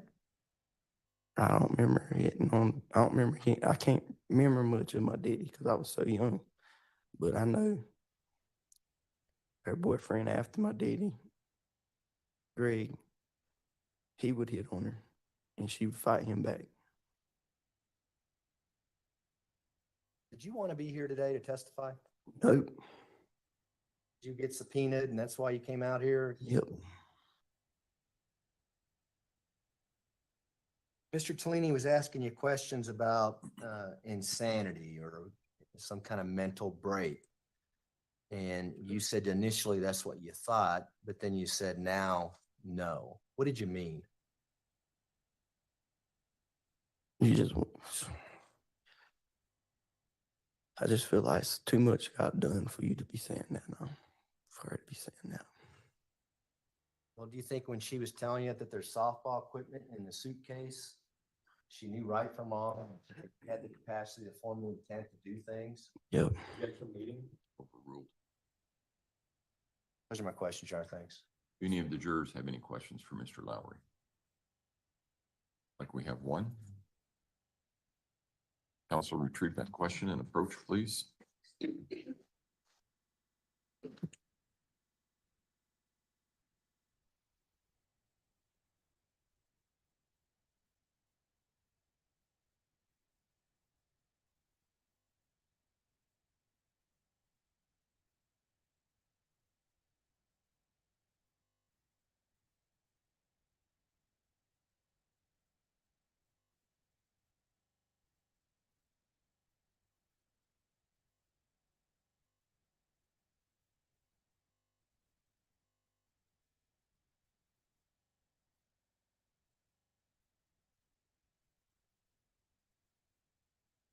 Mr. Lowry, do you remember where the green suitcase was retrieved from when you were getting the defendant's belongings at the house? No. I will allow reasonable follow-up as to that question only. Prosecution. When was the first time you saw that green suitcase? When we was switching the vans. Did you ever see it come out of the house when you guys were moving things out of the house into the first van? No, not that I can remember. Thanks, Jeff. Defense. All right. Thank you, Mr. Lowry. You may step down. Just watch your step.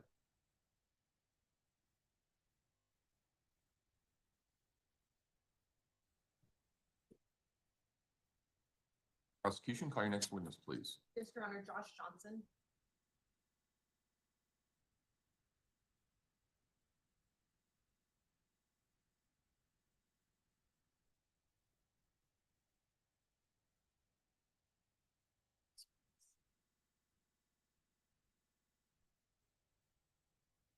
Mr. Johnson, if you would step forward and raise your right hand, please, sir.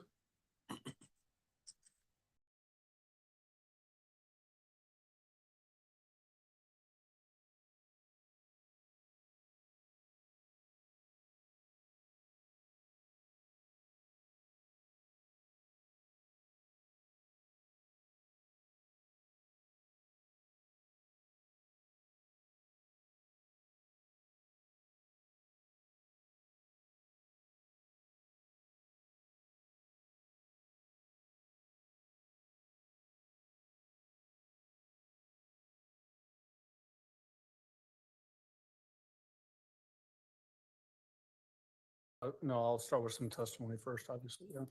And there's actually, will be 4 videos during her testimony. The long one will be her interview that she conducted on January 29th, I think it is. It's about a little over 4 hours. We'll also need to find a breaking point this Yeah. morning. Yeah. Okay. All rise for the jury, please.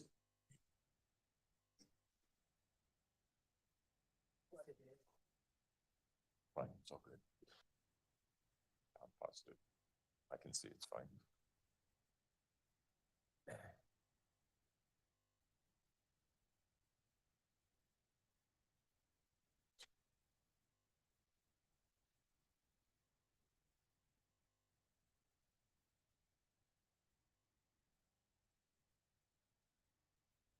Thank you. May all be seated. Court will recall 20 CR 1358, People versus Letitia Stauch. Record should reflect the jury has returned to the courtroom. Good morning, ladies and gentlemen. Has anything occurred since we were last together that causes any of you to believe you could not continue to serve as a fair and impartial juror in this case? If so, please raise your hand. No response. All right. Yesterday, when we took our break, we were still in the midst of the prosecution's case in chief. That's where we will resume today. Mr. Allen, call your next witness. Thank you, Your Honor. We would call Jessica Bethel.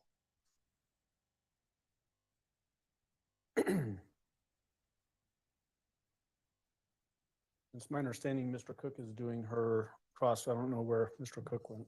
Okay. He's gonna be right back. I will stand in for him. We're good to go then? Okay. All right, Ms. Bethel, if you would raise your right hand. Do you swear or affirm the testimony about giving this man will be the truth, the whole truth, and nothing but the truth? Go ahead and have a seat in the witness stand. Please watch your step as you step into the stand.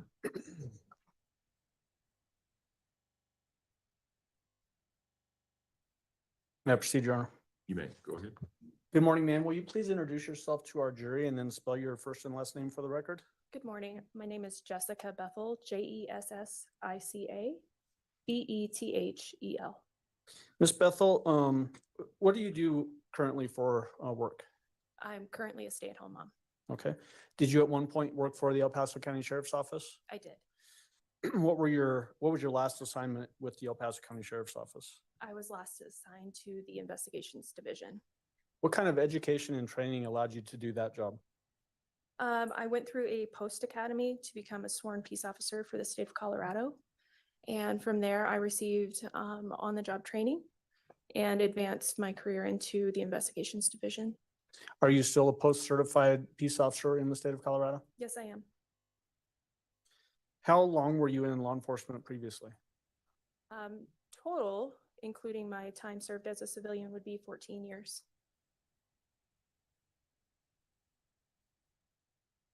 I want to specifically get us oriented to January 2020 timeframe. Were you working at the El Paso County Sheriff's Office at that time? Yes, I was. What was your specific job assignment then?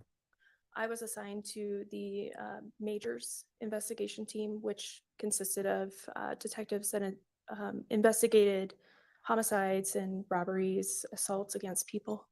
How many different homicide cases did you get involved with investigating, if you have a round figure? Oh, boy. I would say more than 100. At some point, did you become involved in the Gannon Stauch disappearance case? Yes, I did. What was your role in that case? I was assigned as the lead detective. What does a lead detective do? The lead detective coordinates the investigation mainly on a typical case and receives the leads and the information that's being collected by the other detectives. And then from there, analyzes that information and disseminates further leads, eventually leading up to either an arrest of the person or, looking at potentially a different suspect. You said in the typical case, was there something about this particular case that made it different from those, what you would classify as a typical homicide investigation? Yes. What was different about it just from the initial standpoint? Initially, this case was receiving a lot of attention in social media, and the case quickly grew to a multi-agency case. Do you remember off the top of your head how many different agencies got involved with this investigation? I would say close to 10, if not more. Did that include both state Colorado agencies like the El Paso County Sheriff's Office and other agencies, also federal agencies? Yes. Did it also include agencies in other states? Yes, it did. Would that include South Carolina and Florida? Yes. Because of the scope of this investigation, did that change the role of a lead investigator from the sheriff's office to some degree? It did, yes. In what way did that happen? because there was so much information coming in. I assumed more of an investigative role as opposed to sitting back and collecting all of the leads at once. Would you classify the investigation as almost an all hands on deck effort? Absolutely. Speaking about just generally how the course of an investigation might go in a typical case, what are things that can influence the direction a case will develop into? Things that can influence it, I would say whether or not we have witnesses available, whether or not there's video, whether or not the suspect is willing to do an interview with us. Those types of things can influence it. What about the potential absence or existence of physical evidence? Absolutely, that can influence it as well heavily. You mentioned witnesses, willingness to give statements or lack of willingness to give statements. Can that also influence the course of an investigation? Yes, it can. What about misleading statements from witnesses? Can that have an influence on an investigation? Yes, it can. Those things that I just referenced, did some of those things occur in this case? Yes, they did. Did some of those things have a negative influence on the investigation? Yes, they did. Can you, in a general sense, tell us what some of those things might have been that caused a negative influence on the investigation? This ultimately ended up being a homicide investigation, and we did not have a standard homicide scene where there would be, evidence of the homicide and a body. That was not present in this case. Also, the suspect providing alternate leads, multiple stories of what happened, also influenced how we proceeded with the case. When you've got that sort of dynamic going where there's different stories being presented to the investigative team, do you have to sometimes chase those down to see if there's any validity to them? We should always chase those down. Absolutely. Okay, and why is that? It's just as important whenever you're trying to prove that someone did something as to prove that they didn't do something. We need to act without bias. And so if they present something to us, we need to take that just as it's a credible piece of information and vet it before we determine that it's not a good lead. When did you first become aware of this particular investigation? Do you remember? January 28th. So the day after Gannon was reported missing by a 911 call and a non-emergency call That's correct. by the defendant in this case? Yes. Because the initial call was for a missing or runaway child, did that cause a investigative impetus or momentum to try to find this child that potentially had run away? Initially, patrol handled the case just as a missing or runaway child. But then later, when it was brought to our investigations, our attention, we realized that he was 11 years old. The weather, his medical conditions, it became more important to find him soon. Were there lots of searches conducted in the area sort of surrounding the victim's home? Yes, I was aware of many searches being done by neighbors, some coworkers of Albert's, and also law enforcement. Did that include vast areas of field and even reservoirs and that kind of thing? Yes. Did any of those searches in the immediate area turn up any clues that would lead to any investigative leads that you can pursue? No. You said that you first learned of this case on January 28, 2020. Did you actually reach out to the person that ended up being the defendant in this case on that particular day? Yes, I did. Why did you make that effort? I wanted to contact Letitia to speak with her more about Gannon's disappearance and to meet with her preferably at her home so that I could look at his room to look for clues as to where he may have gone, if he had left anything behind, a note or any behavioral changes. Were you able to talk to Letitia? I was, yes. How would you describe her demeanor on that phone call? Was she willing to talk to you? I would say she was hesitant at best. Do you remember how you described it in your reports? I don't remember verbatim, no. Okay, do you remember if you described it as being apprehensive, that she was apprehensive to talk to you? Yes, Did you specifically ask her at that particular time if you could go to the house and talk to her about what had happened? yes, I did. Did she agree to allow you to come to the house? No, she did not. Did she give a reason?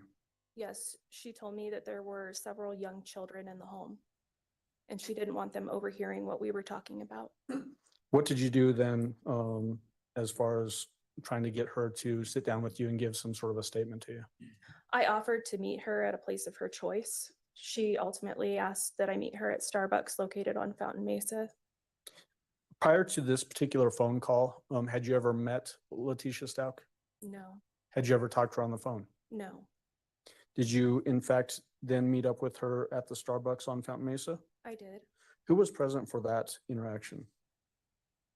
Letitia was present, Albert was present, my partner, Detective Mark Riley, was present, myself, and Jason Hess, Sergeant Jason Hess, also was present during part of it.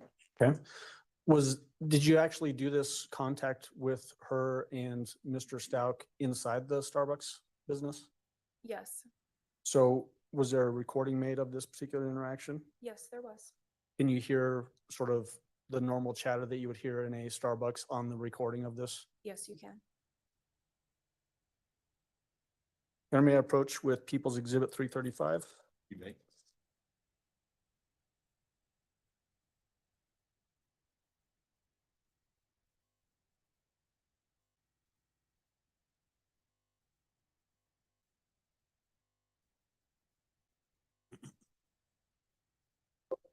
Ms. Bethel, do you recognize People's Exhibit 335? Yes, I do. How do you recognize it? It is a disc containing a field interview with Mr. Stout and Letitia. Is this the recording of what we were just talking about, your interaction with them at Starbucks on Fountain Mesa on January 28, 2020? It is. Have you had a chance to listen to that recording? I did.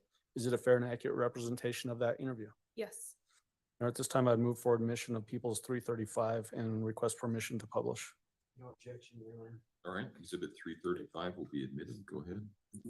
And before we publish it, the person that you had contact with that identified as Letitia Stauch, did that person have the same voice as the person you talked to on the phone just a little bit prior to this actual meeting? Yes, she did. Do you see that same person in the courtroom today? Yes, I do. Will you please identify her for the jury, pointing out where she is sitting and what she's wearing? She's sitting at the defendant's table. She has a pink shirt on. With her head resting on her hand? Yes. I would ask that the record reflect she has identified the defendant. The record will so reflect. Go ahead. And then permission to publish People's 335, and it is 55 minutes and 54 seconds, Your Honor. And is this audio only? Yes, this is audio only. All right, go ahead.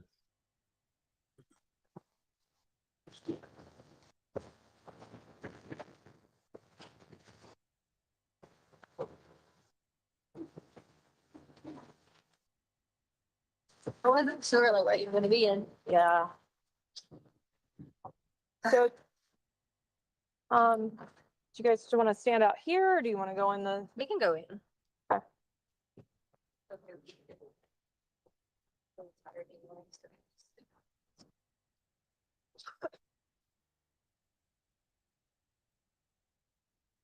I'm Detective Bethel, by the way. This is my partner, Detective Riley. Sorry, I'm just a little.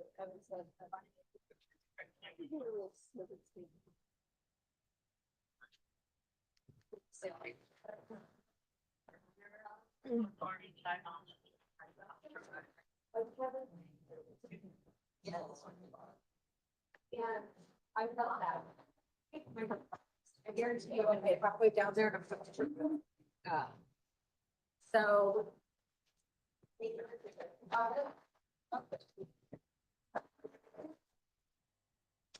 So we were just notified about what's going on in Gannon, and so I just want to start from the beginning, make sure that I have accurate information. So your name, ma'am? It's TECIA. And same last name, Stauch. AUCH, Your date of birth? 8483. Give me the address, because I don't think that street name's right. It's just Mandan, MANDAN. How long have you guys lived there? A little over a year. And your name, sir? First name is Eugene. Last name. Your date of birth? 9/20/82. All right. Where do you work now? The beginning. Which school? I don't know. I don't like if I think it's for the other college.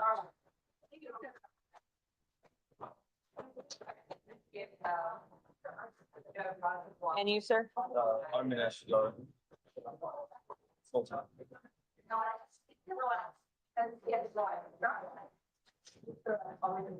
So tell me a little bit about this Gannon.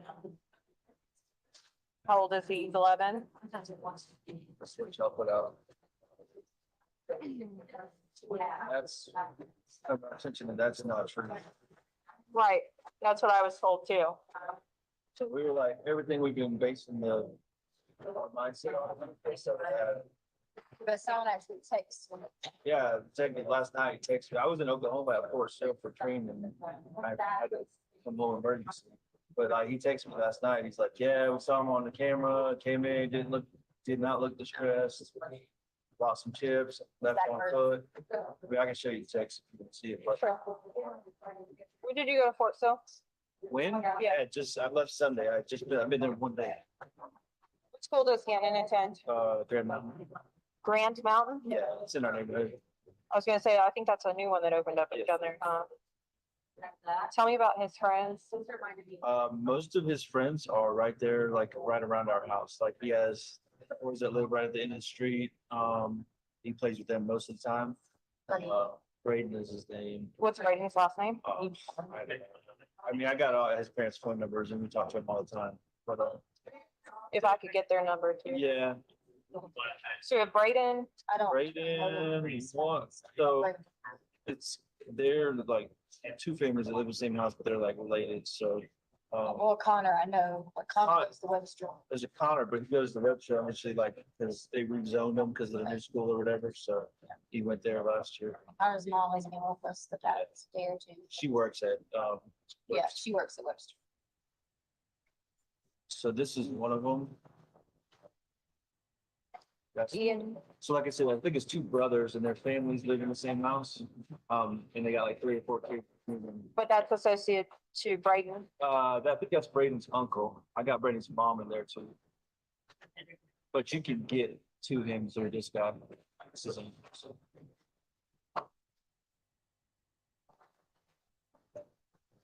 When was the last time that Gannon went to school? We've been last week. yeah, so Gannon went to school on Friday. Friday, yeah. When does he return home from school? I'm like 3:15-ish. Yeah, 3:05 to 3:15, Yeah. they changed the new time of the school. Like it used to be like 3:30 to 3:45. Because of like snow days.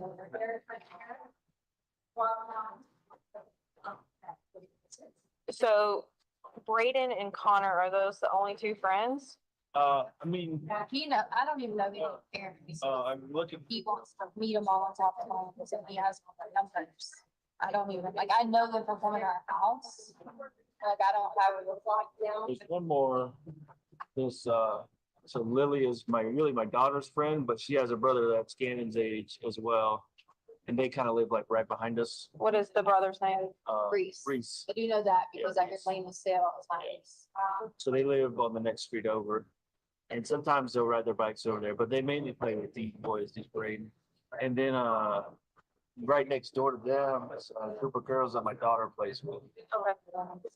I just know their mom. Canberra is the mom, and that's her number right there. 801. Oh, yeah. CAMBRA, I think.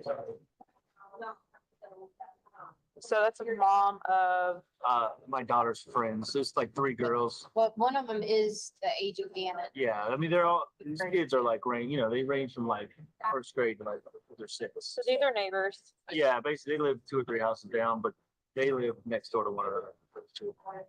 Okay.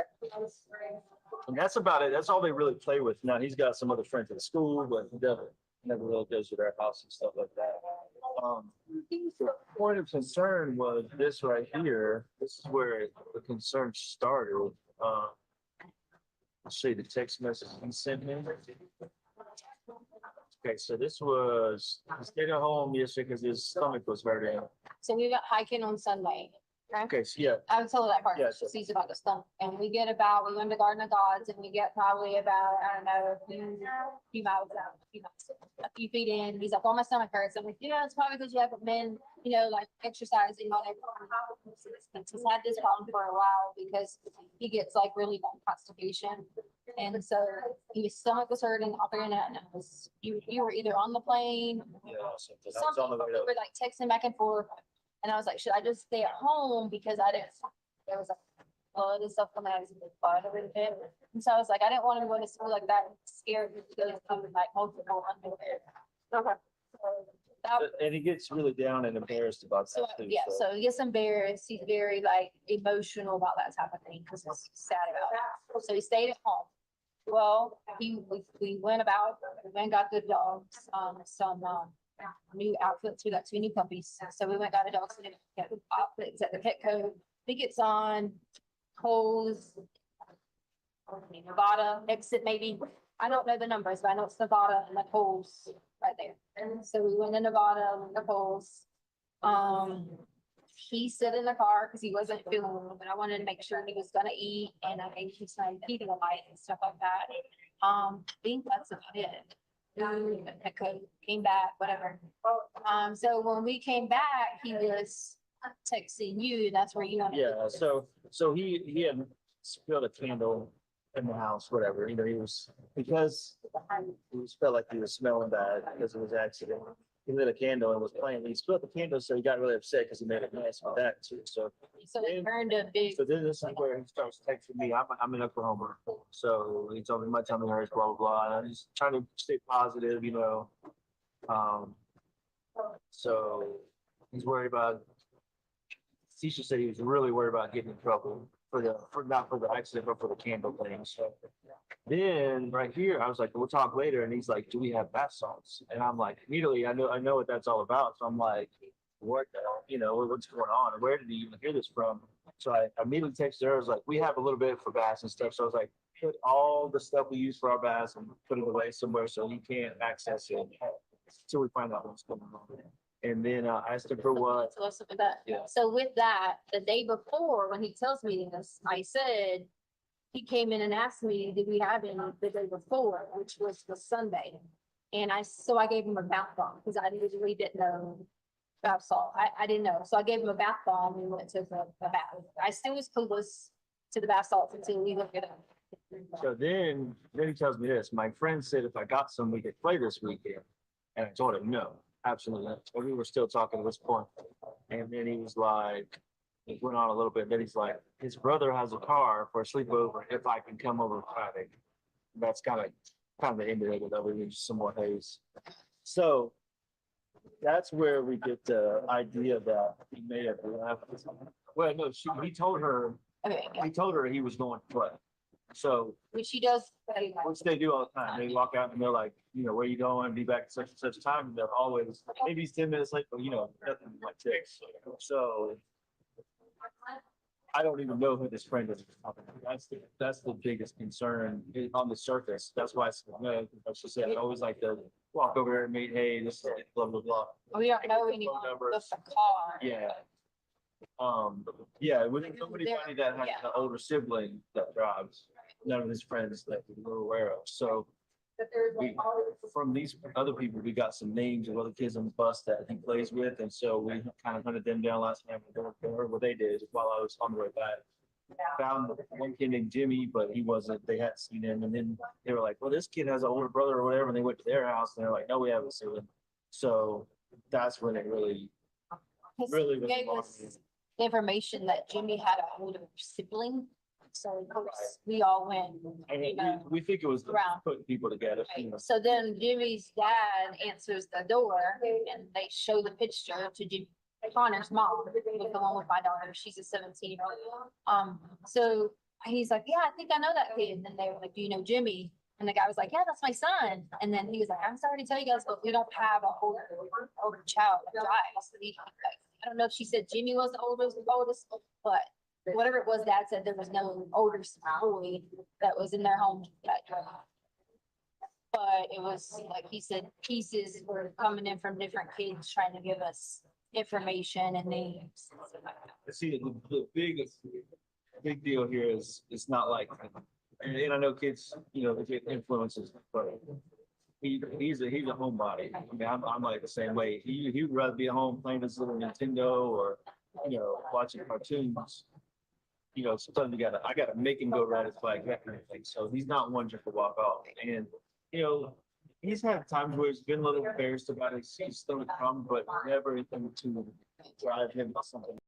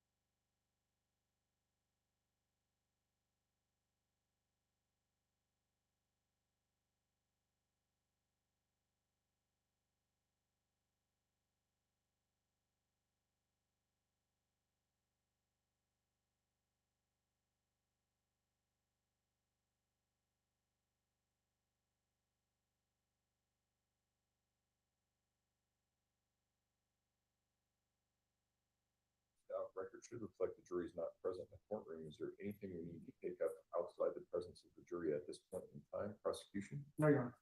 Defense? No, sir. Okay, let's go ahead and bring the jury in.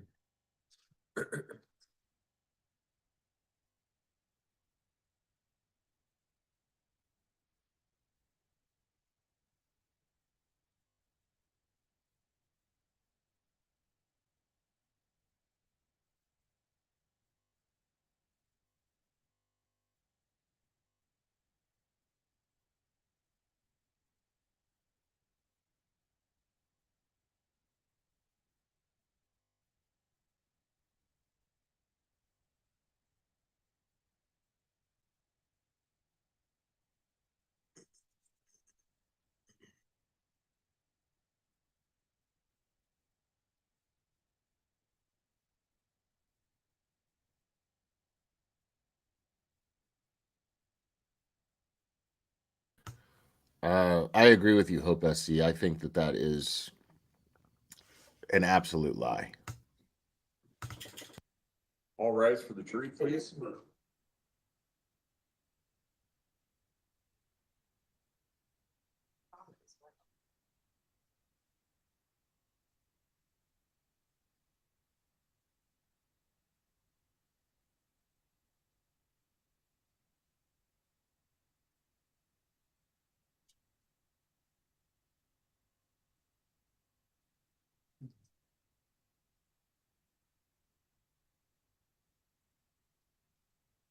Thank you. May all be seated.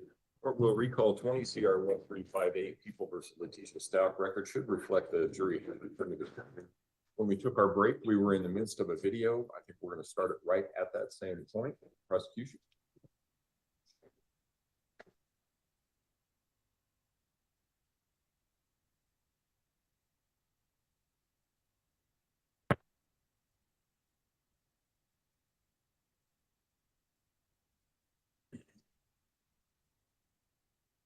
We're gonna leave out. I think I told you guys it was like maybe 10:35 or whatever the time frame we left. So this is where I should have like made this mistake.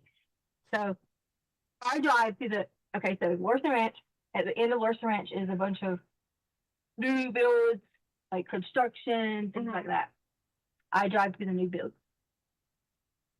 I was gonna be like, hey, look, here knows how to, fix it. Because if I get online and start calling people, then they'll be like, make an appointment. I figure I might find somebody that, would do like a little side job and come and help us fix when I say carpet, I'm talking about fix the living room, the spot that I had cut out or whatever.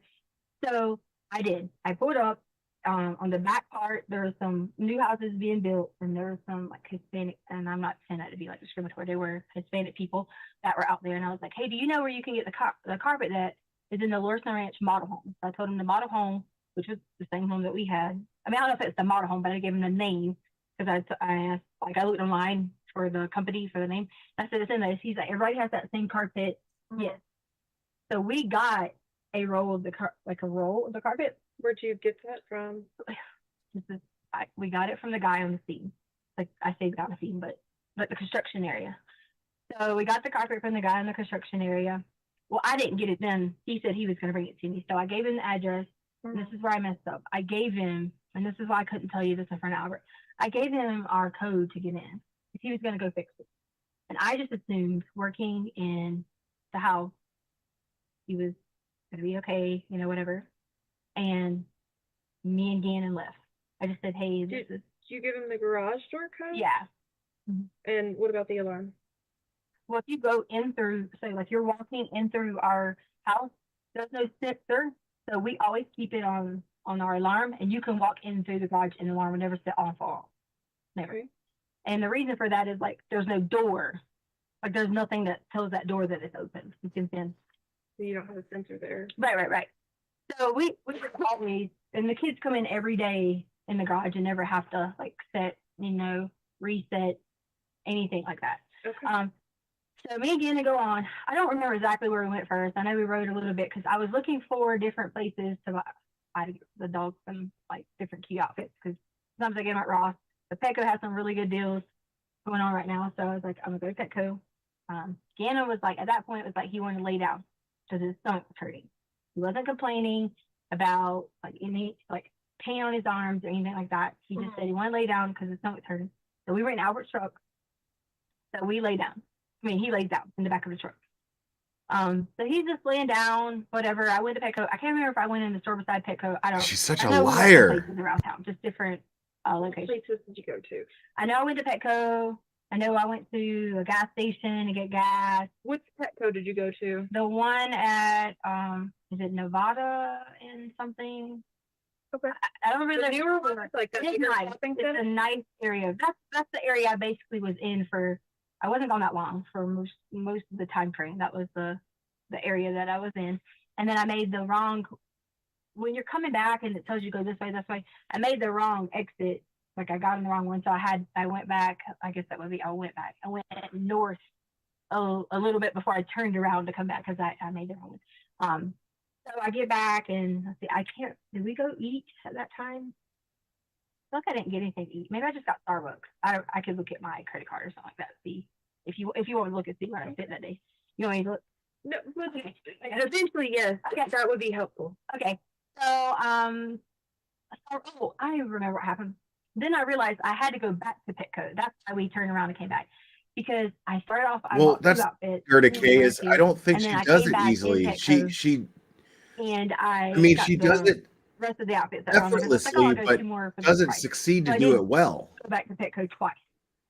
So I'm sure you'll see that. Long in between, did you go?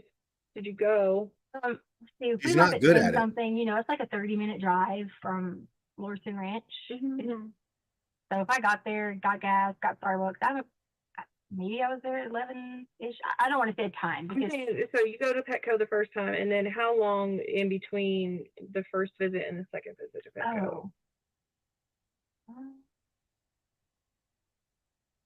Can I give you that like looking up A guesstimate or maybe an hour?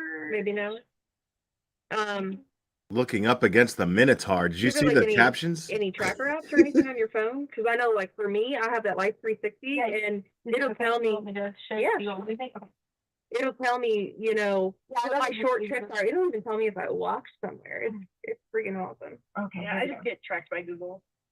I have Android phone, so it just tells me. My family likes to know where I'm at, so Well, I do that to Harley because, Harley, was the only child, and then her father was killed. So it's always like she and I, and like she was like really all I had until I got remarried or whatever. So I kind of like do maybe a little over board of stalking them. Hey, you know what? Do that right now. I'm like, all right, let's see. Do you have the one with the subscription? I'm like trying to figure out if I should get that or not. I don't. She always says something about purchasing it. She said it would help if Like you the like crash right. detection That's what and- she was saying. Yeah. And she was saying that it was kind of like how the Apple Watch would do if you had a crash detection. It would alert authorities. So say, yeah, okay, this is, I don't know if this is like a service thing. She's not though, Midnight Rain. It's on. She's not good at this at all. I would say, I would say hour-ish because I'm a very indecisive person when it comes to like shopping. So I had to go back to make my mind up. I can leave it right here, but it's loading. I think maybe. Can I see it? Maybe it'll give me better reception. It's just so fascinating that she's acting so natural after having that crazy text message exchange with the person she's in the room with, who's a cop. Password or something. You all are setting me up, Put it blah, blah, in. blah. I could do my finger. Okay. Sometimes this corner, if you hold it up high, it'll. Because I know people watching, I want them to have my passcode in, and they'll know our code for a lot of stuff. All right, here we go. Is it working? No. Oh, that corner is like typically the sweet corner. Hold it up here. Yeah. We can set it down here. Let's see if it kicks on. Okay, so you make the second trip to go back and buy more outfits. And then where do you go from there? Is Gannon still telling you that he wants to like lay down? How's he doing? Something happened. There you go. See, I told you this was a sweet corner. It says purchase could not be completed. I didn't purchase anything. The purchase cannot be completed. Huh. What does that mean? I have no idea. I've never had that pop open before. The purchase could not be completed. Please try again later. Well, I mean, we tried. I guess it says to access signal, so. Membership includes 2. How long have you guys had that app? Oh God. Since I started driving for a long time. Okay. Yeah, maybe a long time. Yeah. Because I want to say, like, it's never had me do a purchase. It just says. It didn't even ask me to put anything. Purchase did not be completed. That is bizarre. You didn't hit anything. I didn't hit anything. Okay. So you go back to Petco the second time. Does Gannon, these places that Sorry, I was gonna say it says crash detection disabled. Does that mean I don't have the? Yours looks different than mine does. And you don't have a subscription? Mm-mm. Like it gives me, but it sends me all the alerts. Like it says like Carly arrived home. Well, yeah, I mean, I get those too. Yeah. If you have certain places set, like No, work I get or it. home. Yeah, well, I get the work at home, but it'll say completed a 4 mile drive, completed a 15 mile. Okay. You know what I'm saying? Like I get, I think we might have different versions because mine is Mhm. Android. So anyway, that's neither here nor there. So when you and Gannon are out running around to these places and you know, getting your gas and your coffee and Petco a couple times, and does he go into the Okay. stores with you? no, or- but I parked, and I know you're gonna see this, so I'm gonna just say that I parked on the front, and like I don't know if you'll probably if you see the Petco cameras. I'm in the. Can I show you? Sure. I'm in the store a lot of times, walking back to the front door doing this. And my point of doing that is because I was making sure that I didn't see him, like, you know, if he needed something or like getting out or whatever. And he stays in the car. Like I really stay in the car all the time with like, if like Lena's in the car, he'll be like, it's okay, stay here, sit here, buddy, we'll be right back. Didn't think anything of it because he had his Switch with him and he was playing his Switch. Did he know what store you were in? Yeah, Petco. So like if he needed you or whatever else. But and I did keep walking to the door several times, and I'm pretty sure I did it on the second visit too, walking back to the door just to make sure, you know, like if he was like, oh, you know, sure, if I need you or whatever, sure. So yeah, you can see that on there. So do you need to know like what I did in there, or So you're just in there shopping, and then it wasn't even a long shop. Like, okay, like it wasn't. and then you come back out, and then where do you go? So I know we were right in that area, like different places, but I don't think I stopped anywhere else specific to get anything other than Starbucks. I made a wrong turn, and then the 2 times at Petco, and I was looking for Marshalls, but After the second time at Petco, did you go anywhere? I think after that Petco is when we started to head home. Okay, so you go home, and I want to give you like an accurate of that if I pull this up, because I feel like right after Petco we went home. I don't want to try and bring it up. Yeah, I don't want you to think that I missed a stop or something. And I will tell you, on the way there, we did stop and get gas somewhere. Okay. I can't remember if it was on the way there or way home. Do you remember what station? But we did stop and Michelle, get gas. 7-Eleven. Here, Come and go. If you gotta go. I hate to do this. Yeah, I need to run out. I'm gonna come back. Okay. Okay. It shouldn't take me very long, hopefully. But please continue talking with Detective Houston, and then whenever I get done with that, I'm gonna come back in and we'll get back on again. Okay. Yeah, I'm trying to pull this up too. And it's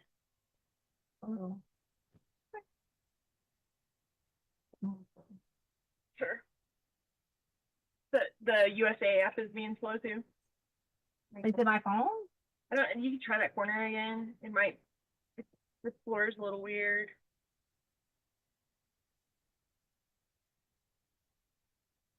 So, after you guys left Petco, so did you buy something there that time, or?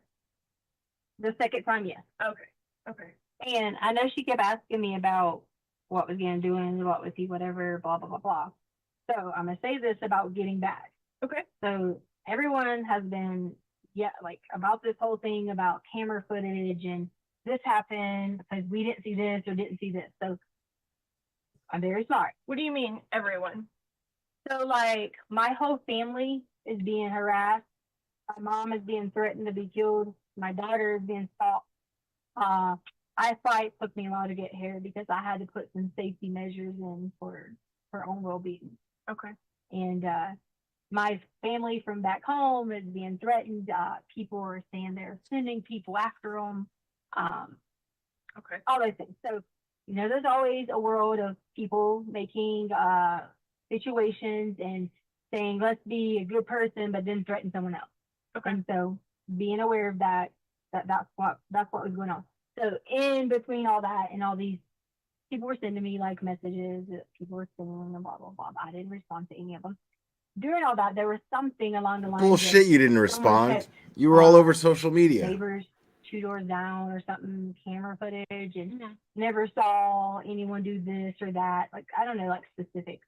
My point behind telling you that is, if this is what you guys, and I'm not saying this is what you're basing stuff on, if this is what you're basing stuff on, is like in the day and age timeline, security, things like that, you will see on somebody's security, Gannon and I run to the car at 10 something that morning and be returning at 2 something.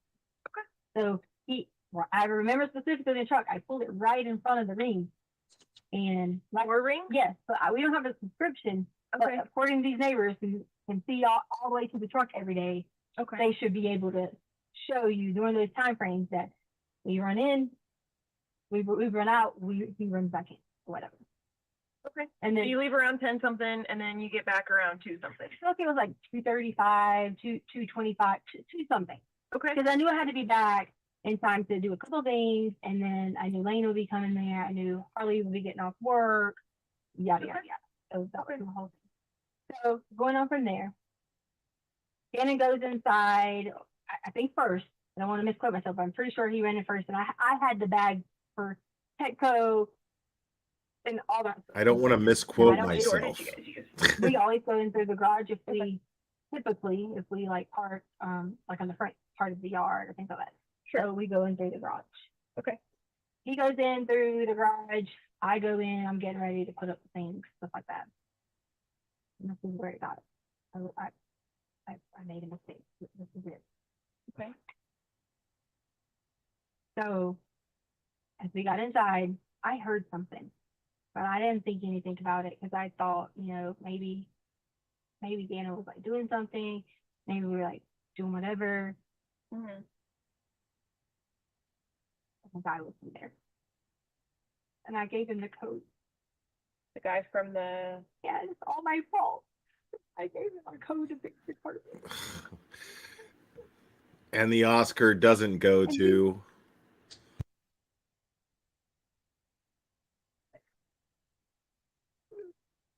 He was inside. I noticed when I had like walked in and saw we have like a little bookshelf thingy. I keep my shades in there too, but we also have like our guns and stuff. I saw it was open, but in my mind I thought maybe I left my shades or whatever. Your sunglasses? Yeah. Okay. So I didn't think anything of it when I heard the noise, and I just started walking downstairs. But I didn't walk downstairs with like a gun or anything like that. So I started walking downstairs, and then when I walked downstairs, I hear something again. Well, at that point in time, Gannon was on the sofa, and I saw him, and I heard something again, and I walked on around to where so Gannon's room is here, okay, and there's a storage closet here. Okay. And I heard something, and so I walked to the storage closet to open the storage closet, and when I do, it's him. And he was standing in there, and he had on gloves. In the storage closet? Yes. Okay. Okay. Okay. They aren't buying one word of this shit. Like towards Gannon's room, and he was hitting on me, and it was like hard, like on the ground. Okay. And he was trying to rape me, and I told her, I said I had to tell you about it. Okay. And like from there on was like in a blur because I was trying so hard because Gannon had a table in his room, and I went back and hit my head on it. Like with him, Gannon runs inside the room and like tries to be helpful, do something, whatever. And from there, it was kind of like a blur. Everything else that was going on, because I was just like crying, I was freaking out. I swear to God, I don't know what. I really don't know. I don't. Okay. I don't. And I'm just like in the moment thinking. Like these memories of like, wow, like the thing was open, he had the gun, and I didn't remember what happened there, and so I kind of like blacked out just a little bit, and so all these things are going into my mind as I'm blacked out. I don't know if I know he was like when Gannon was like trying to get on him, I know he was like moving Gannon, and and it was just all like so like a cycle to me, and so I'm like out of it for a little bit, just for a little bit. And then from when the time I woke up, I say woke up, but like I kind of blacked out a little bit, and I immediately like freaked out. I was like, I couldn't find Gannon. It was like the guy was still in the house. Lena was on the way. I didn't know where Gannon was at because I was calling for Gannon. I thought he was hiding Like I legit thought he was hiding in like maybe the other closet that was on the other side, the other, whatever. I thought he was hiding. Like I was so scared. So I run up the stairs because I hear, I know it's like almost time for Lena, and I hear that the Ring app had like an alert for someone at the front door, but it could have been just like Amazon or something driving by because there was nobody at the front door. And then I run back downstairs because in my mind I was like thinking, where's Gannon? And I didn't want to leave and like run outside and scream and go crazy because I did not know where he was at the time. And everybody says to me, like because I told Albert and him about it, and they're like, why didn't you like run to go get help? And I didn't want to leave to go get help, and I was terrified because I know Albert would kill me because Gannon was still in there. Mm-hmm. So then when I get downstairs, he has the gun, and he has Gannon, and I'm sitting there like freaking out, like what do you want to do? The box, and Lena does make it through the door at this time. Mm-hmm. And then so I go upstairs because I know that he was like, don't say anything, because I didn't know if someone thought like it was a cop or if someone heard something, or I didn't know anything. So my thought process was, if I say anything, Gannon's down here, I need to just be as cool as possible at because we order things at Amazon like all the time, books and things like that. So it was Lena. So the reason I sent Lena away was because I wanted her to be safe too. So I sent Lena on a mission to go get like the mail. Lena, it never gets the mail. Nothing like that. I sent her on a mission to go get the mail. Okay. And so I just started making up random things for Lena to go do. And I looked at Lena and I said, she was standing there, I was like, just stay gone for a little while. Because I didn't want her coming back and then that's, like her in the situation as we were too. So like in my mind, I think if I say anything, if I do anything, I just didn't know what to do. I was in complete panic. So I go back downstairs again and I'm like pleading and like talking and like all these things going on. Like, just back and forth with him, and why are you doing this? Why did you hurt us? Why are you doing these things? Mm-hmm. And then it just started being like a hustle and puzzle, like back and forth. I don't even remember how it kept going for, like maybe I say 5 or 10 minutes, but I don't know if it was that long. And then he was like on top of me again, and then I kind of lied out again because he hit my head again. Oh, really? And then I was on the table that was inside, like in between there's a red blue table in there. Okay. He forced me in there again, and he was trying to do it again, and I was just like losing my mind, like completely. Like Albert's sister was raped, and so like in my mind, I kept thinking Albert's gonna be like I'm nothing, and I shouldn't have been thinking about that. I shouldn't have been, but I was, and that was all I could keep thinking about. Was like Albert was gonna be upset, Gannon's over here, Lena's coming, all these emotions are running through there. And he was like, he asked me to give him a suitcase, and I gave him a brown suitcase. And then he hit me on the head again, and I was like, right here. He kept like hitting me right there like that.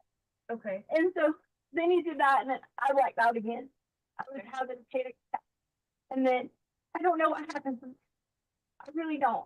I don't know. I just know that I did lie. I did. When they came, I did say, Gannon left, whatever. You know that. Okay.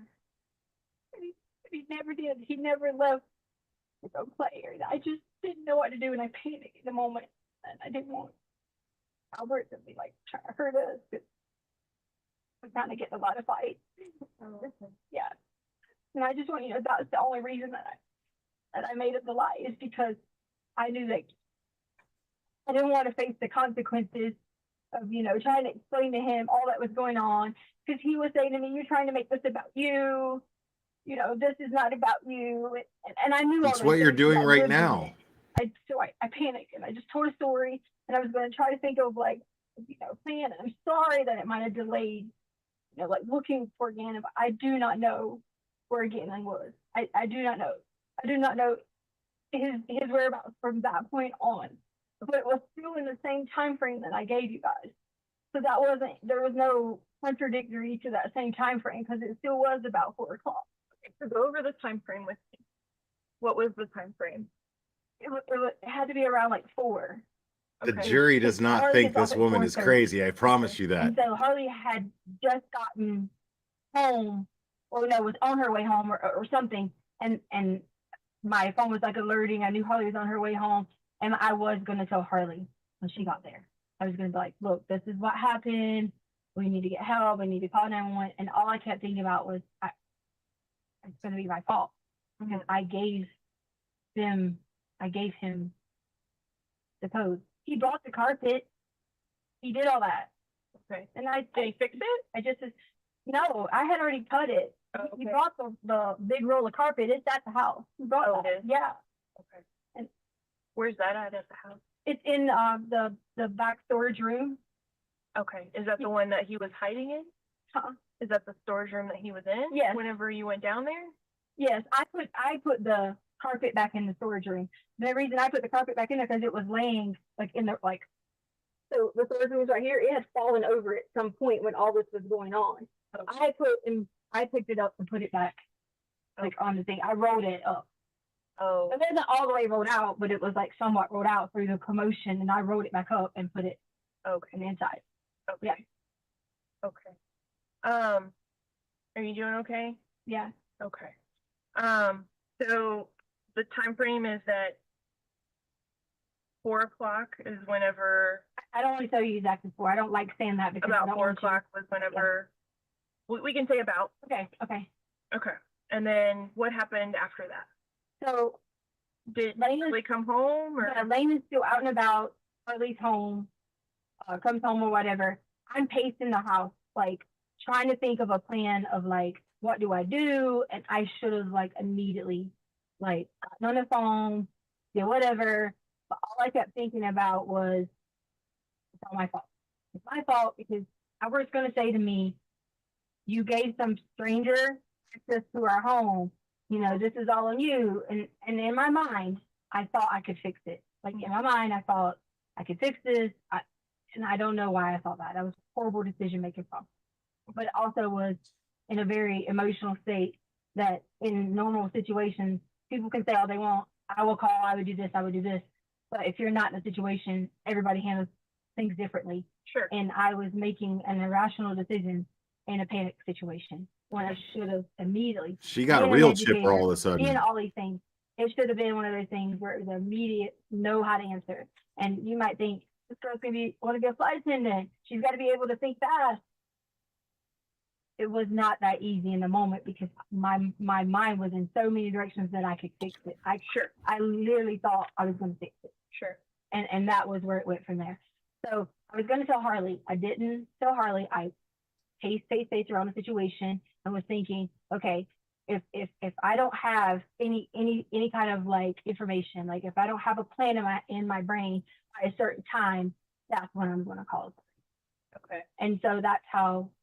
So you had like predetermined a time that you were gonna call if you hadn't figured it out? I didn't come up with a specific time, but in my brain I kept saying, okay, I got to act soon. But I knew that, you know, I'm like thinking by 6:30, like I need to make a good decision because what am I going to tell the girls? Because they're going to be like, you know, like where's Gannon? Da, da, da. Like because we were going to all go eat sushi, so that was where that time frame would have been like, what am I supposed to do? Go get in the car and be like, Gannon's not going with us. I couldn't keep going on and on with the irrational decision of not calling 911. Okay. And I had to stop the decision. So what happened?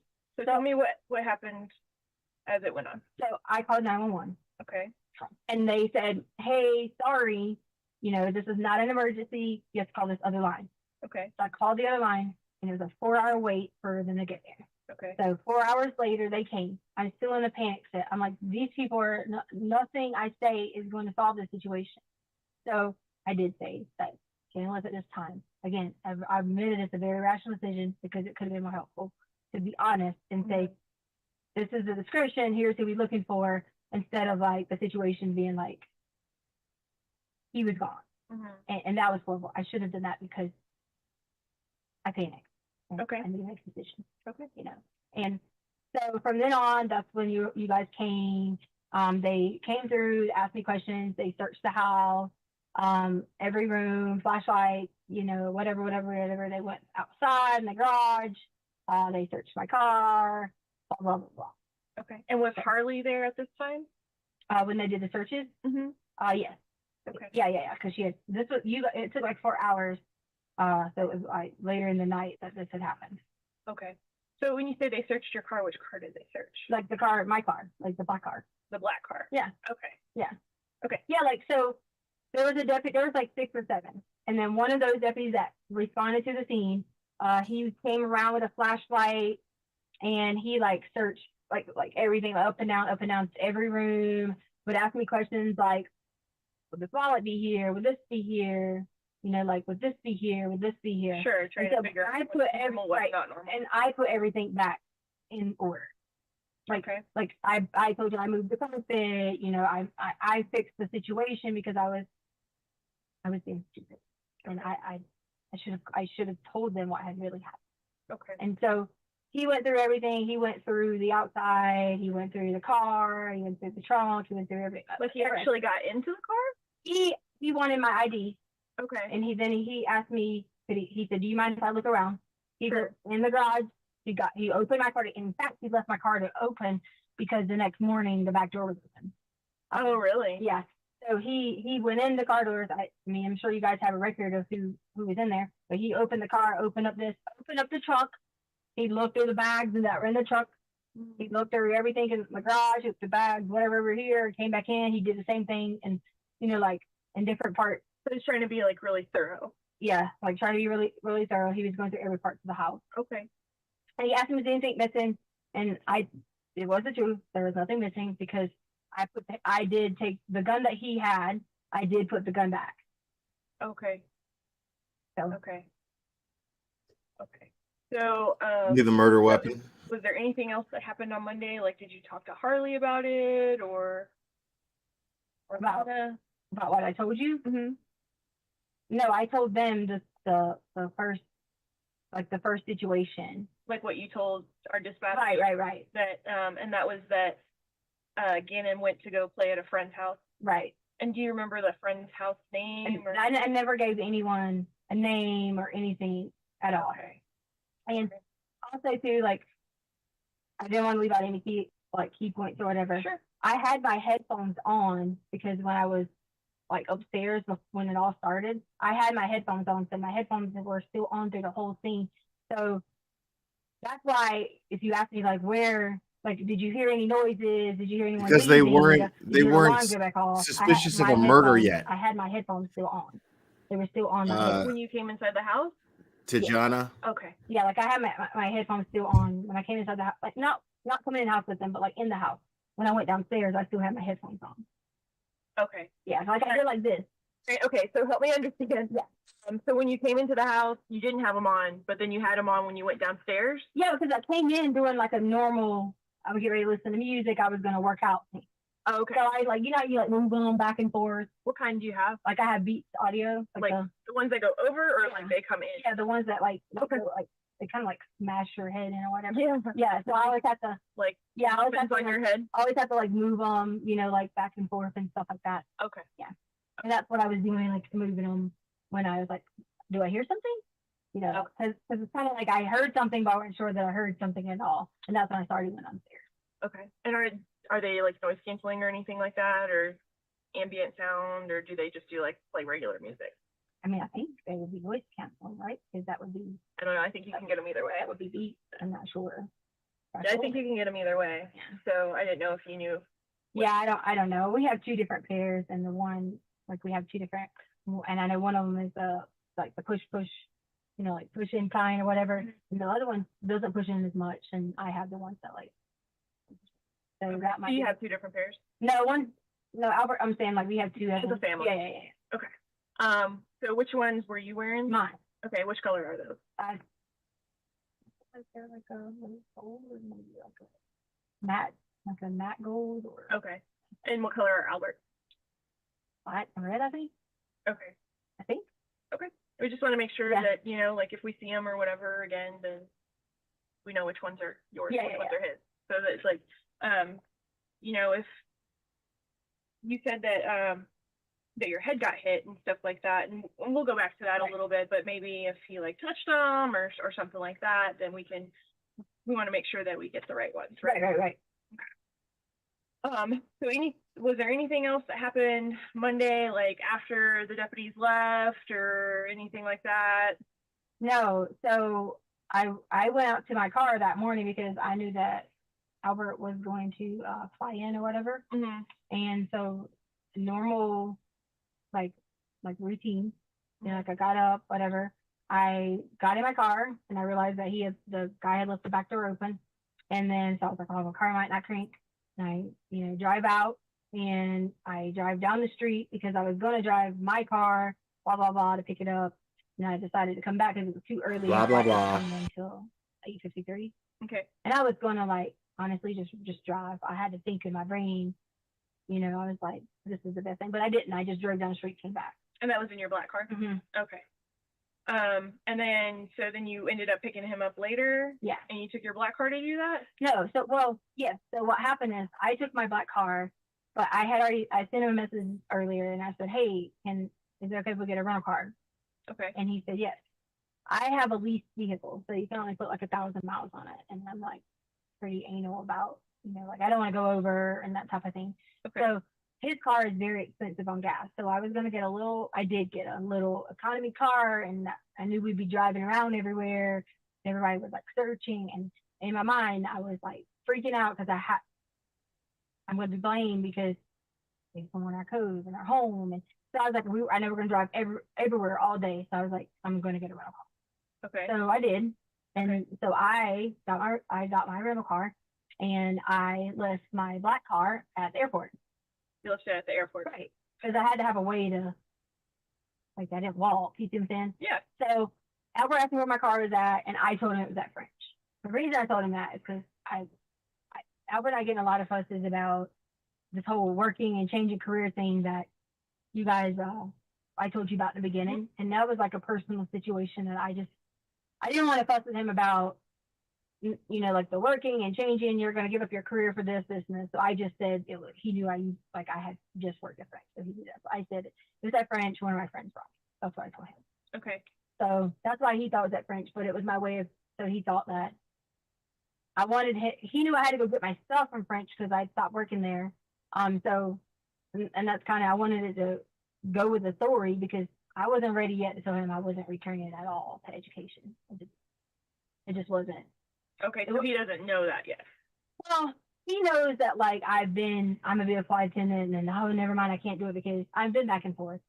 You're going to go from making I make like 60 grand to, I think they make like $18 to $20 an hour, but you could only do so many things like reserve shifts, you got my crash pads. So I'm back and forth on something I really want to do and the money. So I went back and forth with him on that. And that was just one of those things where I just wasn't prepared to be like, oh, you're going to be a teacher again. Oh, you're going to do this again. Oh, you're back at the school again, blah, blah, blah, you know. So you're back at subbing again. So you drove to the airport in your black car. Okay. What time did you Exactly. Stay on task his here. flight landed at 8:50 something. So I got there in time to park my car. And then I walked up to the thing and he was coming down the escalator. And then I go over to budget and I get the rental car. He's sitting on the little corner over here, waiting on his bags. We walk out, we get the car. Okay. And so where did you park your car at the airport? Do you remember? In the short-term parking, maybe about like a middle. Okay. It's a long, like the short-term. It goes from, you got the rental cars, the section here, section. So it went to like the farther section and maybe like over here. Okay. Okay. And then, so you're in your black car this morning? Right. Because I had to turn the rental car back in. Okay. Right. Okay. So you picked your car up this morning? No.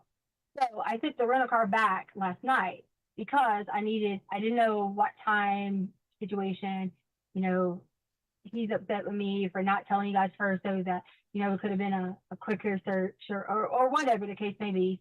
So I didn't know, like, I thought we were gonna have to stay, like in a hotel or something. So I parked my car. My Harley picked me up because I was going to get a room at the hotel. Okay. And so I thought you guys knew that because it was sheriff's there this morning, so. Well, people are working different pieces, Yeah, yeah. and so I just want to make sure that while we're talking, that I have all of the information, Right. right? So if I ask you something that you feel like has already been covered before, I'm not trying to be a brat or anything like that. I Yeah. just want to make sure we have everything, we're all on the same Right. page with everything. Okay. So, you drove the rental car back last night, early this morning? No, it was last night. It wasn't that late. Oh, okay. Yeah. And then Harley picked you up Mhm. and you left your car at the airport still? No. Okay. So I drove the rental car back, Mm-hmm. got in my car, Okay. left. Okay. Okay. So I didn't have anywhere to go because they're fussing at me and people were everything's going on in the searches and things like that. So I didn't really have anywhere to go, and some of my stuff was at home, so I didn't have a car to get gas. I didn't have anything like that. So I was basically just going somewhere parking, trying to stay warm because it got a little bit cold or whatever. Sure. So finally I gave in and was like, Albert, look, and he was like, I need you to tell me the truth. And that's when I started messaging her that, hey, Wood, I'm gonna come home and I'm sorry. I'll tell you exactly what happened. It's all my fault because I should have let everyone know that I gave someone the code and I tried to replace the car. So at that point, I leave my car at the hotel, which was near Harley's work. Okay. And Albert was like, you guys coming? I said, yes, we're on our way. I leave my car at the hotel the entire night and leaving Harley's car. We stay at home last night. And then I come back with Harley when she came to work this morning and I walk over to the hotel. Okay. So had you gone and gotten a hotel room and then changed your mind and decided to stay home? Parked your car? No, I parked my car because I was going to get a hotel. And my thought process was if we got in Harley's car and went home, and I didn't want people his ex-wife is there. I didn't want people the domestic type situations going on, just me, myself against, her family and that type of thing. So my plan was we'll just come back here and stay at the hotel if we have to. Sure. So that was the whole point of me leaving my car there. Okay. Do you remember which hotel it was? Yes, it's IHG, the Holiday Inn that was right there. Holiday Inn? Yeah, and again, that's where the police were at all morning when my car was at. We were? Yeah. Okay. I mean, it could have been something separate, but I just assumed because when I got in my car to pick it up, I'm just work at the one at Center Point. Center Point, so over by the movie theater and stuff like that. Okay. And it was sheriff cars or CSPD cars? El Paso, whatever, white and maybe green, white and something. Okay. I just assumed they were there because you guys think my car was there, but I parked it there because we only drove one car in case we came back. We had to stay at the hotel, so. Okay. So yeah, it was parked there. Okay. And then I picked it back up this morning. So. Picked it back up this morning? Yeah. And then you came here, or did you go anywhere first? No, I was just driving around because I was on the phone trying to figure out situations for, my mom was getting, like I told you, was getting all those messages. So I wanted to, talk to them because they were freaking out and I hadn't been able to talk to them in the last 24 hours. So at that point, my mom was really worried that I hadn't told her why are these people, sending her death threats, and so at that point in time, I had to make that decision to focus on making sure my mom knew, hey, listen, don't respond to, anything people say, and that type of thing. So I do have one question. I know, and it was probably really frustrating. I know your husband was upset and stuff like that too. We took a long time to get out there for, I guess we were under the impression that it was a runaway or whatever. Right. So it took longer. In her death threat, and so at that point in time, I had to make that decision to focus on making sure my mom knew, hey, listen, don't respond to, anything people say, and that type of thing. So I do have one question. I know, Oh, okay. I was like, did they skip it? And it was probably really frustrating. I know your husband was upset and stuff like that too. We took a long time to get out there for, I guess we were under the impression that it was a runaway or whatever. Right. So it took longer to get out there to you guys. But in the meantime, like when we did get out there, there's like all these people out in the neighborhood and like stuff going on in Facebook and stuff like that. How did that happen? Like, Albert had someone else start talking on Facebook. Okay. One of the kids' mom. Okay. So she like initiated something on Facebook, and then of course all the people comment on it. Okay. Because the community page is a quite active page for. Okay. I didn't know if like you had posted something or if Albert. Not originally. He had the little Cambria Okay. to post an original post initially, and then. Okay. Is that like a friend of your guys's or? That's one of the kids, Braden's mom. Okay. Okay. Okay. All right. So I want to go back a little bit. Okay. Just to kind I of. think I could like use the restroom really fast. Absolutely. Okay. Sure. I didn't get to eat all this. We have to like be like. Is it? No, we're coming back. We're Okay. I was gonna say, was it like a long-term process or something like that? No, you can just leave everything wherever it is, and we don't have to like clean up anything or anything like that. And I'll just show you where the restroom is. Do you want to leave that here or move what? Oh yeah. Oh, you don't want to take it to the bathroom, right? Oh yeah, sure. Yeah, like we want to test it for DNA, asshole. Leave that shit there.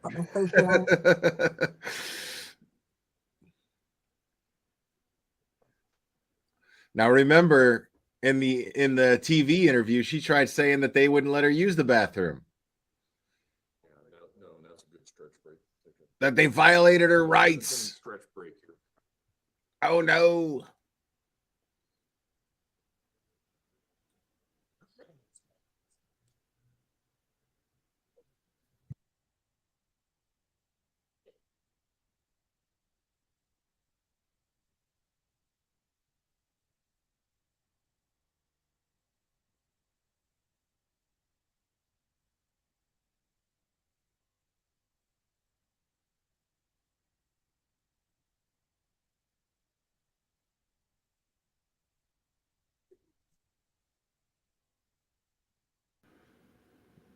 Yeah, exactly. Stacy's so-called life. They were like, she tried saying they wouldn't let her have a lawyer, nothing. She didn't ask for a lawyer at any point during this interview.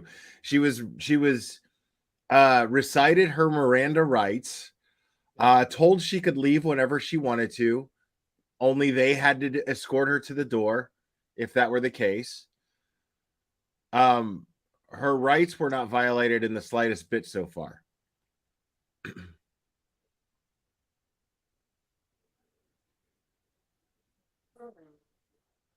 Yeah, they hooked her up with some Hot Pockets and a soda and everything.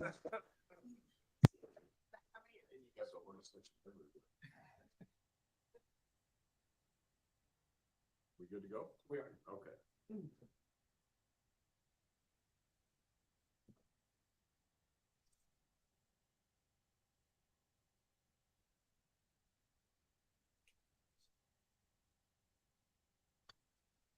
Thank you. Anything else? You need another code? Okay, thank you. Shut up, Or that anything?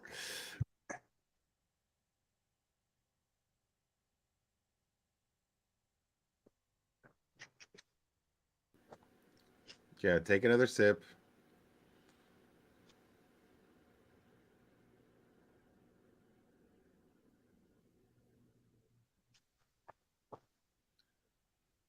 Is it getting chilly in there? Is it getting chilly in there, tea bags?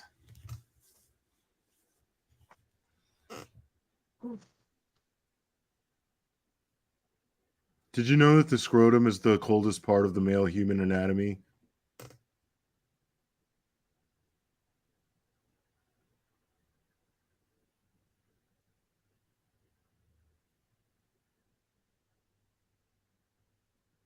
That's totally what's going on. Tatted Tech is buying my dislikes, prick. Tatted Tech is terrible, bro. Like whatever you do, do not subscribe to the Geek Channel. Even though it has like the anti-Frank or the anti-Billy, which is Frank. Frank is awesome. But yeah, don't subscribe to the Yeah. Geek Room because it has Billy and his beard on it. It's gross. Like if you click on the Geek Room and hit subscribe, your pillow's gonna smell like Billy's beard. That's what happens. I can't explain it. It's a scientific phenomenon. If you lose your job, I don't know. I don't like it wouldn't work out that well.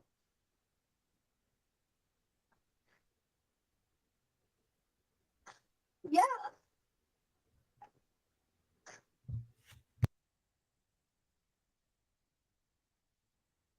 I know.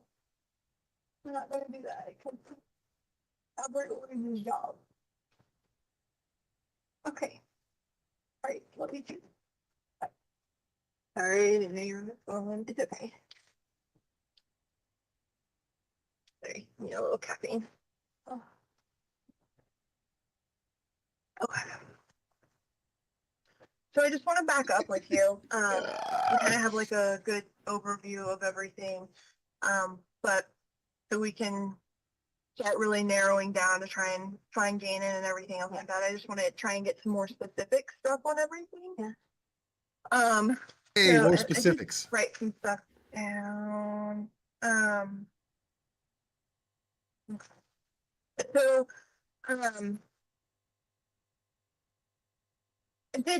so going back to the just a little bit to the fire part, you said that Gannon had some stuff on his arms. What part of his arm was that? Like I don't remember, like the inner area. You just point to like wherever like in this, like in the inner area like this. Okay, so like right here? Yeah, but like the burns are like not like you're thinking like round burns. It was more of like not like burns that are like this. Right here. It was more of not necessarily burns, but like a little bit of like skin, like it was like skin peeling, like in left. Okay. Yeah. Okay. And so that was like on his left arm, his right arm. It was on both arms because remember when I came in, I took the covers and like basically like got on top of both of like on him and the fire. Not like him pushing him on the fire, but like you know, like I was just trying to get the fire out. Okay. And he was like hanging off the side of the off the side of the sofa. And he was still asleep? No, he was like saying my name. Like he was alert, like what's going on because he had just like woken up. Okay. Yeah. So he was not having a full conversation with me, but as in just like calling my name. And he's like, I'm so sorry. He kept saying he was sorry. He didn't mean to do it. Daddy's been around me for a year. So it was him thinking, oh my gosh, shoot. Like kind of like waking up being like, oh shit, I just made a mistake. Like we would say in the mind of a kid. Okay. Yeah. Okay. Thank you for clarifying that for me. Okay. So the next day you go to like you're trying to figure out how to get this carpet fixed. And you said that you had already you cut the carpet? I cut the carpet. Okay. Yeah. What did you use to cut the carpet? I had Albert has like these tools that are like wood working tools, like chisels and I don't know the specific name of the ones, but they're like a little saw things. And I just like took the carpet and did like this. Okay. Okay. I mean, I didn't necessarily saw it, but I just kind of was like, they're very sharp tools. He has a lot of woodworking tools and stuff in the garage. So I just took one of those things, got like a handle and. What color? You know, like he is. Because I tried with a box cutter, but I couldn't. Like it wasn't like deep enough to like really pull whatever. Okay. Yeah. Okay. Yeah, because I tried a couple times with a box cutter until it kind of like started the process, but then I had to get like a stronger object or whatever. Okay. To do it. Okay, sure. So you cut the carpet, and then you guys are gonna go try to figure out how to like get this fixed or whatever else. So you said that you went over to like where some new construction is. Do you remember? Can you tell me more about that? I'm not familiar with the area. I mean, I could if you want me to drive you there, or next like or whatever. I don't know. Like they give you street names and stuff like that. That's fine. But can you just describe it for me a little bit better? Okay, so like the school, there's the school in the back, and so there's a bunch of new builds. Okay. That are in the area right near the school. Okay, sure. Yeah. Okay. Do you remember, like, when you went to the new builds and stuff like that, was it like the first house in, or like 12 houses in, or Yeah, I was how far in did you have to go? There was a couple, but I'd rather just go show you because you're gonna quote me on me telling you an estimate of the number, and I don't think that's fair to me. So I can give you an accurate description of which house it was. Okay, well, for now, let's go with what you kind of remember. Like, do you remember, did you have to drive far in there, or just a short distance? I don't know what you mean by like far in there. Like into where the new builds are. So they're all like, you just go around, it's like in loop. Okay. So I don't know what you're asking. Okay. So far. Sure. I mean, I can show you, I just don't know your terms of distance that you're asking me, like. Okay. Well, I guess like, so you're saying that they're like in a loop or whatever? No, the whole area is in like there's loops, there's streets, there's, Okay. you know, like different sections of the new build. Okay. Yeah, so there's like, I can show you because you're going to quote me on me giving you hand motion and things like that. And that's not fair to me being on a conversation. That's just not fair. And I'm sure if I had an attorney here, he would say, we're going to go show. And you found this guy and asked him about. Yeah, his name was Eduardo. Eduardo? He said, or Eduardo, I don't know how to say the Spanish names right, but Eduardo. Okay. Something like, There you go. Pick one one out of a hat, guys. like Nobody's a been G? spelling it wrong. Yeah. Okay. But it might be a J if it's the Spanish. I'm not sure how they do it, but I'm not Spanish, but Eduardo. So he said he told you that was his name? Yeah, he said Eduardo. Okay. Yeah. And so maybe about like 5'8", really skinny. He had on a tool belt. Oh, dude. Had on like a sweater vest, like a sweater vest, like a cold weather vest. I think it was red. I don't really remember exactly, but he did have blue jeans on, and he had on the combat boots. I'm assuming. Was he wearing a sombrero? Like this was somebody Come who on, man. was. He looked like he was like a legit worker. There was people, you know, like on the houses. There was people working in different areas, so I didn't think it was any. Sure. That he was a legit, not necessarily contractor, but someone that was going to be able to. Someone knowledgeable. He's Right. so Yeah. full of Right. shit. And I didn't explain to him what had happened. Like I didn't say, okay, this happened. I said, we need a piece of carpet. You have the carpet that for this model of home. Okay. And what did he say? He said yes, and I was like, do you have the carpet? And I gave him like a hand reference of like the size that I would need, and he said yes, we have a roll for that. They have I don't know if he said they had all of them have the same, and there's model homes or the same color. He was saying something along. I don't really know the definition of that, but some certain homes have the same exact thing and everything. Okay. You know what I mean? Like might have the same floor in one, the same, because a lot of the homes are the same every 5 houses or whatever. Right. Like they have like 3 or 4 houses that they build over and over and over again. Right. Okay. And they put the same finishings in them. Mm-hmm. Okay. That was my assumption that I had taken from that. Okay. And so he said that they had it, and then what happened next as far as like him having it? So you need to get that? No. It was I just always check to make sure it's not my daughter. Okay. Yeah, because you don't know where your mom. So he said he was going to bring the carpet and fix it, and I gave him the code to get into the garage. Okay. And you had mentioned that you thought maybe you would find somebody that would want to do like a side job or whatever else. Like how much did he say he was going to charge you for doing this and for the carpet and stuff like that? So we never had made that just like that conversation. I just said, hey, and I'll give you a small donation. So what I did was I said, okay, I think my ex-husband, Holly's dad, he used to like work in like sheetrock and stuff like that. Mm-hmm. So in my mind, I'm thinking, little jobs like this, back home would have been like $10 an hour. Here, it's probably a little more, like 15, $15, $20 an hour, whatever. Bro. And I said, I'll give you a just small watch donation. their Ask me body earlier about the language. part, It's so sorry, funny. and I said, I'll give you a small donation. And then in my mind, a donation was going to be $50. So that's exactly, I had cash. That's exactly what I had was the $50 like on the counter. And I explained that to him, that it would be on the counter. Thank you for, doing it. Make sure the garage is closed. And like I said, you didn't ask me all that, but I did go through a conversation. I just didn't be like, hey, bring the carpet here's the Sure, carpet. and that's why I don't want you to think that because that's what, that is not what happened. I went through the process of make sure you close the garage back. We have a security system. I told him we A had donation to cameras. Yeah, what? like I talked it up through the conversation. Okay. You know, let him know that this is the steps and, you know, the processes and stuff like that to follow. Okay, so let's talk about that conversation a little bit, just because we didn't, and that's why we need to go back and get, you know, more information and everything else like that.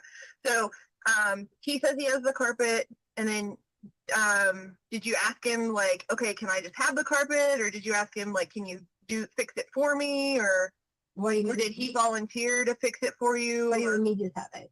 Like, did you ask him if he would just give you the carpet, or like, I was going to be like a package deal. I was assuming. It's just like, I wasn't asking for like the carpet for the size room. I gave him like the, like the size. So in my mind is he's bringing a scrap, like rolls or scraps or whatever. That's already some extra from the job. okay. So you didn't ask him to just like Of bring the you exact carpet that color, you could fix it. You right? asked him to come and Exact fix it for texture, you. color, Yeah. everything, material. I mean, I had in my mind to fix it, but then I was like, you have to measure, and then like, because I changed tools, like one side was going to be like this length, so if you cut it different on that side, and it just was a little out of my thought process so that I could. Okay, yeah. Have you, like, if you've never done carpet before, I would imagine that like trying to patch something would be kind of hard, right? Especially if you had to use different stuff to cut it. Okay. Not if you're a guapo. Okay. So he agrees to come to your house to fix it. So you give him the address. Yes. I went through the whole spiel of here's where it's at, like here's money, how much, you know, we do back home. I mean, it was probably like a, you know, good 2-3 minute conversation. Okay. Of the specifics that needed to be done. And I did that out of panic because I needed to get it fixed. I didn't want to put it on Craigslist because people say call me or this and they upcharge and oh, we need to replace the whole section and things like that. And did he tell you? Oh, like, you what didn't want to he go would on charge you, or did he Craigslist, say, but you "This is just how much got I'm some willing to-" No, I rando just from a immediately construction said site. that I was Okay. going to give a donation, like in the terms of, I didn't really have a lot to give you, but can you like hook me up? But I kind of was like, can you like hook me up like that? You know, being more of like a, please do this for me, I really need it type. I don't have a lot of money. Like a favor? Yeah, I mean, because if he's on the job working and he makes so much an hour and can make an extra $50 that day, that was 150 might turn into 200. Gotcha. You know, so in my mind of thinking of doing that was back to the times that Charlie's dad would do the same thing. You know, he would be like, don't go pay a subcontractor. Just go get someone who wants to work after hours, you know, or whatever. And so that was my thought process. That'd be cheaper, faster. Someone will come do it right away, and then we're done with the situation. Okay. So, what did you tell him as far as like how to get into the house and stuff like that? What do you mean how to get? I just gave him the garage code. Okay. And I explained where the carpet needed to be replaced. So, I mean, okay. There's no like when you enter the home, there's no like specifics. You just upstairs, downstairs. That's it. Okay. So you told him it was downstairs and kind of the area that it was in, or you walk downstairs, you would have saw it. Okay. Like it wouldn't have been like you needed to go search for it. I mean, that's common sense. Okay. Yeah. Like I'm not saying you common sense. I'm saying to the person that's common sense, like, oh, that's carpet, you know. Because see, I had took the rug right here when I showed the police when I came. I had took the rug and put like a piece of carpet that was on it. But the problem with the piece of carpet that was on it was that was a piece of carpet that was from the outside. Oh, like, you know what I'm saying? So we walk on it. And it was like an extra piece. Right. And I mean, sure, they could have, you know, used the same carpet, but I needed a carpet to fit up the size. So if someone had extra carpet, then why not go ahead and fix the whole thing, you know? And we could have a little extra roll for, hopefully there's ever any emergencies or anything like that. Okay. But yeah. Okay. Because I thought that there would have been some somewhere. Like, in your house? Right. Okay. Because, you know, like sometimes, you know, like I knew like when we had our home, we sold it, we left I love these lawyers, dude. Square, what are they called? The hardwood floors. And we left like maybe like 10 little sheets and things like that. So like I thought, you know, but in my mind, like, okay, no, I'm just going to go. I hadn't seen anything, so I had to, you know, go find it. Yeah. Okay. And you act so much differently when you're trying to be impulsive and hurry up and get it done, quick decision, when I probably could have just been like, hey, let's look at something that we have maybe in the back corner, we could have cut a piece out or something like that, but I didn't want to go mess up another lady's house. An old lady's house? Another lady's house. Well, Oh. it's her house. Like the renter, like the owner, we rent from them. Okay, so you Yeah, rent. yeah, Okay, yeah. I thought you guys owned. No, My bad. Okay. So, so you left, so you went there, you said that he was about 5'8". Yeah. Okay, what color hair did he I have? say 5, my husband's 6, but just a little bit shorter, skinny, dark hair like mine. You might think I'm Hispanic, so like I'm really brown in the summer, but Oh wasn't here my too, God, okay? dude. Hispanic. I know, but people always think that. So skin complexion was a Wow. lot darker than mine. Okay. So, I don't know if you want me to give you like a for skin complexion thing, but I would say like Bro, middle to we don't tannish claim you. Okay. color. Lucia. And was his hair, like, did it have texture to it? Was it straight? Was it curly? Well, he had a thing on his head, so it was like a little, I don't know, fat piece or something. And it was just, I can't tell you like a hairstyle because he had like a little brown like strap thing around it, but it was just like almost like jet black hair. Okay. But it wasn't like long. Okay. And it wasn't greasy like mine. And then, what was his face shape like? Maybe like a little chubbier than mine, Okay. like more rounded.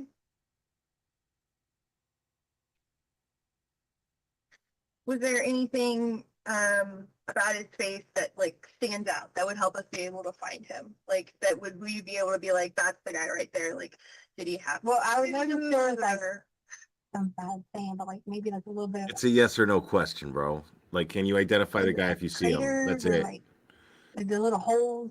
I don't say holes. No, like you know how you can see some people and it's got like a little like holy like skin from the acne. like acne? Yeah, like scars. Yeah, that's really good stuff. Yeah, Don't so, put that out, tell us. like acne, like scars were kind of like present just a little bit there. Okay. And not bad though, not like, super bad, but it could have been like even more like wrinkles or like whatever. But it's just a little section of like right here, but you can tell it was just like from old like age or whatever. Okay. Or maybe even from dryness. I don't know. I wasn't giving him a skin consultation, but I do remember there was like little spots here. Okay. Did he have any facial hair? Yes. He had a mustache that went right here, like around in this area, and that was completely it. Okay. It went like this here. Like the. Okay. Yeah. I'm trying to give you this. 'cause I don't Wait, know how to say did the she word. just say the Okay, dude had a so Fu mustache, Manchu stash? Okay. And you said his hair was like jet black. Do you remember like could Oh, you this tell lady's so approximately how racist. long it was? Or his hair? Like, was it long, short? Yeah, I just told you that. I just said it wasn't long. It was the belt like barely fit around it and like flat, like, like little flat pieces here. Mm-hmm. So, not bald, but not long. Nothing was hanging on the shoulders or anything like that. It wasn't like a military cut or anything like that. Yeah, no, not a military cut or anything else. Okay. So kind of like medium length. Mhm. Okay. And then how old do you think he was? I would say easily late 30s, early 40s. Okay.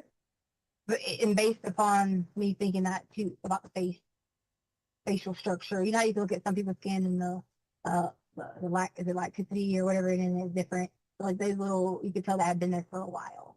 Okay. Almost like it was like I don't say a sunburn, but almost like you could just tell something had been.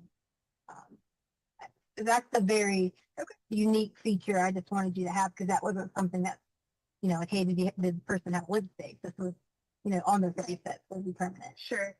Do you remember seeing any tattoos or any other like? No, I didn't remember seeing. I just remember the vest. I didn't see any tattoos. He had a shirt under the vest. I don't know, shirt or jacket. Okay. I mean, like, I say under the vest, but like, how you have the vest over and people wear the shirt? Yeah. That's like a Colorado thing, but kind of. What color was the jacket? Do you remember? Or I just remember the red part because remember I told you earlier I was like I think it's red, but I was talking about the top layer. So, yep. Yeah. The vest was red. Yeah. Yeah.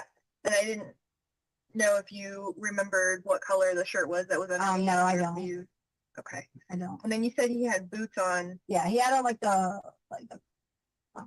Rocky boots or like the construction boots that. Okay. Do you remember what color they were? Yeah, they were that light tan like a sand. Okay. You're gonna show her a picture of Edward And it James had, remember I told you Almost. had the belt thing. She's gonna be like, "That's him." You said it was a tool belt? Yeah, it was like a strap thing that had a pocket. I mean. Okay. And remember I told you that at the scene. I don't remember like a specific color. It was just, oh yeah, you know, you see somebody, you're like, oh, person in black shirt or whatever. I didn't. Okay. I do, but the face did stick out, and I wish I was good at drawing because I'd want you to notice that or whatever. And it was like more rounded, kind of like craters type thing. Sure. And then and you went through the fact that so you guys left there and you went to a Petco? Well, we already talked about, I don't know if I got gas beforehand or not, but I told you guys I would be more than I willing don't to think give they you the randomly drug test the jurors. information from an exact travel for the route, but we immediately left the Roasted Ranch area. That's what you're at. Okay. Yeah. So you had said you were going to leave him the cash on the bar. Did you go back and put that there, or were you going to or had you left that there whenever you left? No. So we have. Just leave the money on the table, I always honey. have everything that was in all the notes and everything like that was in the drawer that sits on this side of the kitchen or whatever. Okay. I had cash put in there because I had gotten I was playing the lottery. So I got cash back from the lottery, and I had already laid it out on the counter. My mindset was the reason I already laid it on the counter was not because I had it predetermined I was going to leave it out for a specific person. I already had it laid out on the counter because I was going to give that money to Harley, and so because Harley has been paying on the dog because Chance we financed him. Okay. I say finance him, but she's paying him back or whatever, and we always give her a portion of Chance and a portion of her car payment. So I was going to give that back to her anyway. Okay.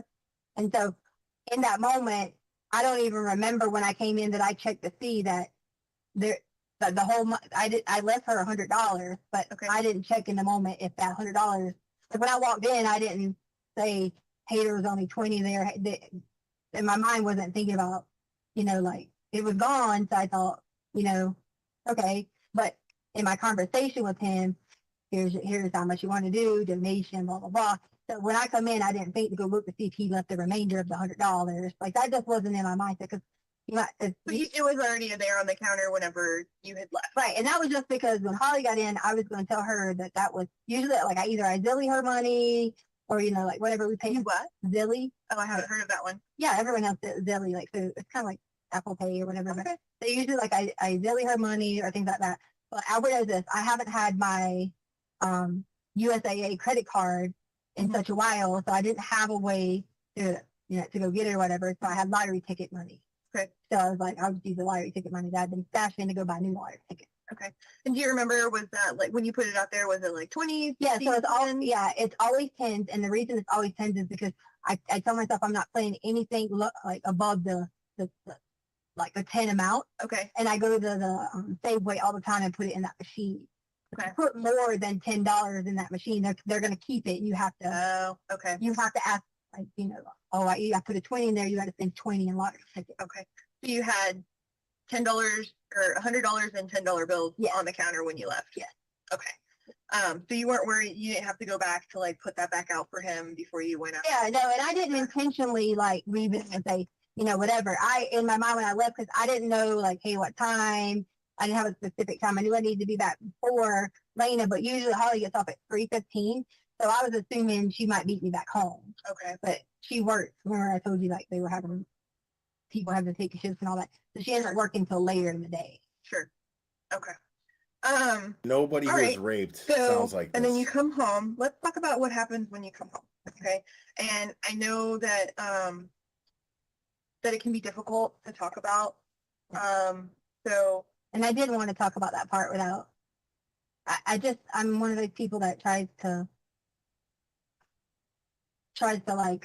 not think that mental health is always an issue or things like that. And in my mind, I was afraid of the whole it's causes mental health problems, that type of thing. So sure, talking about it, I'm trying to I think if I'm emotions, I'm trying to be the blocker to think that I'm not going to let that be a stigma. that I'm gonna have mental health problems because of this. So that. No, and what I was gonna say is because, you know, I've been a special victims unit detective, and so I've had to investigate different types of assaults and sex assaults and stuff like that with adults and children. Right. And so I just kind of want to let you know, and this is, you know, I would let anybody that I was going to have this conversation know, that that's what I've experienced with, and that it can be a hard thing to talk about, and that I understand that. And that it can be kind of a sensitive subject, and like people don't always want to say specifics, but for us, like, to be able to document everything and to be able to really pursue it, we have to get into the specifics. And I just want to apologize up front for that, because I know it can be uncomfortable. Does that make sense?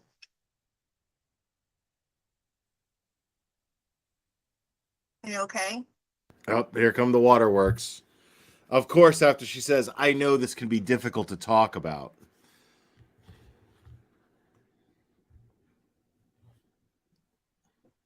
And I've been an SVU detective, so I know.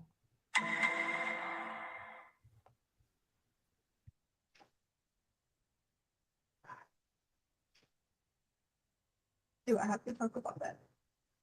Yeah, you got to talk about it. You want to find Gannon, right? I'm sorry, you don't want what? Dreaming? What is dreaming anymore? Maybe I keep saying it. Like in my mind, I keep saying it. And I'm trying to block it. I'm fighting a battle, blocking out exactly everything, you know. Sure. Well, so if you would just ask, like, I can say yes or no. Or I just don't want to be like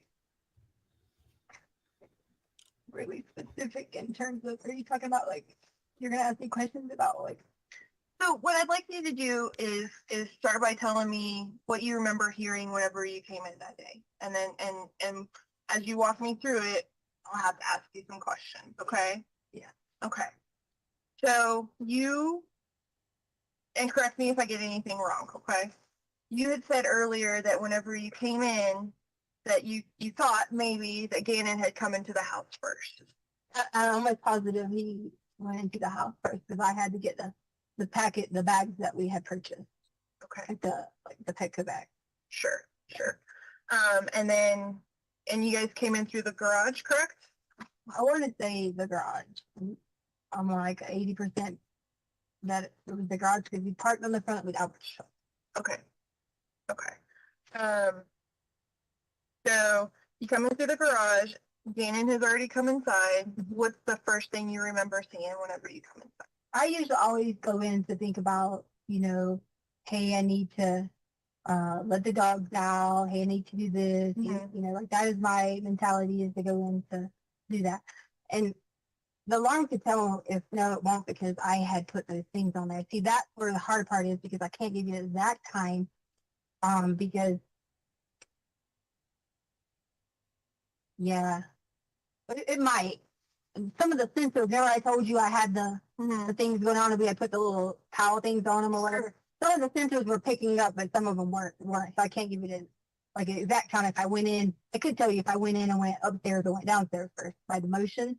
But the motion was all off because I had put towels. Right. You hadn't pulled those down from the night before yet. Yeah, like in my mind, that was not like, some of them, like the one in the corner, like hangs off the side, so it might have picked it up or it might have not. So if it wasn't for that, I could tell you by that, did I go straight in and go straight to the basement? Because it would say like, well, so there's most activity. I want to, so with this kind of conversation, it's really all about what you remember and what your perspective is. Okay. So I remember it was just basically being, you know, like normal, because I'm excited. We got, you know, new clothes for the pets, and we're coming in the door, yada, yada, yada. Okay. The day's halfway through. I knew I had specific responsibilities to continue out the rest of the night. My brain hadn't said, hey, you need to go check or anything with the money yet, because I just wasn't on that, you know, that direction yet. Sure. I was on the direction I wanted to work out, I wanted to listen to my music, I wanted to, you know, like relax. That was my mindset. So it wasn't to be like, okay, this here, this here, this here. that type of thing. Sure, it should have been because I gave someone the code to get into our house, but in my experience in Lorton Ranch, it's been that, you know, most everyone has people, they give people their codes and let them come in and fix things, and you know, like you can do the Amazon packages and have them delivered inside the door.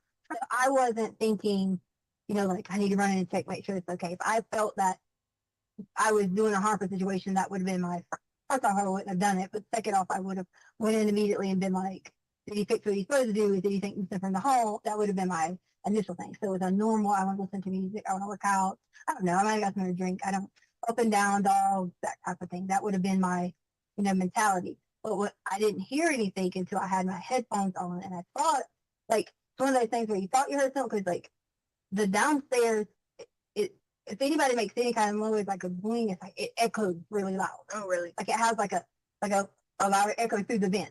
Okay. So even sometimes, whether you're asking about noise counseling or not, even like having things on or not, sometimes it's just the way that, you know, they're sitting on there, you hear something, you know, and that was like, you know, almost like an echo noise. Okay. And that was, and below my room would be that storage room. Okay. So you were in your room when you heard that? So when I heard that, I don't remember if I was, I know I had the headphones on. Okay. I don't remember if I was in the room or walking back and forth, because I had a big speaker box over here. And then either I played the big speaker or played the headphones or however on the big speaker back and forth. So I don't know if I was like here, there. Again, I wish I could give you the. You know how you catch a motion thing, liar? because that would give you a better time, like a 2 to Is 4. you just or tell like them to 5 repeat the years, same or like story. that. But when I heard it, that's when I was just kind of like, oh, did I hear something? Remember, I even told you earlier, I had a couple of times before I even thought that would be of a concern. So when you thought you heard something, what happened there? So I don't remember if it was 1 or 2 times or whatever that I kind of was like doing this here and like back and forth. And that's when I told you that I, you know, started to walk down the stairs. And I told you that Gannon was on to the right of the area. Okay. Like when you walk down the stairs, he was on the right of the area. Okay. And the guy was over here. Okay. And was the guy just out, or? No, the noise was probably because of like moving around, I guess, or whatever. And the door was like almost not necessarily like a semi-crack, but well, maybe a little semi-crack. I don't know if he was looking out, like peeking out or anything like that.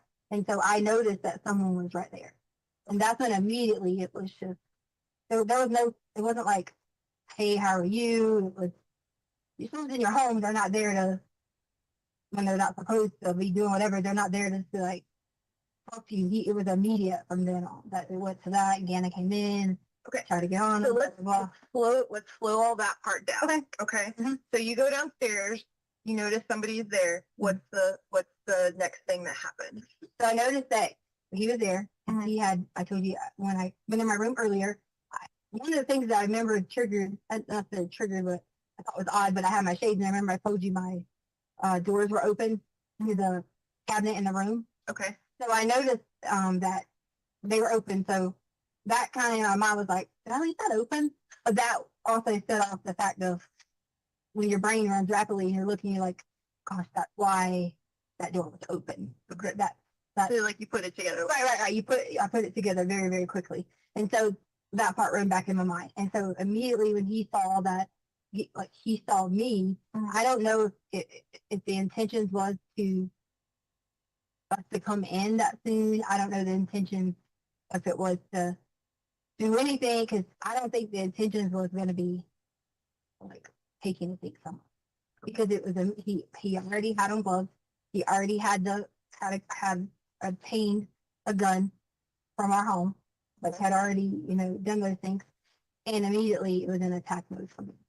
Okay. And from there, and oh, I didn't mention to you, I did go in the cabinet because I take a lorazepam for anxiety, and I was like already super anxiety from like having all this, you know, like going on and stuff like that, like fire, stuff like that. So I took 2 lorazepam. I noticed that So I 3 did go years in, ago, take 2 Parakeetan. lorazepams and blah, blah, yada, yada. And that was in the cabinet, the lorazepam, or was that somewhere else? Absolutely right about Like in the that. kitchen?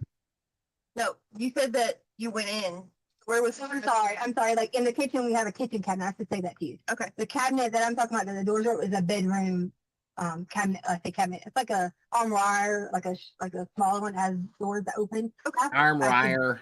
Specify cabinet, thing or something. Right. The bedroom one, the kitchen one would be where the Medication. right. So I did take, that's why I said I think I might have got some drink or something, but I did take 2 of that. Okay. Instead of that, I did do that, and then I did come down with it. Okay. So just so we're clear, the kitchen cabinet was where your medication was. Describe for me the armoire in the bedroom where the shades and your gun was. So you want to know like what's in it or like what? Do you mean the wardrobe So- where like Waldo Sorry, came so, through magically silver, from like Narnia? a chromish color with like glass. Okay. And it does have handles, like a little knob that you can pull on or what, like pull open. And then of course they have like, I keep my important documents in there, like a passport. Or, Does it have drawers or anything? no drawers. Okay. It has the insert, Like shelf? yeah, the shelf. Okay. Perfect. And where does that fit in your bedroom? If you walk in the room, like say I'm like opening the door, walking in the room, it's exactly right here. Okay. And is it sit on something or does it have its own feet? Like is it on feet? Okay. Yeah. Okay. I just want to make sure that we're talking. Yeah, it has its own feet. Okay. Yeah, and like if I had to do like I don't know what samples or whatever, I just wanted to tell you about the medicine because I didn't want you to be like, oh, but I mean it's prescribed to me anyway. So. Yeah, sure, that's fine. Yeah, and I had already taken one that morning too, so it was just I don't have to take them in panic attacks, but I just had taken a lot. I don't say a lot of it. It's not bad, but I'd taken. Yeah, I don't take any at all unless I'm having a panic attack, and I had. It was a little bit more than usual. Right. Just because it was just, like Okay. the whole anxiety of it. So. So you go downstairs and you see him and you said that he had already found a gun. He had already been in the home. She's in setting our up home. the Ativan to be an excuse as to why her moving, story isn't straight. Like, I say moving, like doing something, because you wouldn't have just walked in and known, hey, there's something here. You would have to go in, and most people would probably look through drawers and things like that. I don't know. I'm not making that assumption. That's what it is. I'm just saying he had already obtained one. So Okay. kind of like, I can't speak for what, like what went on or anything. Okay. What can you describe the gun for me? So it was our black gun. Black gun. I don't know what what make and It was our black gun. All I know is that it did the job. Okay. Was it? Do you know whether it was like a revolver or like a no pistol or- automatic. Automatic. Yeah, like you just pull the trigger. Okay. And is that like, and do you know the caliber, maybe? I think the 380 maybe 380? or 9, one of those. Okay. So you said it was your black gun. Okay. How Let me pretend like I how many don't know guns do you about guys guns have? while I tell you that I know everything about the gun. 4. 4? Okay. What kind are they? I don't know the big one that Albert has. It's kind of like an AR or something. Okay. And then there's the shotgun. And so I think they're both 380. 380? Yeah, like I think I think it's like a 380. Like they're both 380s. Okay. And are they both black or like sometimes they have like the colorful one? Yeah, mine's like a teal It's called color. Lying. Okay. James Blonde. You have a the- black one the and a whole teal one. time. Okay.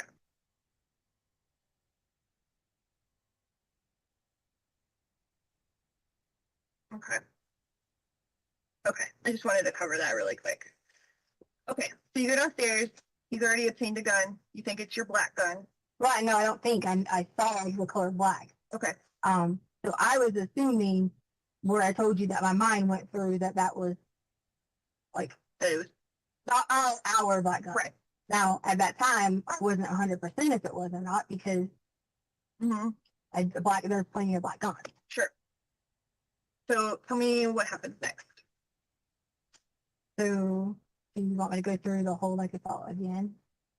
Well, we need to know like more specifics about it. So you said you saw him and that he had the gun and then he attacked you. How did he attack you?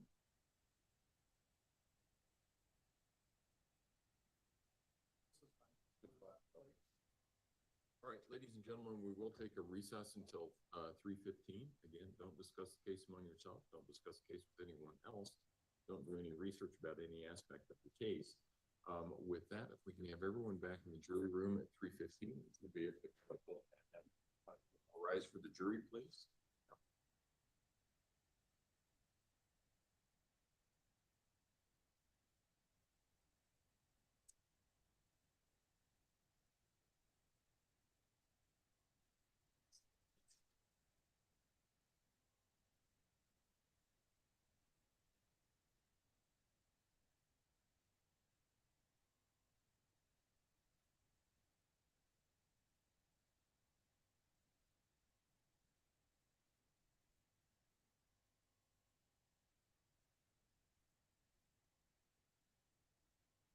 Thank you. May all be seated. Record should reflect.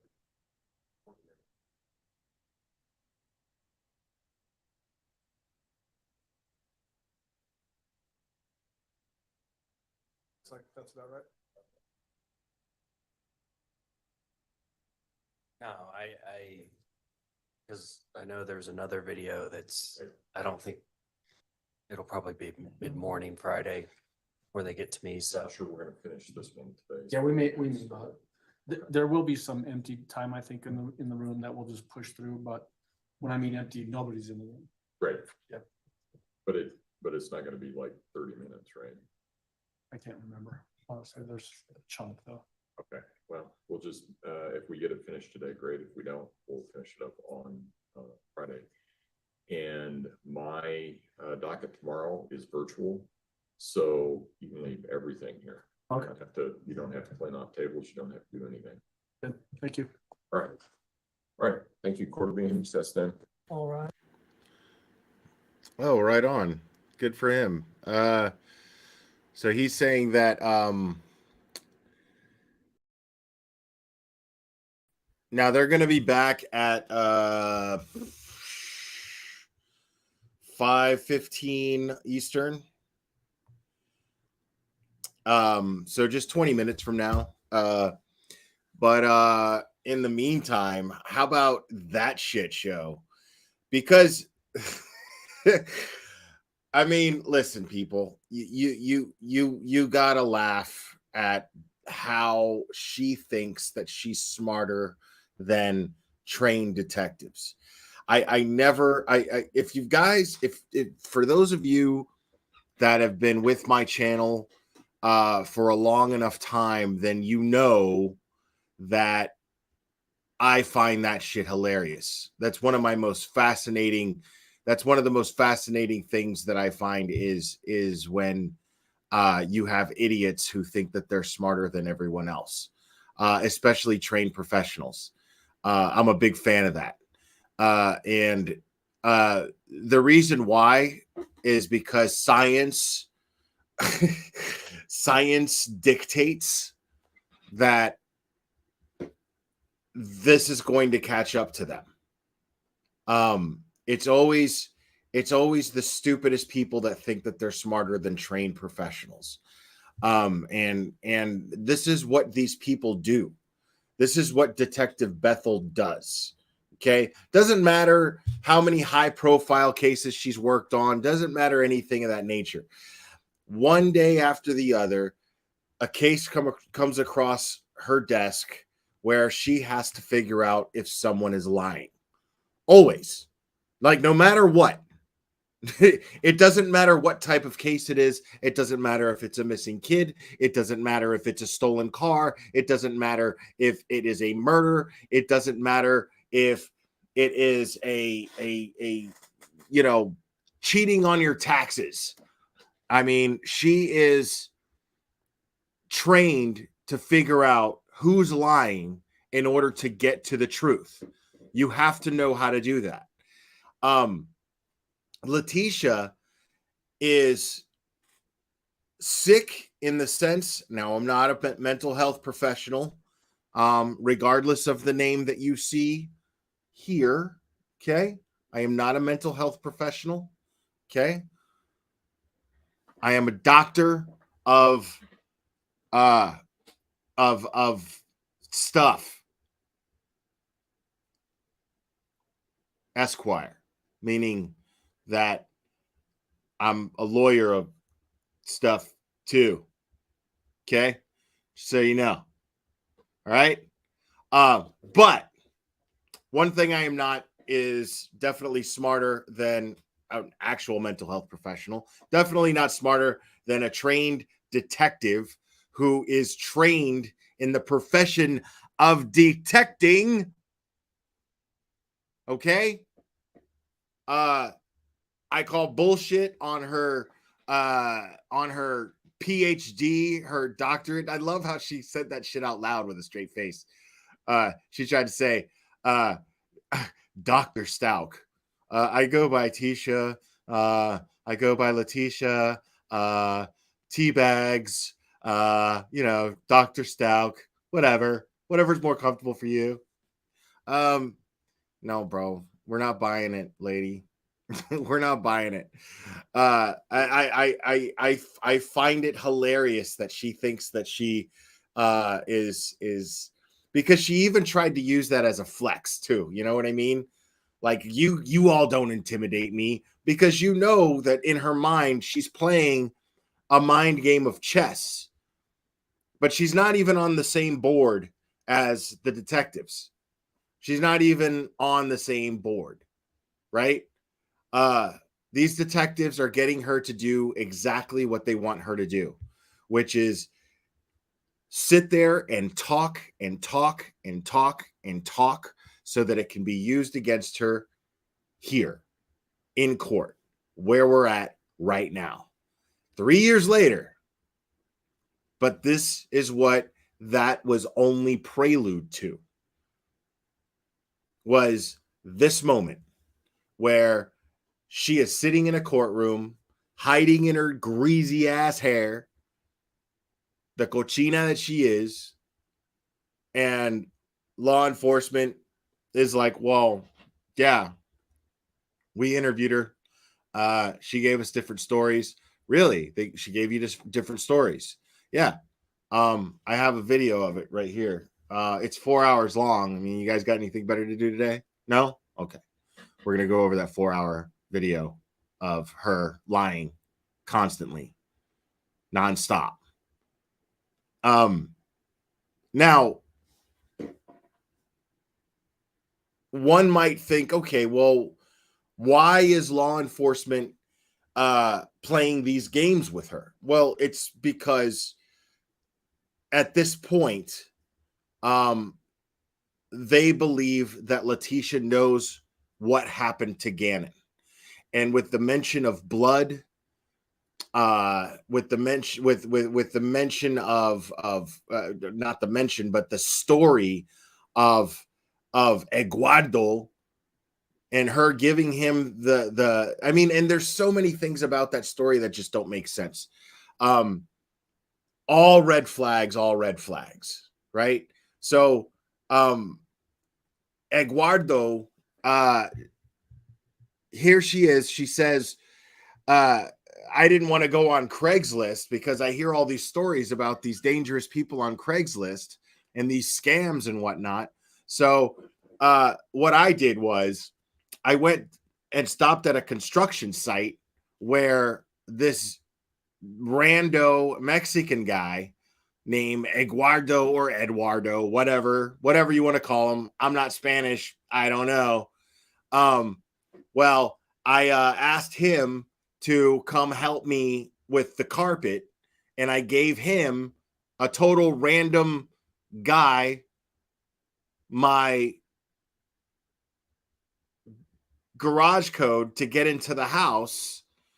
But I mean, Craigslist, that's real shady. But construction site, random people, and she even implied that this dude was willing to work for any amount of money, right? So implying, without saying so, without being straight up racist, but she was implying that because he was Hispanic, presumably Mexican, that he is willing to work for any given dollar amount, whatever it is. So he was working for donations, because that's how it works. That's what people who are trying to earn a living and put food on their family's table do. They wake up at the ass crack of dawn, show up at, let's just say he's illegal because that's what she was implying. Let's just say that the common illegal, what they do is they wake up at the ass crack of dawn. They go to Home Depot, the Home Depot parking lot, and they wait for donations for random odd jobs. That's not how it works. That's not how it works at all.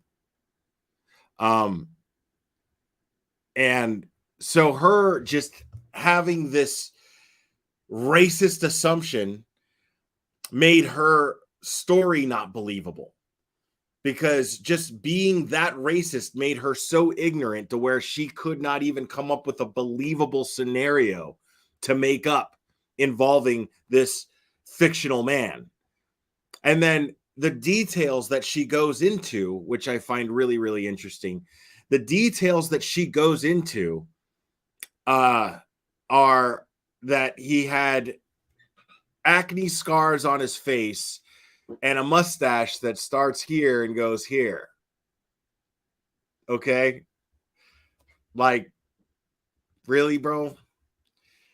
Why didn't you just say that he was wearing a poncho and a sombrero and had a 6-shooter? Like, unbelievable. Unbelievable.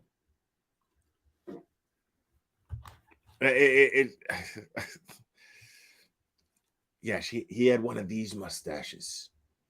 Right. She totally described Danny Trejo. Machete.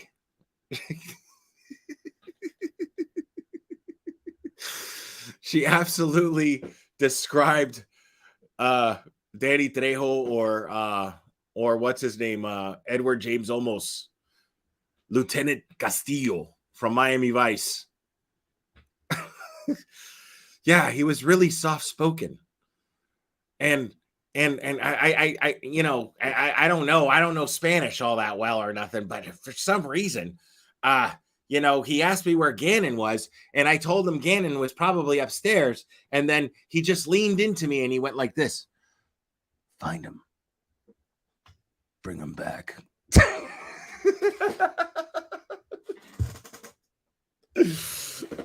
Sorry, if you guys didn't watch Miami Vice like religiously, you wouldn't get that joke. Yeah, this story that she's giving is clearly unbelievable. They weren't believing her from the start.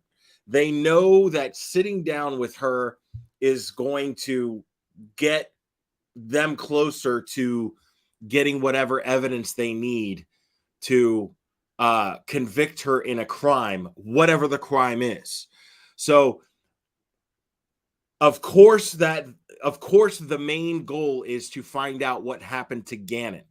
That's the main goal. So them getting her in that position, they're going to be able to corner her eventually with her lies. They're going to let her talk. They're going to let her spin her web of lies. And then they're going to catch her in that web of lies to where she cannot move. And then what's going to end up happening, this is just my guess because I haven't seen this footage any more than you have. My guess is she's going to, based on the affidavit that we're aware of and the timeline, she is going to freak out and say, oh, wait, my health. Oh no, my chest, I have chest pains and I need to be admitted to the doctor. I could drive myself. Wait, no. We'll get you an ambulance. Okay. Because you shouldn't drive in that condition. I guarantee you that's what's going to happen. She's going to try to use it as an out to leave. And then they're going to be like, no, we'll get you an ambulance and we got to get you tested for a rape so we can catch this guy because this guy's got Gannon. We got to find this guy. So, you know, they're just going to, like I said, allow her to paint herself into a corner and see what she does. And what she ends up doing ultimately, like I said, is putting on a show by stuffing tissues down her pants and then asking for medical help because she's having a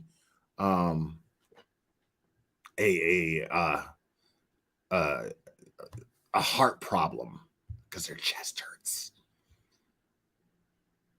Yeah, nobody's buying that. And let me tell you, man, like I remember, I don't want to get too personal, but I remember there was somebody that I knew that was much like this. This Letitia reminds me very, very much of this person. And this is somebody who I knew in my personal life and I was very close to at one point.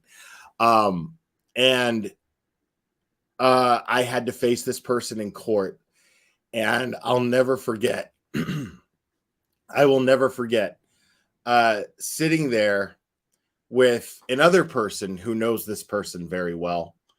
And sitting there in the waiting area, waiting for court to start, waiting for them to call us in.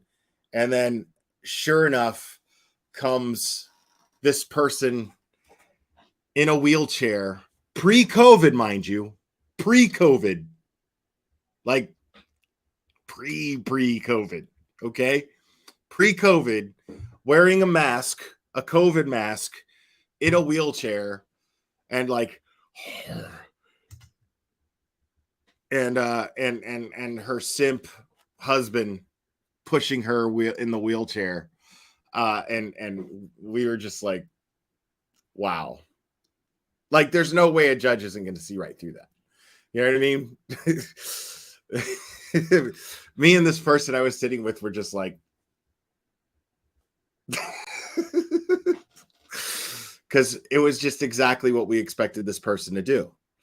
Totally full of shit and delusional enough to think that they're full of shitness is going to pass on to everyone else, and they're just going to buy it.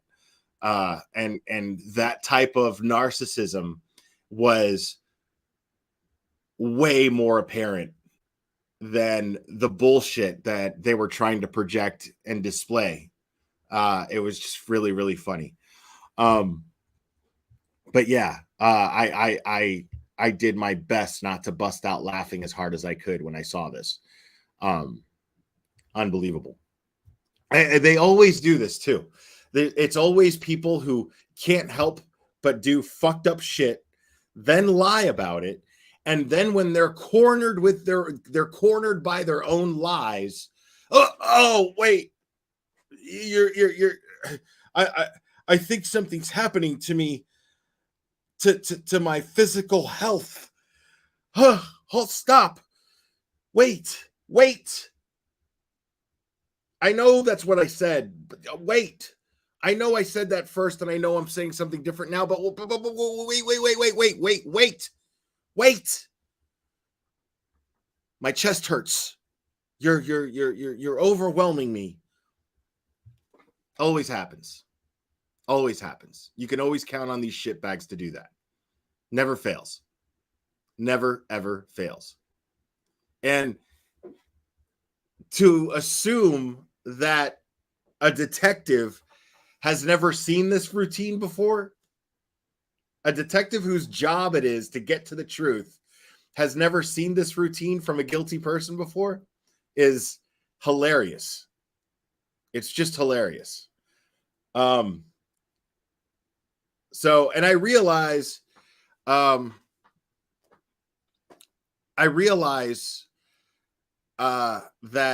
there's a lot of bullshit and it's really frustrating. There's two ways we can handle this. Okay. There's hours of this idiot trying to pull one over on law enforcement. There's hours of this, and we can either deal with it one of two ways. We can either sit here and get really, really mad about it, and you're perfectly in your rights to do so. Or you can do what I've chosen to do, which is simply find the humor in it, because I am now already reveling in the fact that she is about to be put away for good. And I don't think that the jury is buying any of this. I think that they were careful in jury selection, and they managed to get 12 people that were very, very intelligent And like I said, they were careful in their jury selection, and I have no reason to doubt the intelligence of people selected by these attorneys. And I don't even think that the defense attorneys are as incompetent as we think that they are. It's so much easier for us to be like, oh, okay, man, these defense attorneys suck. This is ridiculous, blah, blah, blah. You have to understand, they're forced to play the hand that they're dealt. They got assigned this case. They're public defenders. So the DA's office is like, look, you got to deal with this case. You know, the public defender's office is like, this one's on you. I know it sucks. It's a lose-lose case. And they're not going to get the most competent person on it either. They're going to just be like, okay, there's no way to win this case. Just go in there and put up as much of a case as you possibly can. And that's it. Go with insanity. You know, that's your best chance. But I don't think that they actually believe that they can convince a jury that Letitia did not know the difference between right and wrong. Not even at this point. And we're only just over a week in. I mean, think about that. Like, this trial started literally a week ago, 2 days ago. It's not even, just barely almost a week and a half old, this trial. And we've got almost 7 more weeks to go. And the most damning of evidence has probably already been presented. I just don't see how the defense thinks that they can convince a jury that she is, or even one juror, convince them that even there's a possibility at this point that she is mentally ill and did not have any control over her actions. There's just nothing to say that. If she had enough control over her actions to lie and try to cover up this horrible crime,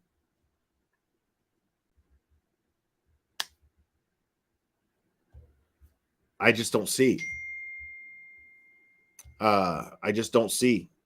Quick reminder before this starts, a little update. So tomorrow there's no trial. Thursdays, every Thursday for the next 7 weeks, there will not be court proceedings. And I don't think that they'll be changing that. If not, adding maybe another day, if any changes come. And it's only because this is just moving along really, really quickly. The prosecution is just breezing through witnesses.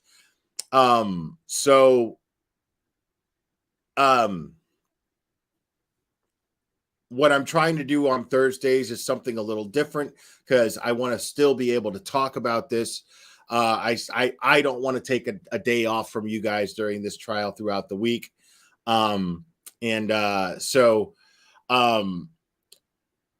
Tomorrow, I have something very, very special scheduled and planned. I have a very special guest. And when I mean a special guest, when I say a special guest, I absolutely mean a special guest. She's a dear friend of mine, and she also has done great coverage of this case, of the Gannon Stauch case, and she's also been giving her own updates on this trial. And she now has she has her YouTube channel that most people in the true crime world already know about. It is called 10 to Life. And Annie Elise is her name. Annie Elise also has just recently launched a podcast called Serialously. And it is doing phenomenally well for having just launched. She is number 18 in the true crime genre of Spotify, and she is in the top 100. She is number 80 in all Spotify podcasts. Doesn't matter what the category or genre is. Number 80 in all Spotify podcasts. That to me is incredible. I am incredibly proud of her. Like I'm blown away. And I'm not in the least bit surprised because she works so hard on her content. She puts out a video almost, if not daily. Not to mention the posts on Instagram and how she handles all of her social media. I've just never seen anybody work as hard as Annie does. So it's going to be an incredible privilege to have her up here and discuss this case. We talk about it behind the scenes all the time, but it's going to be fun to be able to share our conversations and our opinions on this case with you guys. So I'm excited about that. But there's been a time change. I said it was at 12:30 p.m. tomorrow. She texted me and wanted to reschedule. So it will be at 2 p.m. tomorrow. I changed the time and everything. So those of you who thought it was going to be at 12:30 p.m. Eastern, it is actually going to be at 2 p.m. Eastern, 2 o'clock p.m. Eastern. And I'm really looking forward to it. So, and I'm hoping to do something, like I said, every Thursday, in the spirit of that, to just keep the discussion going about this case and about this trial and what's happening. And I want to try to figure out some way to open, to take phone calls. I still haven't figured out that technology because I'm a boomer, but I want to be able to, at some point, take phone calls and have you guys be able to call in and share your thoughts with me on this case. So,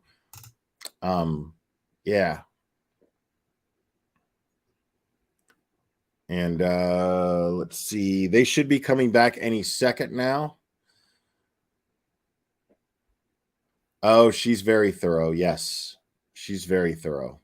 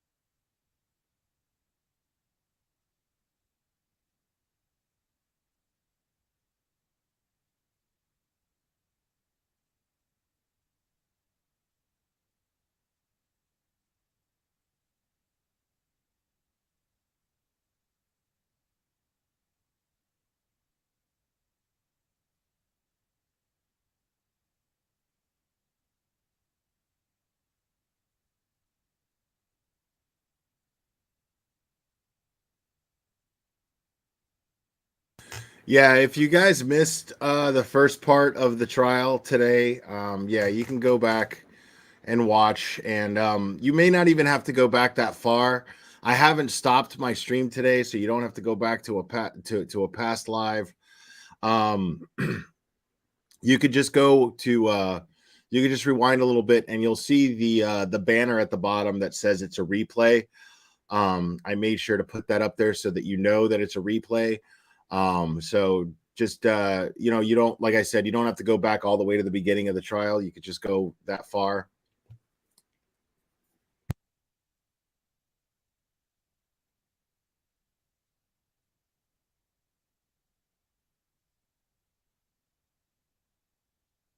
And I wonder what's taking them so long to get back. I hope Channel 9 news isn't slipping, though.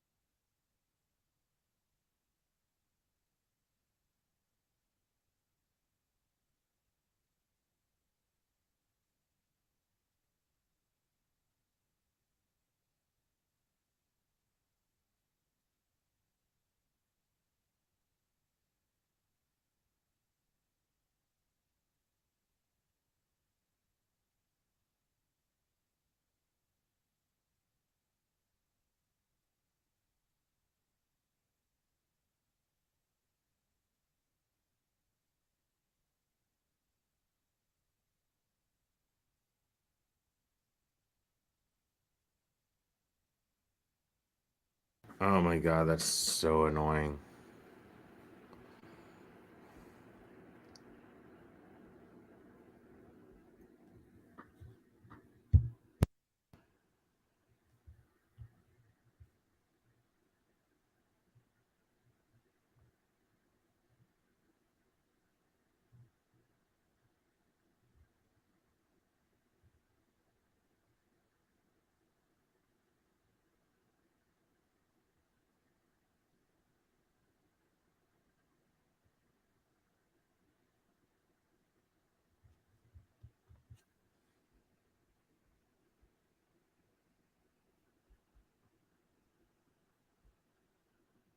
All right, hold on a second.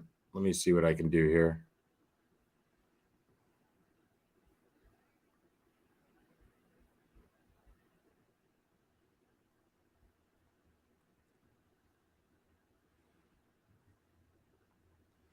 Yeah, it does look like Channel 9 is definitely slipping. Problem is that going straight to the what do you call it? The to the feed from the courtroom. I have sound issues with that, and it is just much easier to stream a news station that is streaming it. So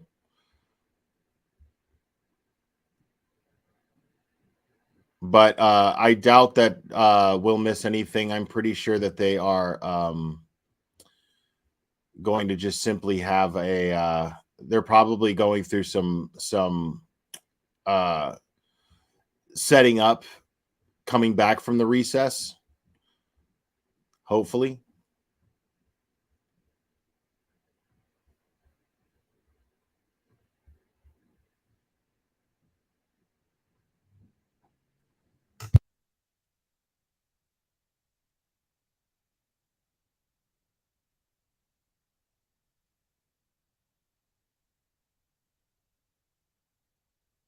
I can't talk about. So are you saying We're like back. once did he penetrate you?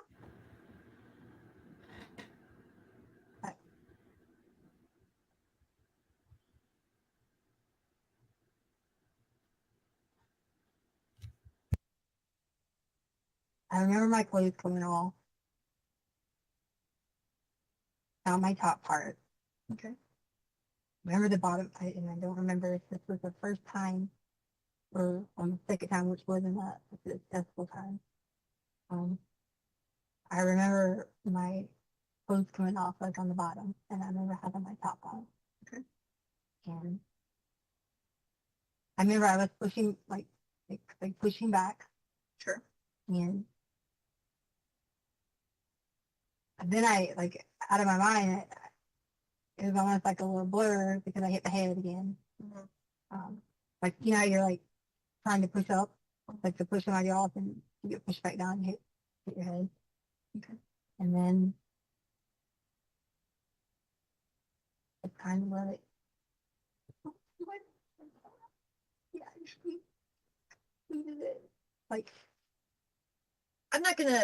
Here's the thing: is that this conversation, like what we talk about, is not. I'm not gonna run and talk to your husband about or his ex-wife or anything else like that. Okay. I don't want to give in because I didn't agree to it, but at that point it feels like I did give in.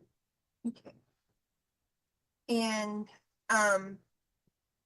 thank you for telling me that. I appreciate that.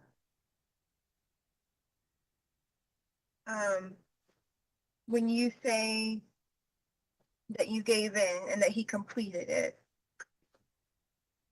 I don't remember about when I say completed, I mean as in I was able to like have that bolt of energy to like get up again, you know. I don't know if there was like completed. I don't want to think about that. That's good. So I'm not asking if he like ejaculated or anything else like that. That wasn't my question. I'm sorry, that's what I thought. So my question is, did he put his penis in your vagina? Right, yes. Okay. Do you know? Okay. Sorry, that question. And that was when you were on the ground? Okay. And you said that he was pushing you down. What part of your body was being pushed down? I don't remember. Okay. So you said that like you kind of like came back up at some point. I don't remember. Okay. I don't want to give you wrong information about step by step about my body being violated. I don't think that's fair. Like I don't think that. And then every time I have to keep saying to you like, if it's happening, I have to say that to you again, and I have to say it to you again. Difficult. Okay. Was there anywhere else that you were penetrated? No. You mean like an area? Yeah, anywhere else on your body? With the penis? Mm-hmm. Yeah, no.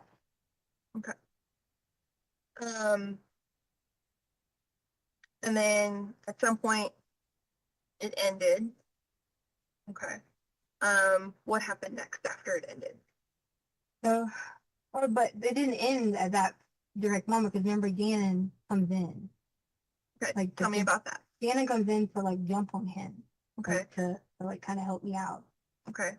And so I don't remember anything but like laying back, and I remember that I could like hear that Gannon had came in. Okay. I could hear that he knew this is not what you're supposed to do. That Gannon did? Yeah, like Gannon was aware that someone was trying to harm me. Okay. He might not have understood the complete in essence of it, but he understood someone was in our home and wasn't supposed to be doing what he was doing. Okay. Right? Okay. I mean, our home we're very open. We're always like, we talk about like, oh, you don't have a girlfriend, you don't do this until you're married. So, okay. So he's very aware of, you know, like that's not how things happen. Sure. In his mind. So he came in at that point in time. And then I do remember that Gannon was like, I don't want to say thrown, but like he can't jump on a big guy. That's a big guy to him. Mm-hmm. You know, 5, 6, 7, 8-ish is a big guy to him. Sure. Because he's 4 something. And I don't remember from there. I just remember that Gannon tried to jump on him, and I remember Gannon was over here at this point in time, and then it was just it was just kind of like a blur about what happened, but I do remember after, and when I say finished, I don't mean what you're asking me about exactly. And I do remember when that was like getting up, that it was a, situation. So that was when he had the gun again, and afterwards, not necessarily at him, but had the gun and had Gannon. Okay. Can you tell me more about that? So I just know that in the way he had him was kind of not necessarily at like a here, or if I had like a dummy to show you, it was more of like a. Can you have a look? Okay. It was more of like a just wrapped around, but like Gannon didn't, was he recognizing like the gun, he wasn't trying to at that point fight back to him. He was just crying like to me, like to help him. And so that's why I made the decision to try to send the other kids somewhere else, because what if I would have ran for help at that point in time? I had every opportunity to run for help then. And I'm not a good enough shooter to like, or really don't, to like go, feel like I'm gonna shoot somebody, because I don't, what else are we gonna do? You see what I'm saying? So I'm just not, my mind wasn't thinking that of trying to create harm if I made a dumb decision. Okay. And that was probably where I should have done some sneaky technique of, I thought about it after. I should have like gave Lena a letter, or something like that and said, hey, go to the mailbox, take the neighbor's letter. Like, this is something I thought about after, but I didn't think about it in the time. Okay. Like in the time frame. So when you were on the ground and Gannon came in, what do you remember hearing? Him yelling. What was he yelling? Like he was yelling my name, like directly specifically at me. As in like Gannon was? Yeah. Like what did he call you? He goes, well, I just remember I told you about my name thing. Yeah, that's what I was asking. Yeah. So he was saying Tesha. Tesha? He was like saying, are you okay? Okay. And then that's when he realized that wasn't. Like, not that I wasn't, but he realized that was kind of like in and out of it. And what were you saying? I was like immediately like doing the first part was doing the first time was doing the pushback, like get off of me, get off of me. So I wasn't said that, but I wasn't communicating with Gannon. Okay. Like I wasn't saying Gannon go, do this specifically, or like I didn't say like run go do it. I didn't say anything directly that I recall. Okay. Now maybe I did, but that I recall wasn't specific direction, to guide him in any direction. That was more of like a battle, like a back and forth thing instead of being. But at that point, I do remember like when I was down and you kind of get like that little concrete where your head jars back a little bit, where your head jars back a little bit. It kind of made me a little like dizzy a little bit. And was the man saying anything? I don't remember anything but noises. What kind of noises do you remember? I can't guess. That's the thing, right? So like I can't put words in your mouth. I can't guess. So I know like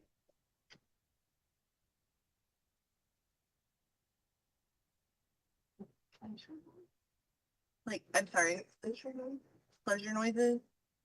Yeah, I don't know how to describe it like pleasure noises, but like sound. Okay. And so he's making pleasure noises, and then Gannon comes in and yells your name. What does the man I don't remember specifically. He just came and yelled my name, or if he jumped first, but okay. What does the man do? It was more of like a this, but he was still inside of me. Okay. Kind of. I say kind of, but like he's moving. Okay. So obviously he's got to put more. Got to put more like force on your body. Okay. And that's just when I just started to cry, because it was like a giving up, kind of like a giving up type moment. I'm sorry that you are upset by that. And it was just, because what I mean, what are you supposed to do at that point? Sure. If you keep trying to fight, but they already taken something from you that you only have pursued yourself. Sure. Do you remember Gannon saying anything else other than your name? I know he was calling help at some point, and I think that would have been when he had. I don't remember. Oh gosh, I don't remember like any anything other than. Oh, I think I feel like I remember the second. I don't remember around the second time of the battle he was saying get off of her. Okay, but I don't. I'm telling you, when I tell you that, and I hope to God that you are never in that situation, but it's just almost like a blur because you're so disappointed in your like emotional feel, like your self-worth. Sure. Like in how you feel about yourself. Sure. You feel like you're nothing. What did you smell when this was happening? I was gonna say that to you. I forgot to like earlier, and again, you didn't ask me that because I would think about. I could smell like a very strong paint or like a almost like a paint, like someone had been painting or like they were around a house that might have had the drywall, almost like it was like a work smell. Like you're doing this like the drywall. Are you talking about like paint or like the texture smell? Yeah, like the powder of the drywall. You know how like you sand, sure, it has like that smell. Like I could smell like that part on them, but I feel like at one point I thought I smelled alcohol. Okay, and you said that your ex, Harley's dad, did drywall. So the drywall smell is something that you would be familiar with. He would have did it a while ago. Sure. But I know like in our home and things like that, I'm I don't want to say like know a lot about drywall, but just from being around the work sites growing up, I think with him, I was young when I was with him. I remember a lot about, drywall in general. So sure. I don't know if it's specifically drywall. It's more of like a sandpaper-ish smell. Okay. Like did you smell anything else? You said you smelled alcohol. At one point, I remember smelling like not like a deep, strong alcohol smell, but I could have like a sense of alcohol, like a breath of it. Sure. Sure. Come up like aroma. Okay. And it kind of was like I don't know, like almost like a foodish, like a salsa type smell. I remember at one point. Okay. Okay. You kind of like you walk into a restaurant and it smells like some fresh tomatoes and that. Okay. What do you remember feeling on your back? Just a couple of days before this, I have been having like a lot of lower back pains like already. So it took that like pain away. And it was almost like it was just like, because I'm getting pushed back, but I'm straining. So it was almost like I felt a little bit of nerve, but I didn't feel it. Like I didn't have any, hey, there's a back pain. Oh, back to this. It wasn't like that. I knew that there was nerve being shifted or, changed in some direction. Okay. And it was floor. Kind of hard. And just remind me, you went upstairs and told Lena to go away, basically to keep her safe. And then you came back down, and that was when he had Gannon, or he had Gannon before you did that? You mean like when you said that he had his arm wrapped around? Right. So once he had him, once I came back, because once I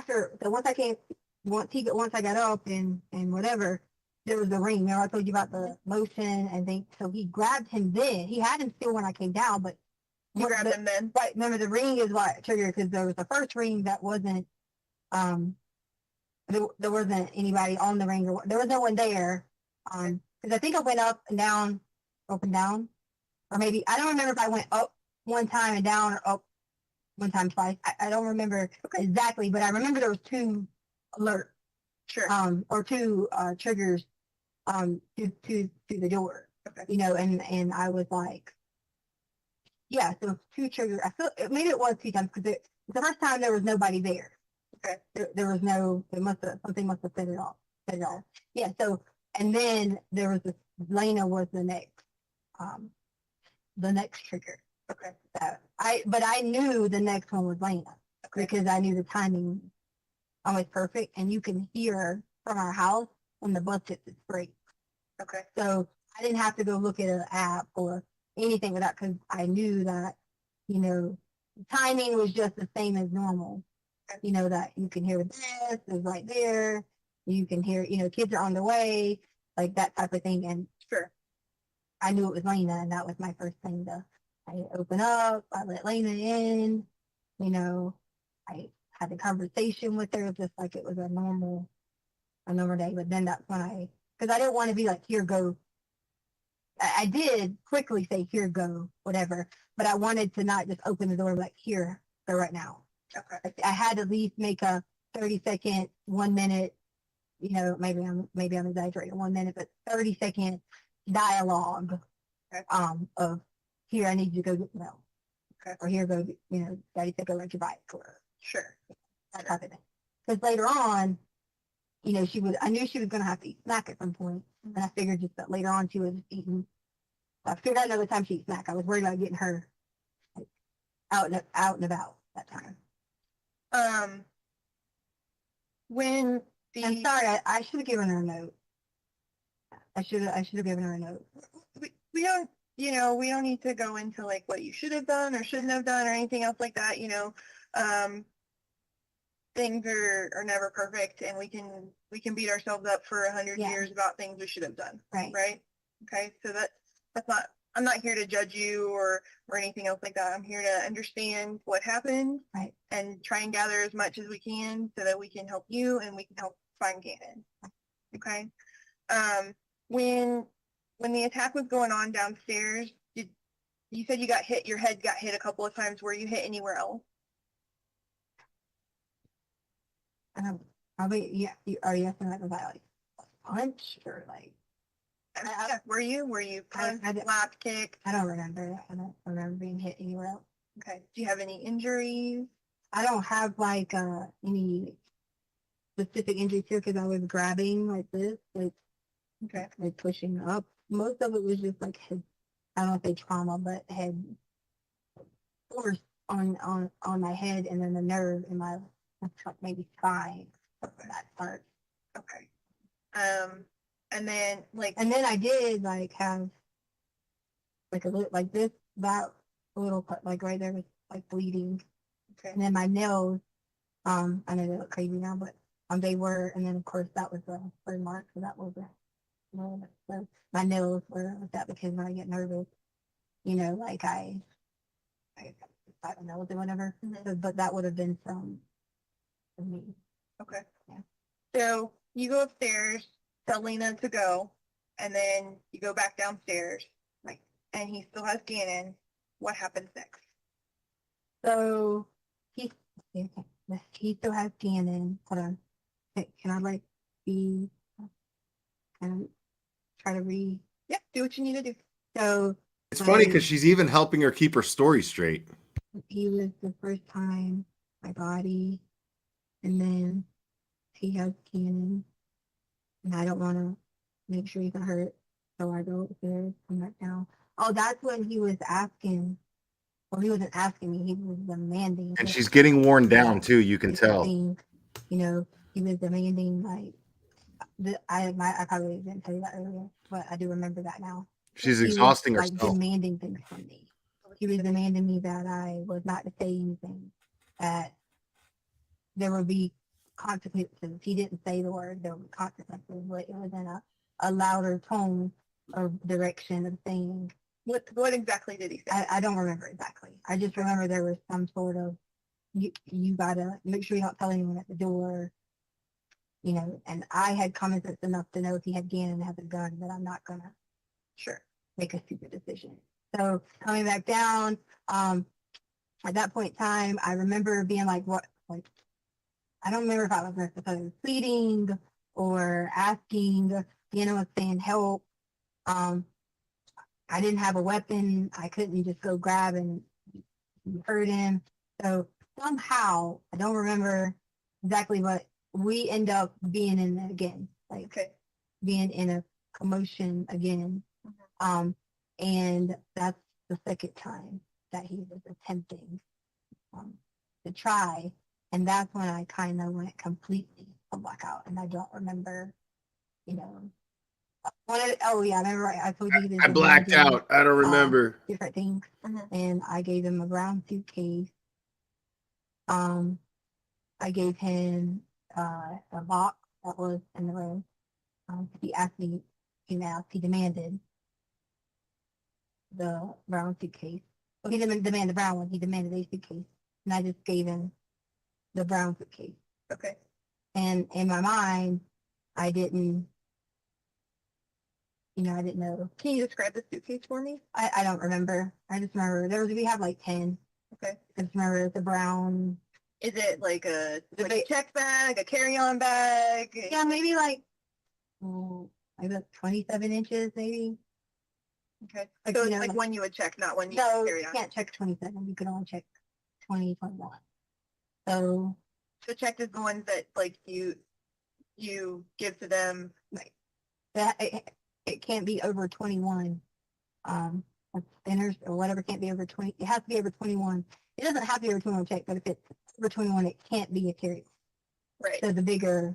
So it was a bigger one? Yeah. Okay. So like I'd say about 27. Okay. Inches or inches or whatever.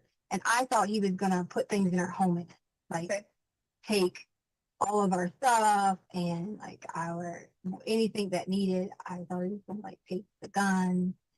What did he do with it? And take, you know, like I don't know.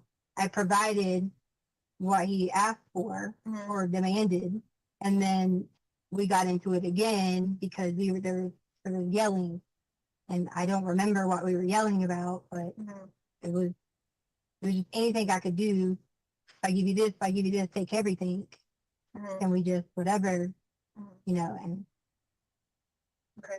And you said that he wanted a box. Yeah, he that was one of the things that I'm trying to remember all of it. And that's why I said I thought he was gonna pack our like whatever there was in our home. Originally I didn't think that he was in our home to take. Remember I told you I didn't think he was in our home to take something because he was found done. But at that point I thought he was gonna like clean us out with, or I say clean us out, take whatever he could. Like steal things. Yeah, like steal things from us, because you can, if you're in Morrison Ranch and you're like, oh, I'm going to the airport, but it doesn't look like you're walking out the front door with a TV, you see what I'm saying? Right. So that was my mindset of like.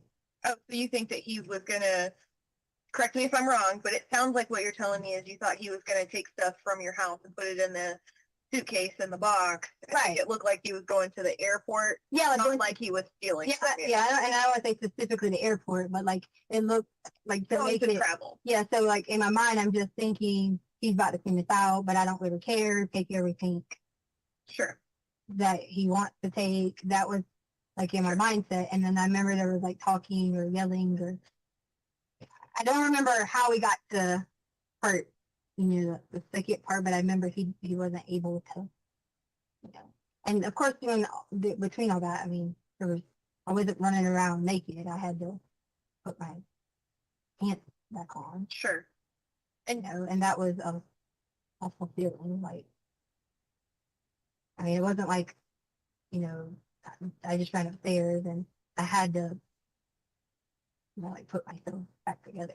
What do you mean by put yourself back together? Like my pants. Like I couldn't. If I would have showed up at the front door or whatever with, you know, Lena or anyone. I mean, I do like walk around in like shorts and all that. But I'm saying like it would have been, and like you say, we're not gonna go on what it should have done, but it could have put off alarm to, this is, this is what you need or whatever. But, this is my daughter. Is it okay if I just let her?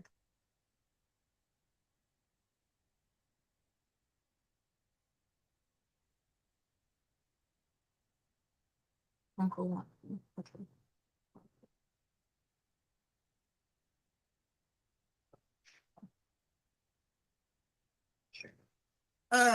Do you remember?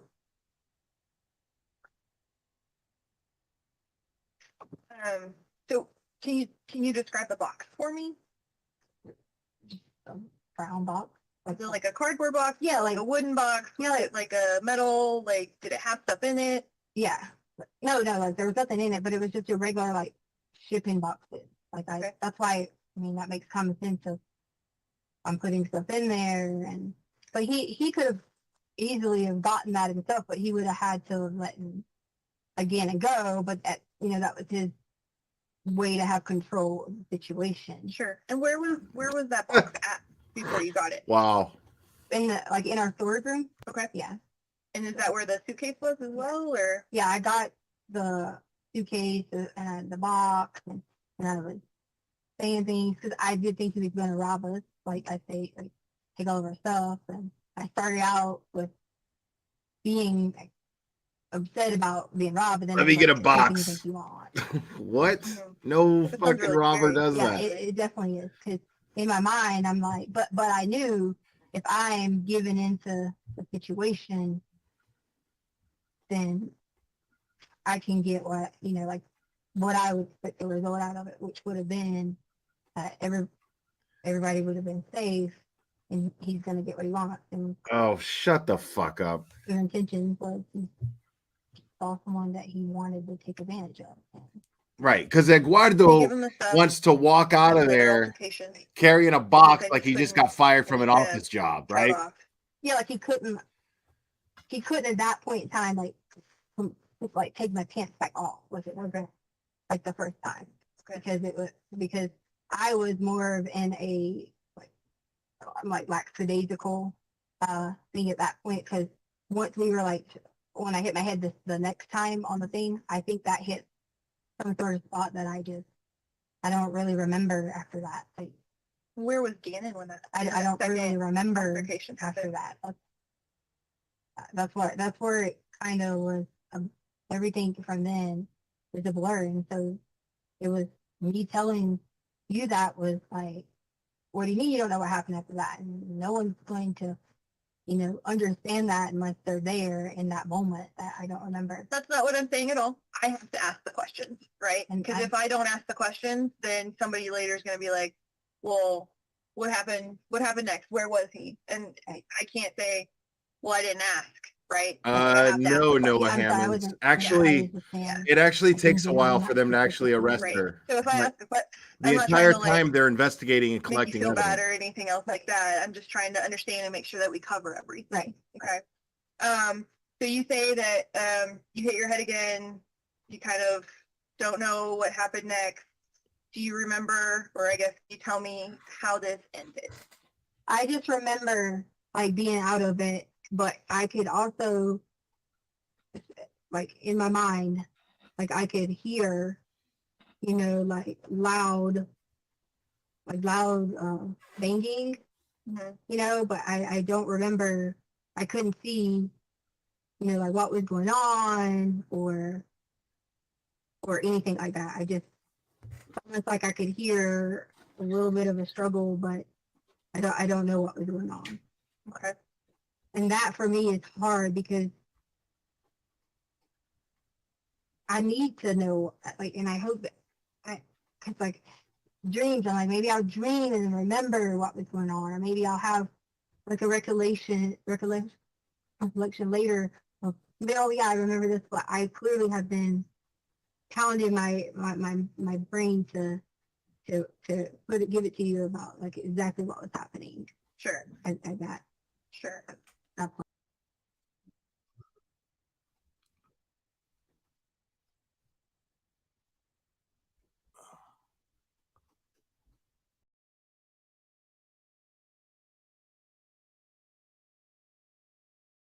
Cause I didn't know where he was at. Okay. And I didn't see anything that would have told me. And I thought he was hiding. Okay.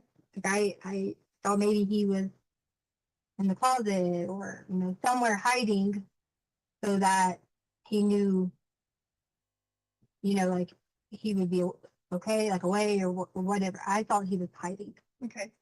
What was the first thing you did after this happened? I was calling his name because I did think he was hiding. Okay.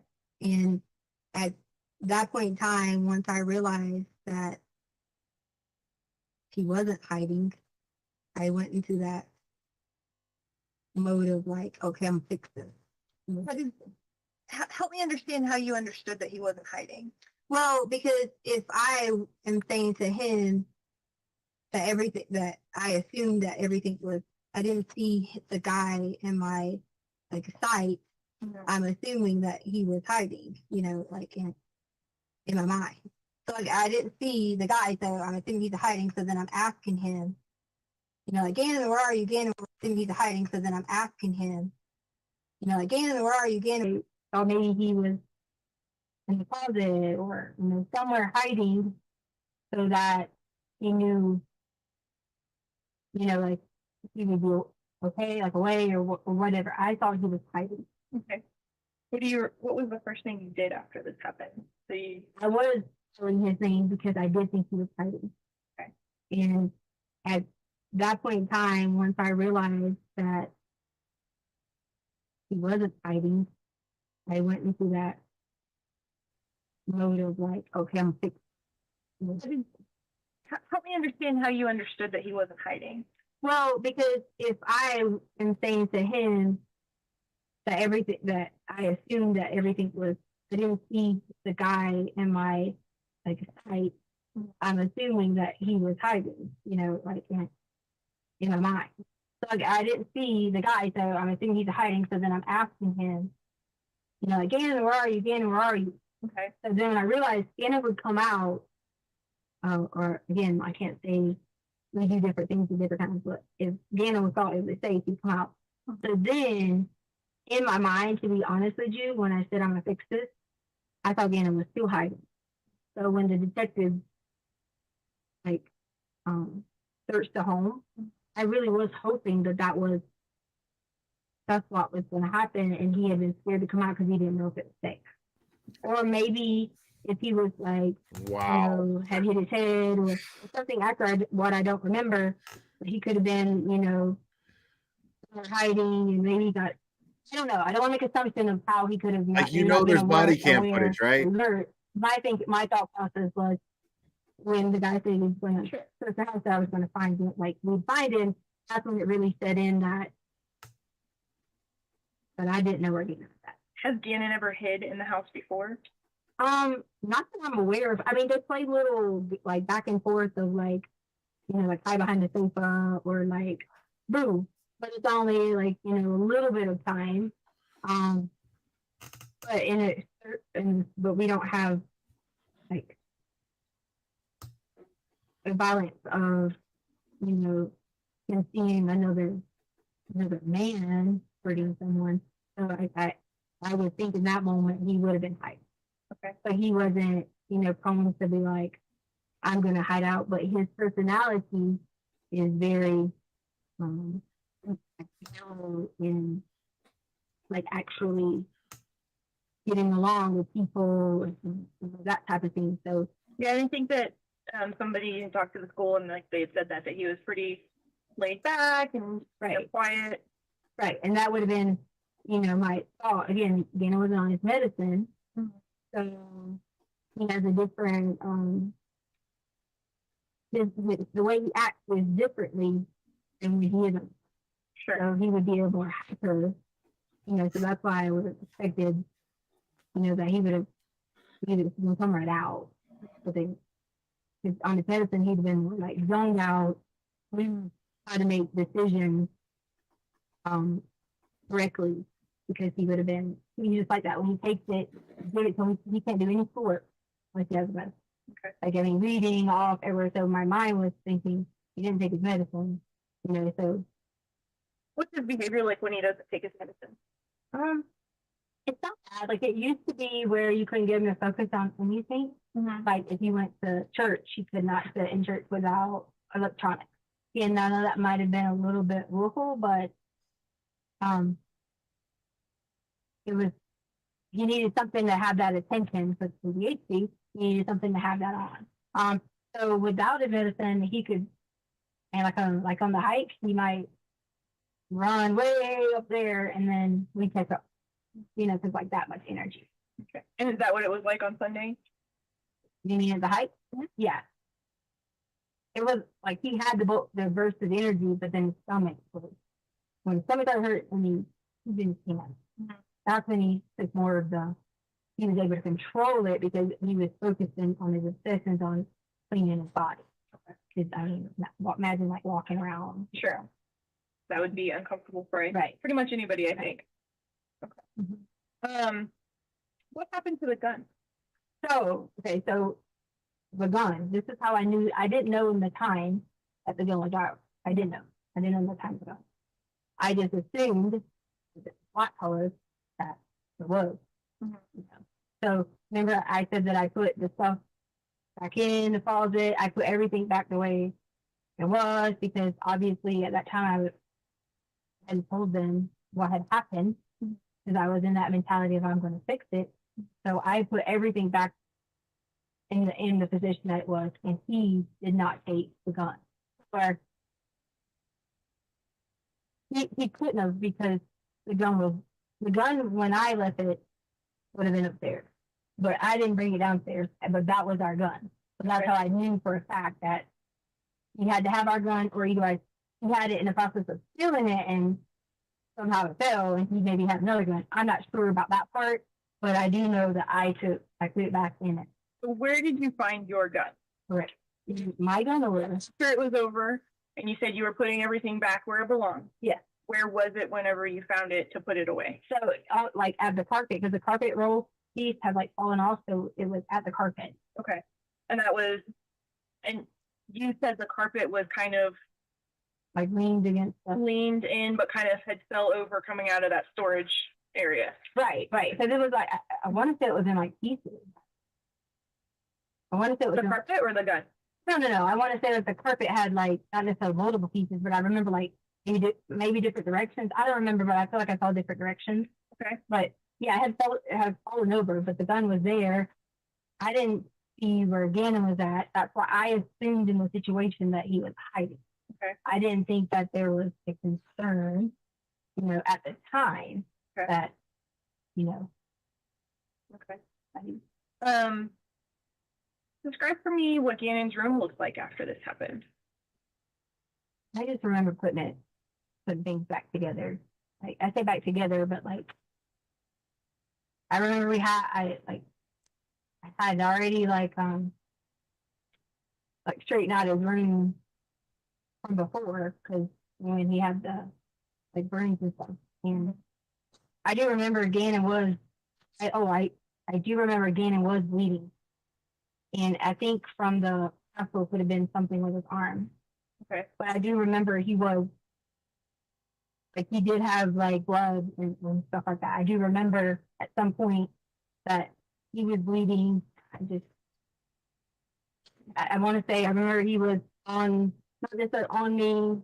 I feel like at some point in that, and it might have when the first time he might have like landed on me or somehow I was like holding him, not just holding him, but feel like he was there. Okay. So I had that like knew he was here, but yet I was still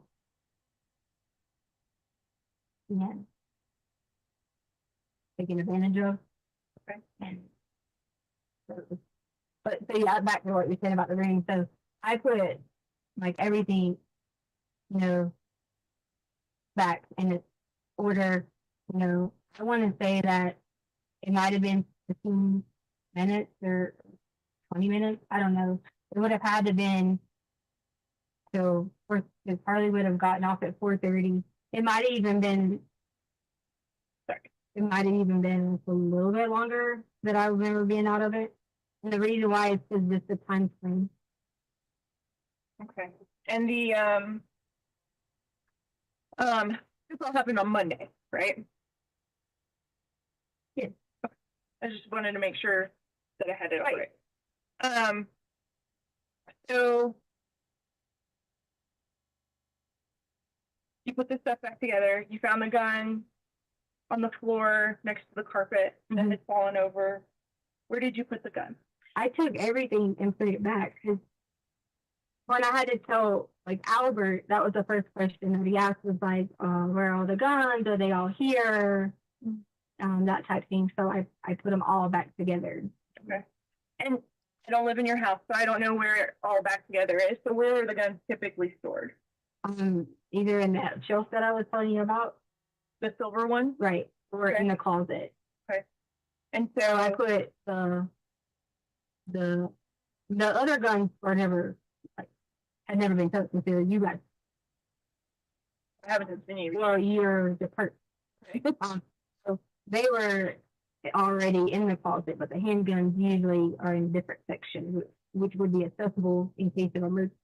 You don't need the shotguns to be that, that accessible. So I put my handgun was already in its place. Your teal one? My handgun was already like in its place completely. I mean, I don't know if it was in the exact same location, but my handgun was present. Okay. Where was it at? What you just told me. In that, yeah. And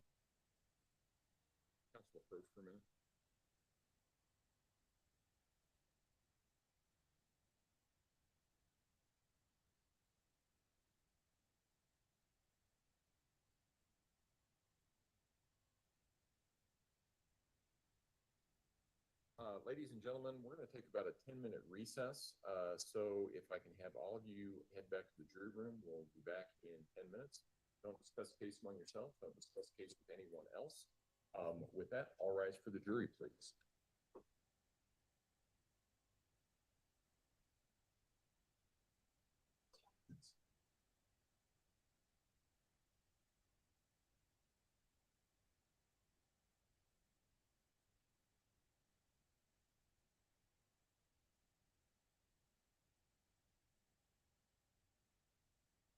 So I wonder what this recess is about. I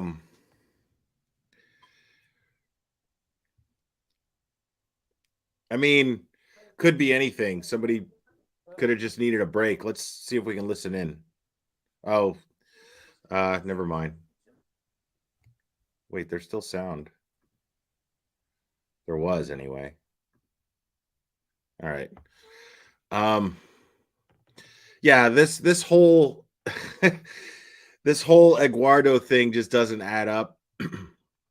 And it's funny because the detective, and I don't know what kind of method this is. I don't know anything about interrogating anyone, but I would assume, I mean, it seems almost like she's keeping her on track. She's almost like reminding her what she said before, more or less. So, she'll say something like, okay, well, okay, so Gannon was downstairs, you hit your head, then what? So it's really interesting. I know that at this point, based on the affidavit, at this point, they already knew that Letitia was shady. But they didn't know that Gannon was dead. They may have suspected it, but at no point are they saying, okay, we think Gannon's dead. They are saying she knows more than what she's saying. They don't know if this Eduardo guy actually exists and she sold him, but they know that she's lying. There's all kinds of scenarios. Excuse me. They just don't know where Gannon is at this point, and they want to find Gannon. But they know she's lying, and they're letting her paint herself into a corner until the time comes to where they can say, hey, we know you're lying, so just tell us where Gannon is. I don't know if that actually happens here, but I know somebody was asking, somebody was saying, please tell me that this interview ends with them telling her that she can't leave and that she can't go home. That's actually not what happens here. But maybe it does. But I don't think it does, simply because they actually didn't arrest her until I don't know, at least a week later.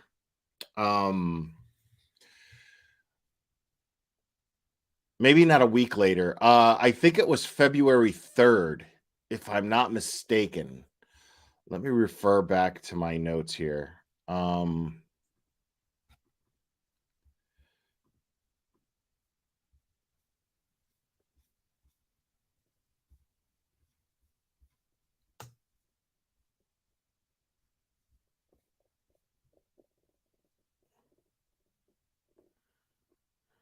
Okay, no, actually it took like a month. It took almost exactly a month after Gannon went missing. February 28th, a month and a day.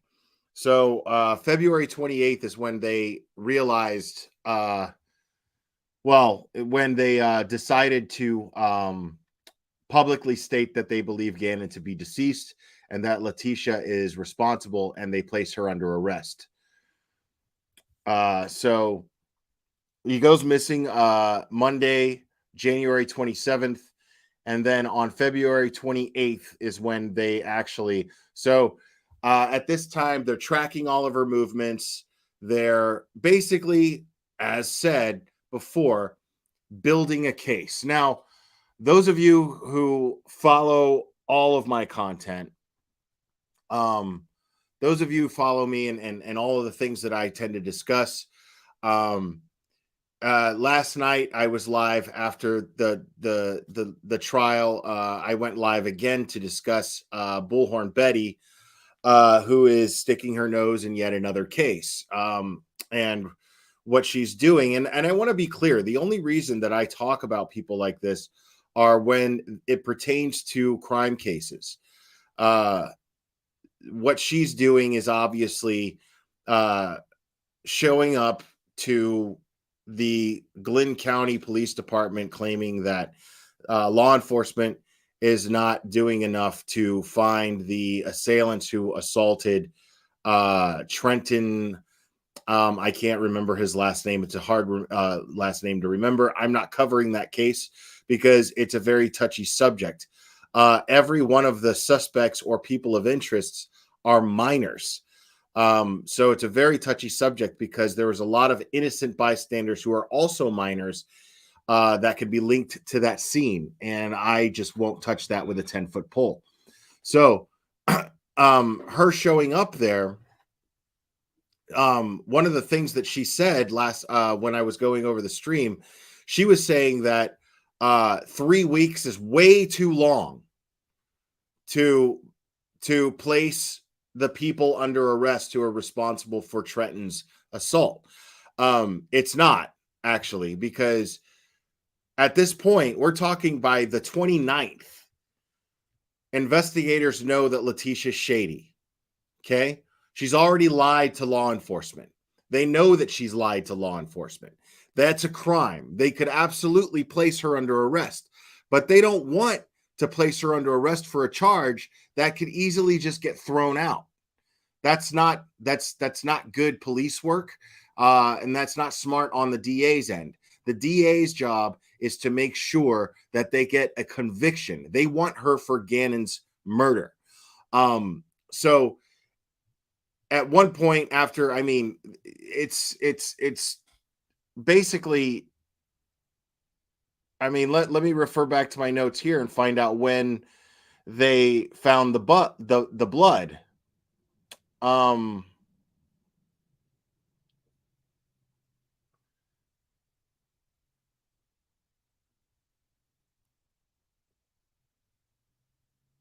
Yeah, so on the 15th of February, they found a particle board with blood. And so on the 15th of February, they find a particle board, piece of particle board with blood on it. And they've already got evidence of a crime, but they don't know what the crime is exactly yet. Everything that they do is prelude to the trial that we are watching right now, which took 3 years. Okay. So it's very, very important that we understand and remember when we're so quick to be like, law enforcement's not working fast enough. They need to make an arrest. We know she did it. We know she did it. And in this case, there was everybody on social media. There were people I was arguing with on social media, that people that I ended up having fights with, that I started off in true crime as friends with, that were jumping to the conclusion that Letitia Stauch was guilty of a crime, and that she did something to Gannon. But we didn't know what happened to Gannon at the time. We didn't know that they had found blood. We didn't know any of that stuff. But everybody was like, she's a liar. They need to arrest her. You can't just arrest somebody for lying if you're trying to find out what happened to an 11-year-old child. The idea is to find out exactly what happened to him. And if she's responsible, you have to build a case and make sure you gather enough evidence that can prove to a jury beyond a reasonable doubt that she is responsible for the death of this young boy. So it's annoying when I see people who claim to have common sense, who claim to be privy to the law and how it works, and then they claim to know what an investigation entails when they don't, and then they demand this justice. And then we're talking about a person who actually shows up to police stations, shows up to the house of suspects, possible suspects, possible witnesses, and this taints an investigation. I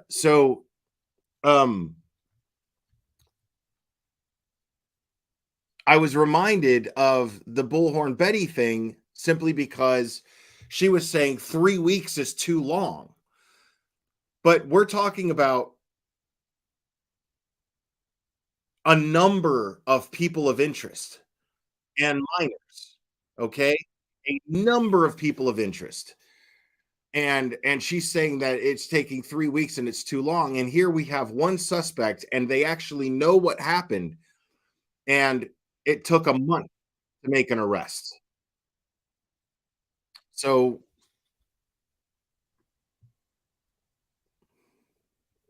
let's go ahead and bring the jury back in. I Work in know, that direction. I know. You started here. it Yeah, came to me. yeah, I'm sure it's tape. Is it? I'm sure. Oh, yeah, she's. I'm on the recovery. Man. It's not as bad during the day.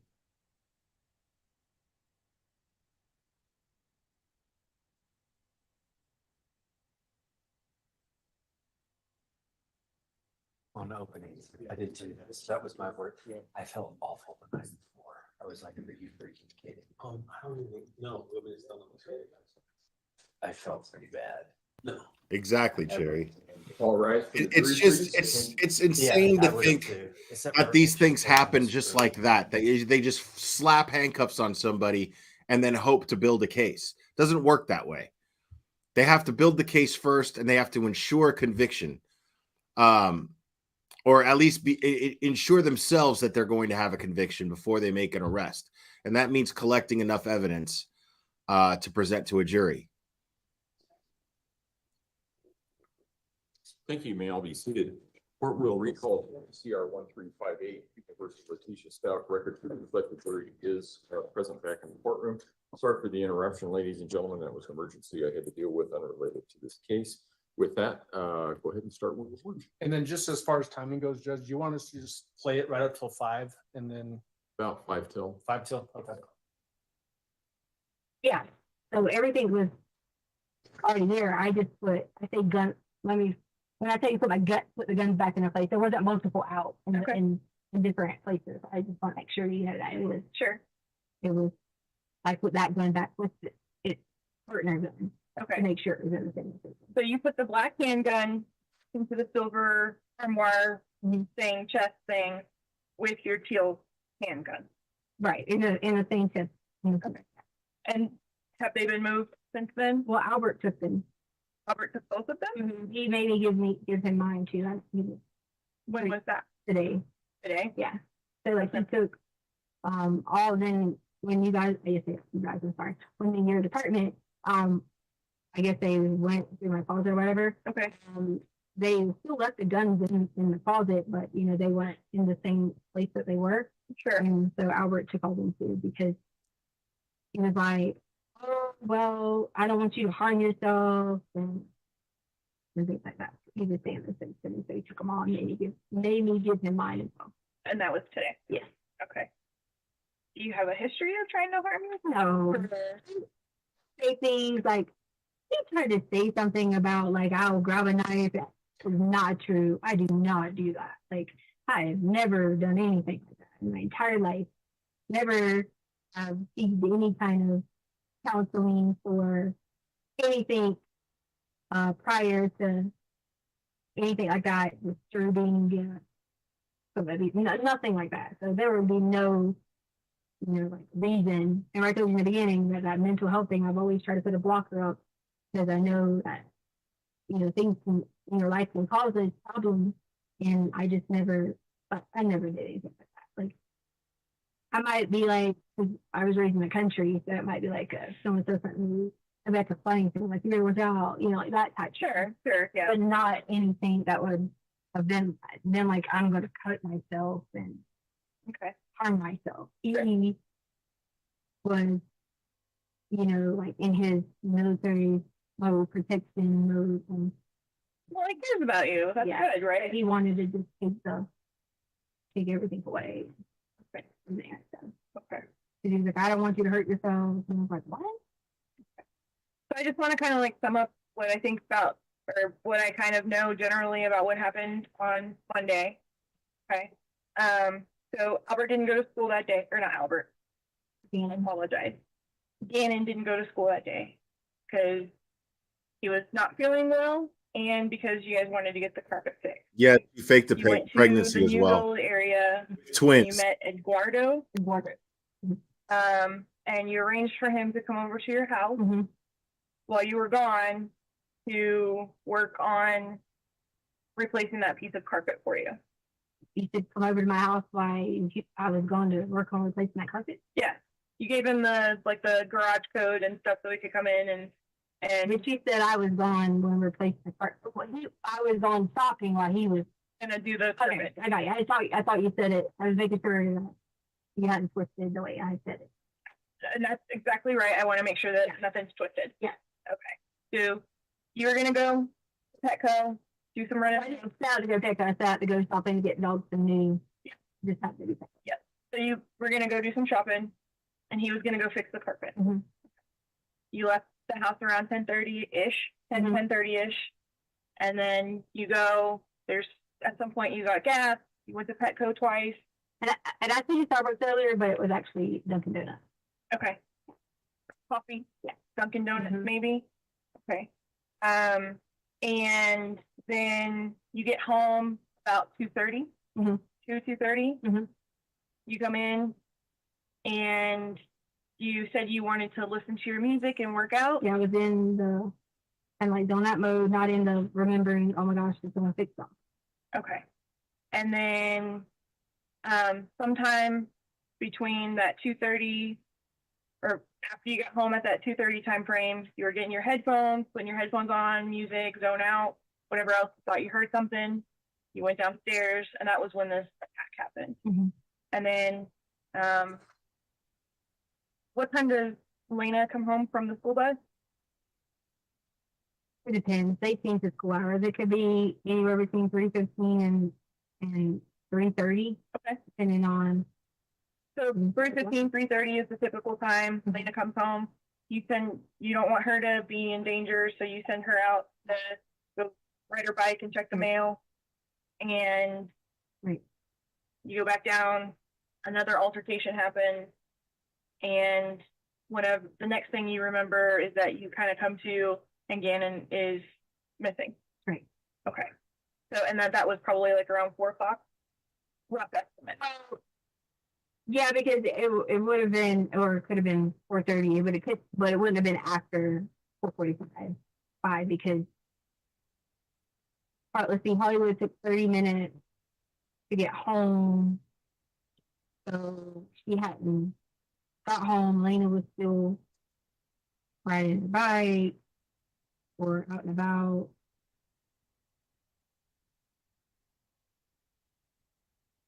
Yeah, it had to be 4-ish. Okay. 4:15, no later, like I said, than 4:45, because that would have been, probably would have been already like on her way home. I think I have a pretty good idea. I'm pretty sure that was exactly right.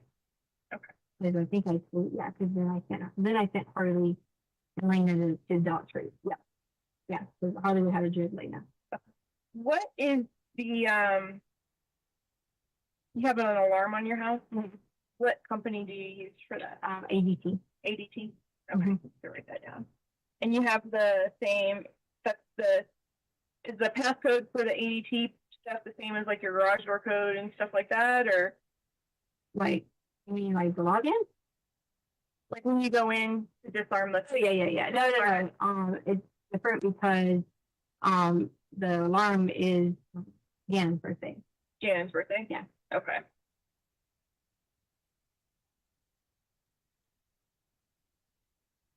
Okay.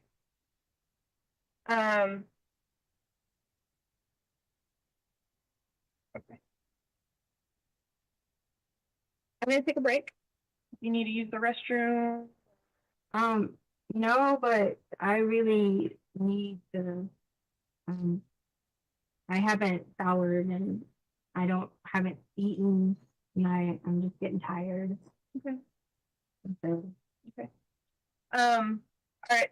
And we had talked earlier about whether or not it would be able to take action at this point as far as like gathering evidence and stuff like that with whether it had been too long, and I told you that it wasn't. Is it something that you're willing to do?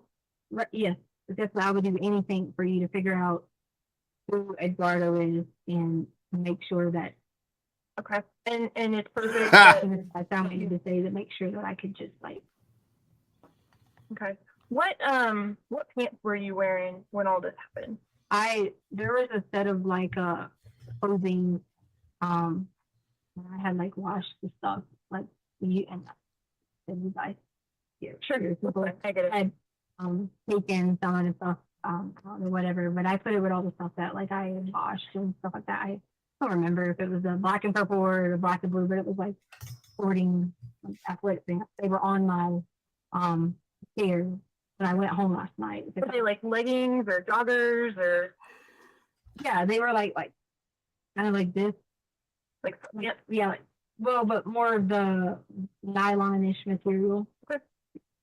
So they were like black and maybe purple or blue. Yeah, it was one that I wear like a lot of Nike and it was one of those.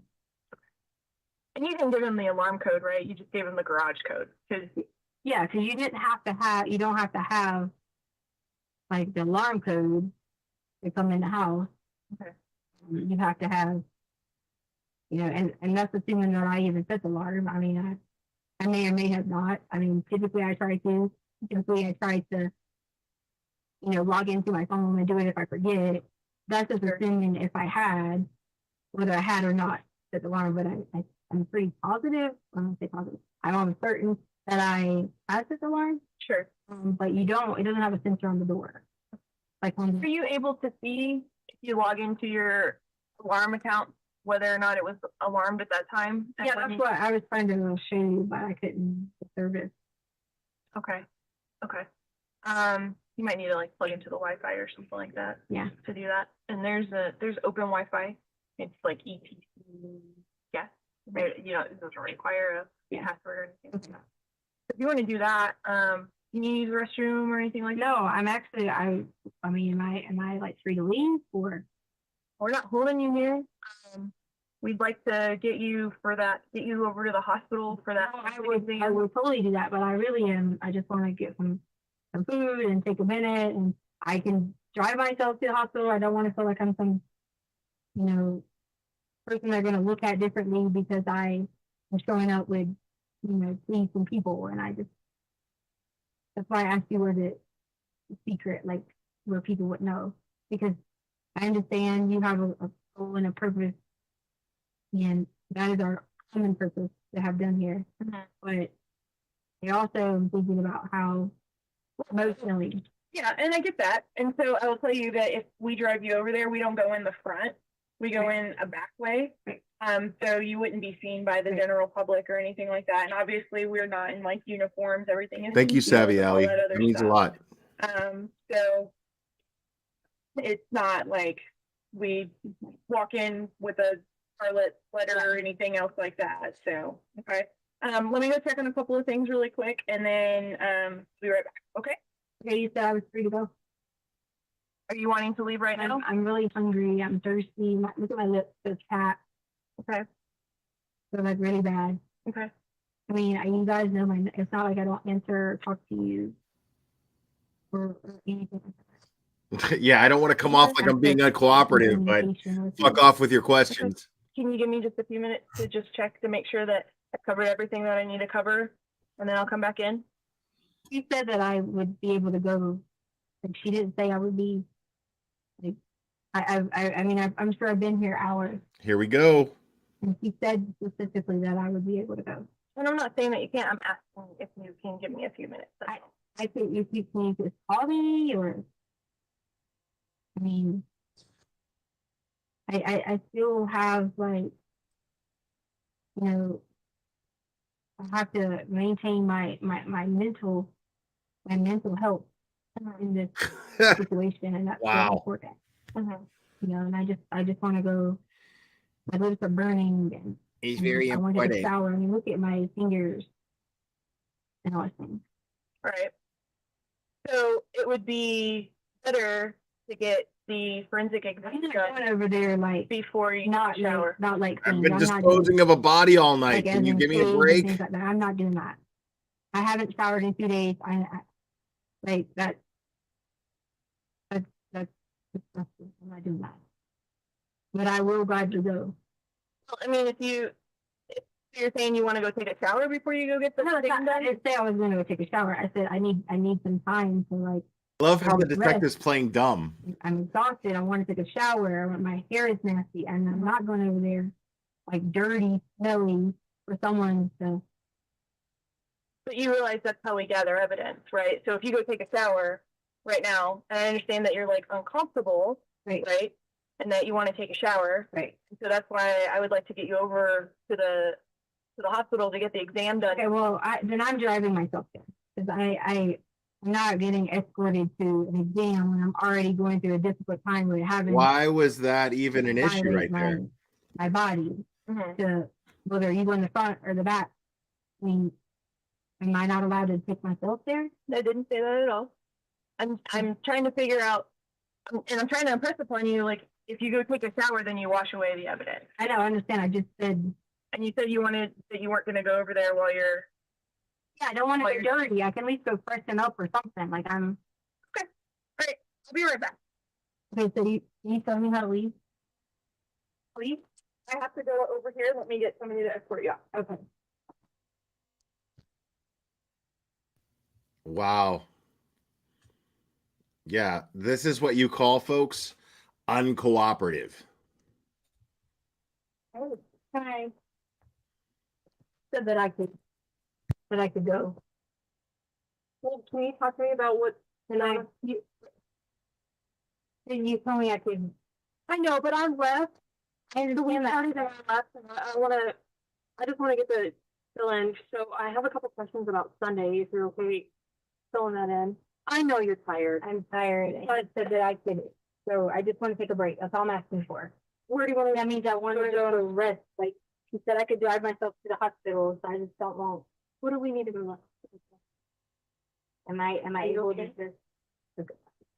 just go? This is so dope. What do you mean? Am I okay?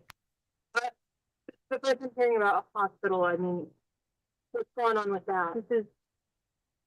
This is why this is frustrating because I have already given her information that you guys can fully like watch and see.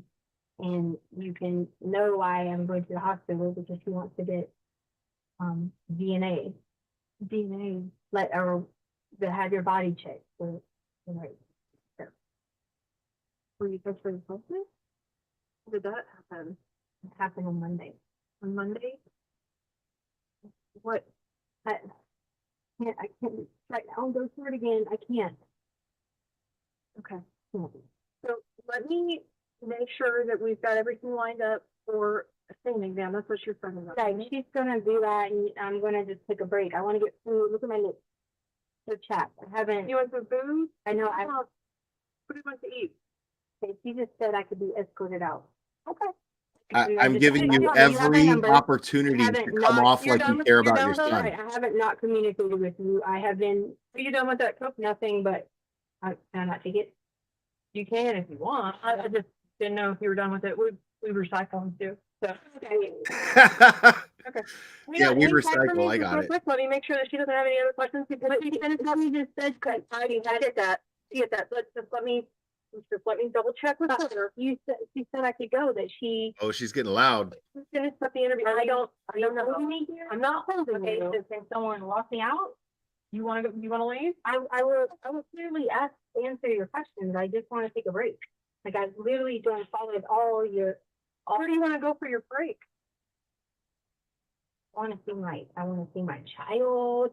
I want to get lunch with her. Well, I'm more than happy to get you lunch or to bring your daughter here or whatever needs to happen. I'm not saying that you can't leave, but I would like to finish up this conversation with you. There's a couple of questions about Sunday that I have, and this is the first time that I'm hearing that you're sexually assaulted. You go stand, right? That would be, well, you came towards the door, so open the door. If you'd like to have a conversation in the room, we can. It's up to you. But like I said, I missed out on a bunch. So I'm not being able to just go. Yeah, they're testing her to see if she's going to be uncooperative. And she's failing. So am I not allowed to? I'm maybe asking the question. Well, I'm trying. So I guess our communication isn't the greatest at this point in time. Are you wanting to leave the office to go get something? Right. Yes. I clearly you have my number. I'm not going to not answer you for anything. I can answer you. My name's Ben. How are you? Good. Good. So, Yes. so let me talk to you. Please tell me they get her back in that room.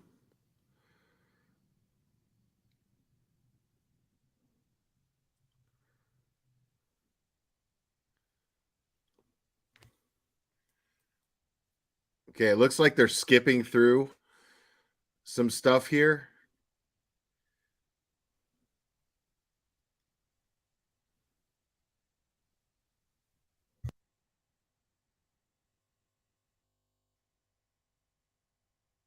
This is a great example of detective tactics here. Because the purpose of them doing exactly what they're doing with her in the interrogation room is for this purpose right here, to be shown in a courtroom and to show a jury that she is uncooperative, that her main priority is not to find Gannon and not to find this person who apparently or allegedly assaulted her.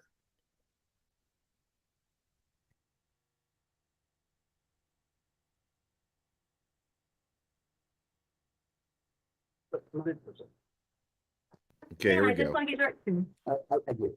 And so, once again, we're back in the interview room. We're on camera. Mitch Mahalto, he comes to the investigation section. Okay. So at this point in time, we were just a step outside and tell me if I'm wrong, that you decided that you wish to leave and that there's no problem with that. I asked if, you didn't ask, you took. You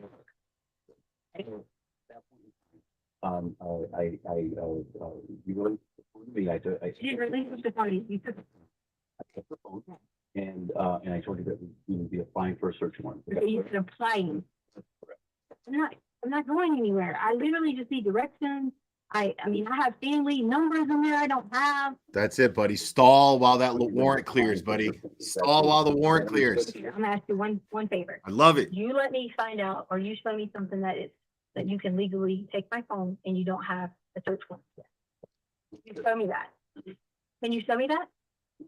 Can you show me that? We're being video recorded. I understand, but could you show me that, sir? Because that feels like that's kind of a little unconstitutional. And if that's the case, that can be something that you can bring up. That sounds. We're gonna go ahead and hold on to this phone. Okay, can I use another phone to call my friend? That is unconstitutional. There are multiple phones here. I wonder if the phone got thrown out of evidence. I'm not hiding anything from you. I just want directions. I want to be able to call my family. No, you don't understand. No, you don't. You are doing something that's unconstitutional. You can warrant have it. Like, I'm feeling the tension. Like, my heart's pounding right now. But why? You don't even have a warrant yet. I just want directions.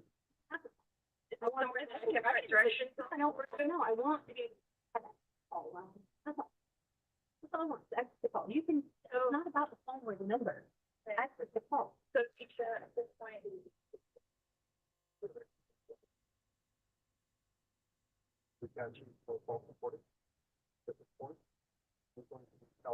Absolutely runs with scissors.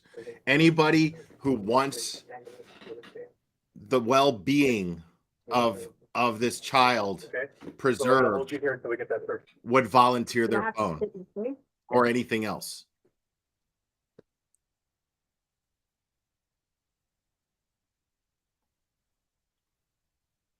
Do I have to like stay with the door? I mean, I've been shut up in here, ma'am, and I've been nothing but respectful to you. Sure, and I just, it's your, can I speak to you too? I don't care that you had the phone. You took it out of my hand, and that was very disrespectful. If you would have asked me for it, I would have given it to you. They just snatched the phone from her, dude. It was the way that you did. Okay, so that was my thing with you on that. And then all I'm saying is, we'll have to be trapped in a room. So, Lisa, I understand that, and I hear what you're saying about feeling disrespected about the phone being taken, and that was. Okay, right? And I'm sure that, I'm not letting him speak right now, but I'm sure if I did, he would say that he is sorry for making me feel disrespected. That's fine. Okay, at this point, I'm being told that you have to stay, and this is where we have to keep you. Okay, this is gonna be the most comfortable environment. Okay. Okay, there's a couch and whatever else, or other interview room. What was he saying? Halo for what now? Getting search warrant. We're getting drunk to the phone. For you. For me, what does he do? Because you've given us multiple different stories. Oh, you're talking about like the thing we talked about. Boom! Yep. Oh, I was like, okay, I got it. I see what you're saying. I got it. Because at this point, you have evidence potentially on your body. I got it. Right? I'm sorry. I see what you're saying. Okay. Can I at least like go to the bathroom and like, no, wipe off? Nothing? I can't see nothing? Well, I can tell you that a forensic nurse examiner is accustomed to. Yeah. We're not telling you can't go to the bathroom. Okay, what we're telling you is that you can't go into the bathroom. No, I had to like, Hold up. And I've offered you Hold the up. opportunity multiple times to go to the bathroom. I know, but I wanted to So hold on. Okay. So here's the thing. Okay. You can take whatever you want from my body. Right.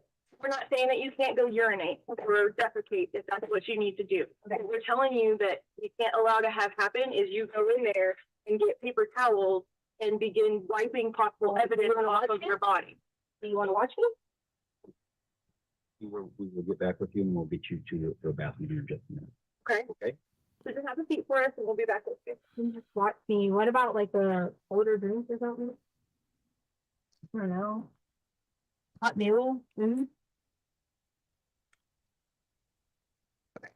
So you need a colder bottle of water or a Gatorade? Are you taking my drink? What in the world?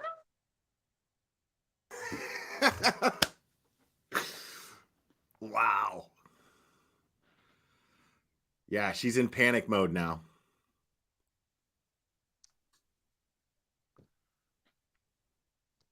Am I able to make a phone call? Can I make a phone call? You said I could make a phone. Yep. I told you. That.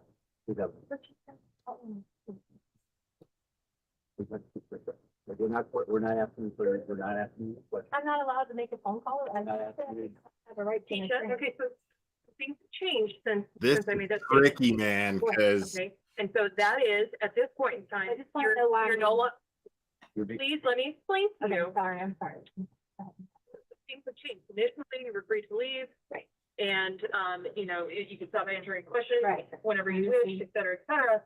Now, Okay. through the course of the investigation, we have reason to believe that you potentially have evidence on your body, and we're applying for a So- search warrant. So for that basically, evidence. that's what it was, so You're you not want to put me there. free to leave. that's where it gets, okay. Basically, I'm not stupid, I'm very. We know you are. We know Okay, you're very so educated. So, and as somebody who's very educated, we're trying to get you to cooperate with it. But we are gonna apply for the search warrant. I know, I said, could you just take me over there?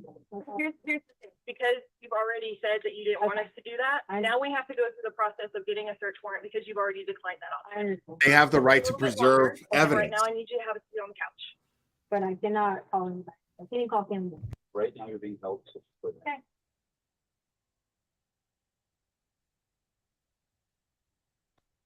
So she's not under arrest, but they have to preserve evidence. So that's why they're able to hold her there and not let her leave willingly, because she claims that there's evidence on her body, or that her body is. Can you do those questions then, for the time, or you said something about you had questions? You've already asked for an attorney. No, I, Out in the hallway, you said, do I need to call an attorney? I'd like to make a phone call and all that stuff. So here's the thing, I don't want to get into all of that. Any I other was questions? confused because You've already said. I was saying for attorney to ask him, am I know, and Not the thing against is, you. I do not want it to be misinterpreted in any way, shape, or form. Right. Okay? So we're gonna hold off right now, So you're saying you don't have those questions asked me while we were sitting? not at this point in time. Okay? If something changes, I will let you know. Okay.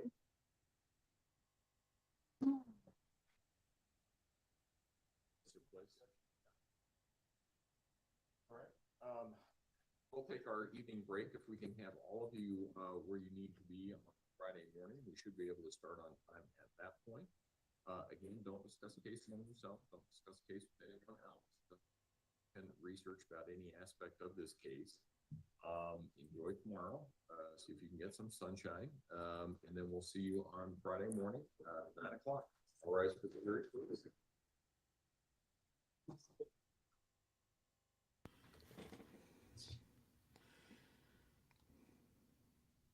Yeah. Drink up.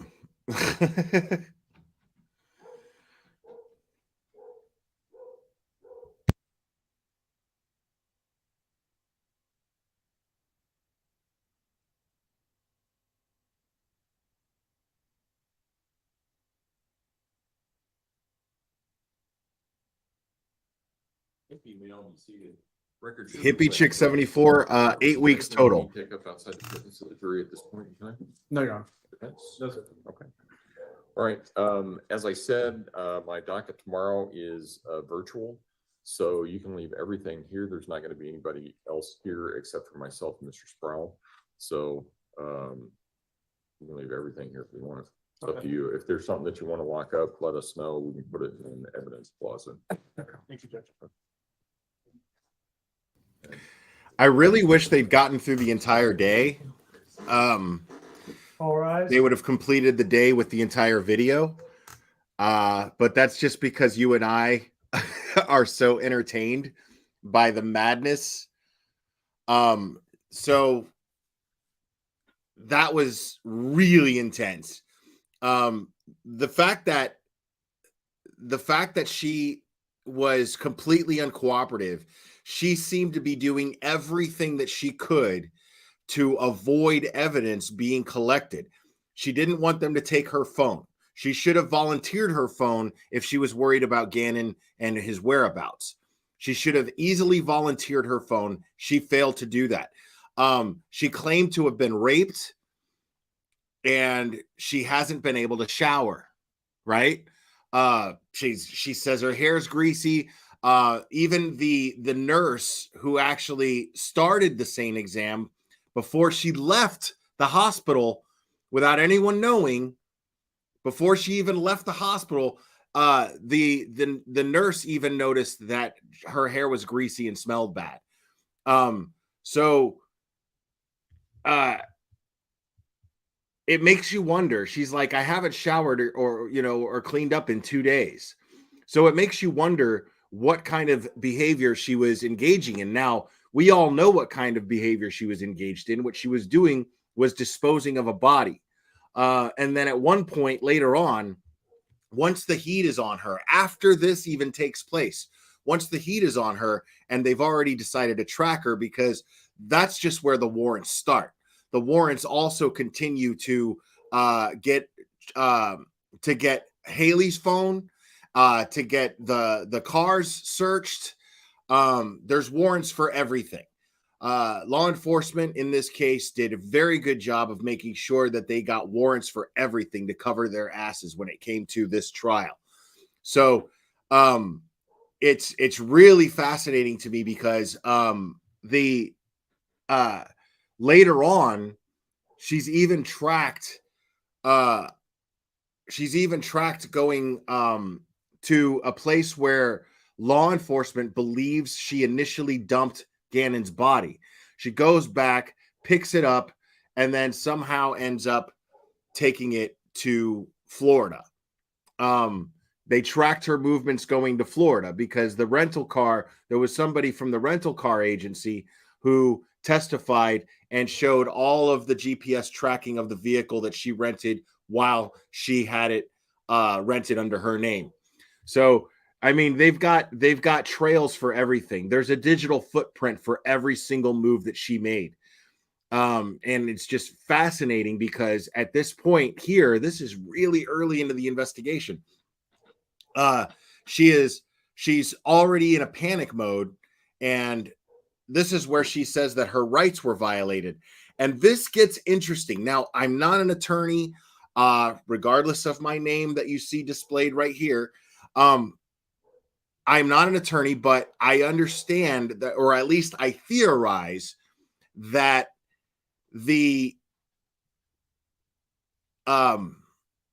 sorry, I got distracted there. I theorize that at first I was like, well, they're absolutely violating her rights because they said that she can leave anytime she wants. All she has to do is say, I mean, we heard Detective Bethel tell her that at any given time, if she wants to leave, she could leave. It's just that somebody has to escort her to the door.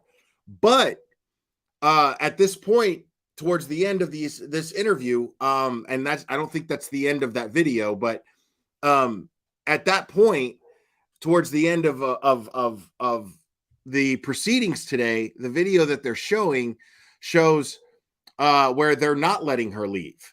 And I'm sitting here thinking, like, well, how is that not in violation of her rights? And how is the defense not using this? But she screwed herself. She shot herself in the foot, metaphorically speaking, because she claimed to have been raped. And she's claiming that somebody came into her house, or because she gave them the garage code to get into the house. And she's claiming that this person, Eduardo, raped her and took Gannon. Okay. Now, at that point, that makes her body evidence, not just of a rape. Okay. This is where it gets tricky because some people might say, well, it's her body. You know, if she doesn't want to move forward with an investigation on her own rape, that's her right. That is absolutely her right. But the problem is that her body now contains evidence of somebody who allegedly kidnapped an 11-year-old boy. According to her words, she's the one saying that Eduardo kidnapped Gannon and raped her. So they have to obtain a warrant. And in order to obtain that warrant, and in order to collect the evidence from that warrant, what do they do when there's a crime scene? They bury it They say, okay, nobody come in here, nobody come in here. They don't actually search, but they go, okay, well, we don't want to mess with this real quick. We've got to get a warrant cleared. And then they try to preserve that as much as possible. So at this point, she doesn't have the same rights as she would as a rape victim. She is also, her body is now the location of evidence that could lead to finding Gannon. And she doesn't get say over that. So they are absolutely in her rights to hold her just to preserve that evidence. You're not under arrest, but we need to find out where Gannon is, and you're just going to have to stay there while we get a warrant to make sure to collect that evidence. So that's exactly what's going on there. And yes, Queen Vic, I'm glad you brought that up. It is illegal to lie to the police, but it's not enough. When they're investigating a possible murder, they're not going to just arrest her for lying to the police, because as far as I know, lying to the police is a misdemeanor, and they don't want to get her charged with a misdemeanor just for it to get thrown out. They're trying to get her for murder, or trying to get her for trafficking, or whatever the fuck else. But they know that she's lying. And at one point, Detective Bethel was clear with her and said, you changed your story a bunch of times, but at one point you indicated your body as being a place where we could collect evidence on somebody who may or may not have Gannon. So unfortunately, we need to get a warrant to check your body. And that's what they're doing. So they have the right to detain her, but she is not under arrest. She is simply being detained.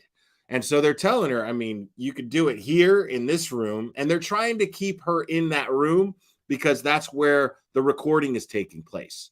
So you notice once they get her back in that room, there was a moment where she was outside and everybody else was outside, but they get her back in the room and they say, hey, you know, we need you back in this room because this is where everything's being recorded. And I want it on record that you asked for an attorney, you didn't want to leave, blah, blah, blah, blah, blah, blah, blah, so on and so forth. So I think it's fascinating, absolutely fascinating, that there's that little red tape that they could use to hold her without actually arresting her. I'm very, and I'm sure they're going to ask her about that. And if the defense is smart, they'll bring that up, because if I'm a juror, I'm asking those questions. If I'm a juror right now, I'm wondering, I'm asking, which is the definition of doubt. I am doubting that her rights were not violated. I'm doubting that. I'm doubting it right now. Like I said, I'm just theorizing because I don't know any better. I'm not an attorney. But I'm theorizing that this is the red tape, this is the loophole that they can use to hold her, because her body contains evidence that could lead to where Gannon is. Not that her body contains evidence of a rape necessarily, but contains evidence of the identity, the possible identity of the person who took Gannon. So under those grounds, they have the right to detain her. I think, I don't know. But I need to be reassured of that, because as soon as Detective Bethel gets off the stand and the judge asked, does the jury have any questions? If the defense doesn't do it, I'm asking that question. Period. I'm asking that question, because that right there is the one thing, and it has nothing to do with her being insane. I'm curious if her rights were violated or not. I'm very curious about that. So I got to know. But the fact that it hasn't been brought up in court, and it wasn't brought up in the opening statements and the opening arguments, makes me question. I have no idea. But it feels like her rights could have been violated, and it raises questions. So like I said, I'm surprised that the defense hasn't brought this up. And if I'm on the jury and the judge asks the jury if the jury has any questions, I'm asking that question. How were her rights not violated when she was told that she could leave, and then they told her that she couldn't leave? And how can they just snatch the phone out of her hand before they even obtain a warrant to search the phone. So, I mean, doesn't the warrant include seizing the phone? I don't know, but I would be asking those questions if I'm on the jury. Anyways, guys, very interesting stuff. I know we had to sit through hours of listening to this woman lie and lie and lie and lie, but I'm glad that the investigators handled this the way that they did, given if they did not violate her rights. That's what I'm hoping for. But we haven't heard anything about it, so I don't see it being an issue. But we'll see. Anyways, guys, tomorrow is an off day for the trial. Make sure you tune in here tomorrow at 2 p.m. Eastern. I will have a special guest, Annie Elise from 10 to Life, and the podcast Seriously. She's a good friend of mine, and we're going to discuss the Gannon case because we discuss this all the time, and we've been discussing it for 3 years. So I'm looking forward to sharing our conversations, the nature of our conversations with you guys. I think that's going to be a lot of fun. So I really hope that you guys join me for that. So 2 p.m. tomorrow, Annie Elise from 10 to Life and Seriously. Don't miss it. I will see you guys then.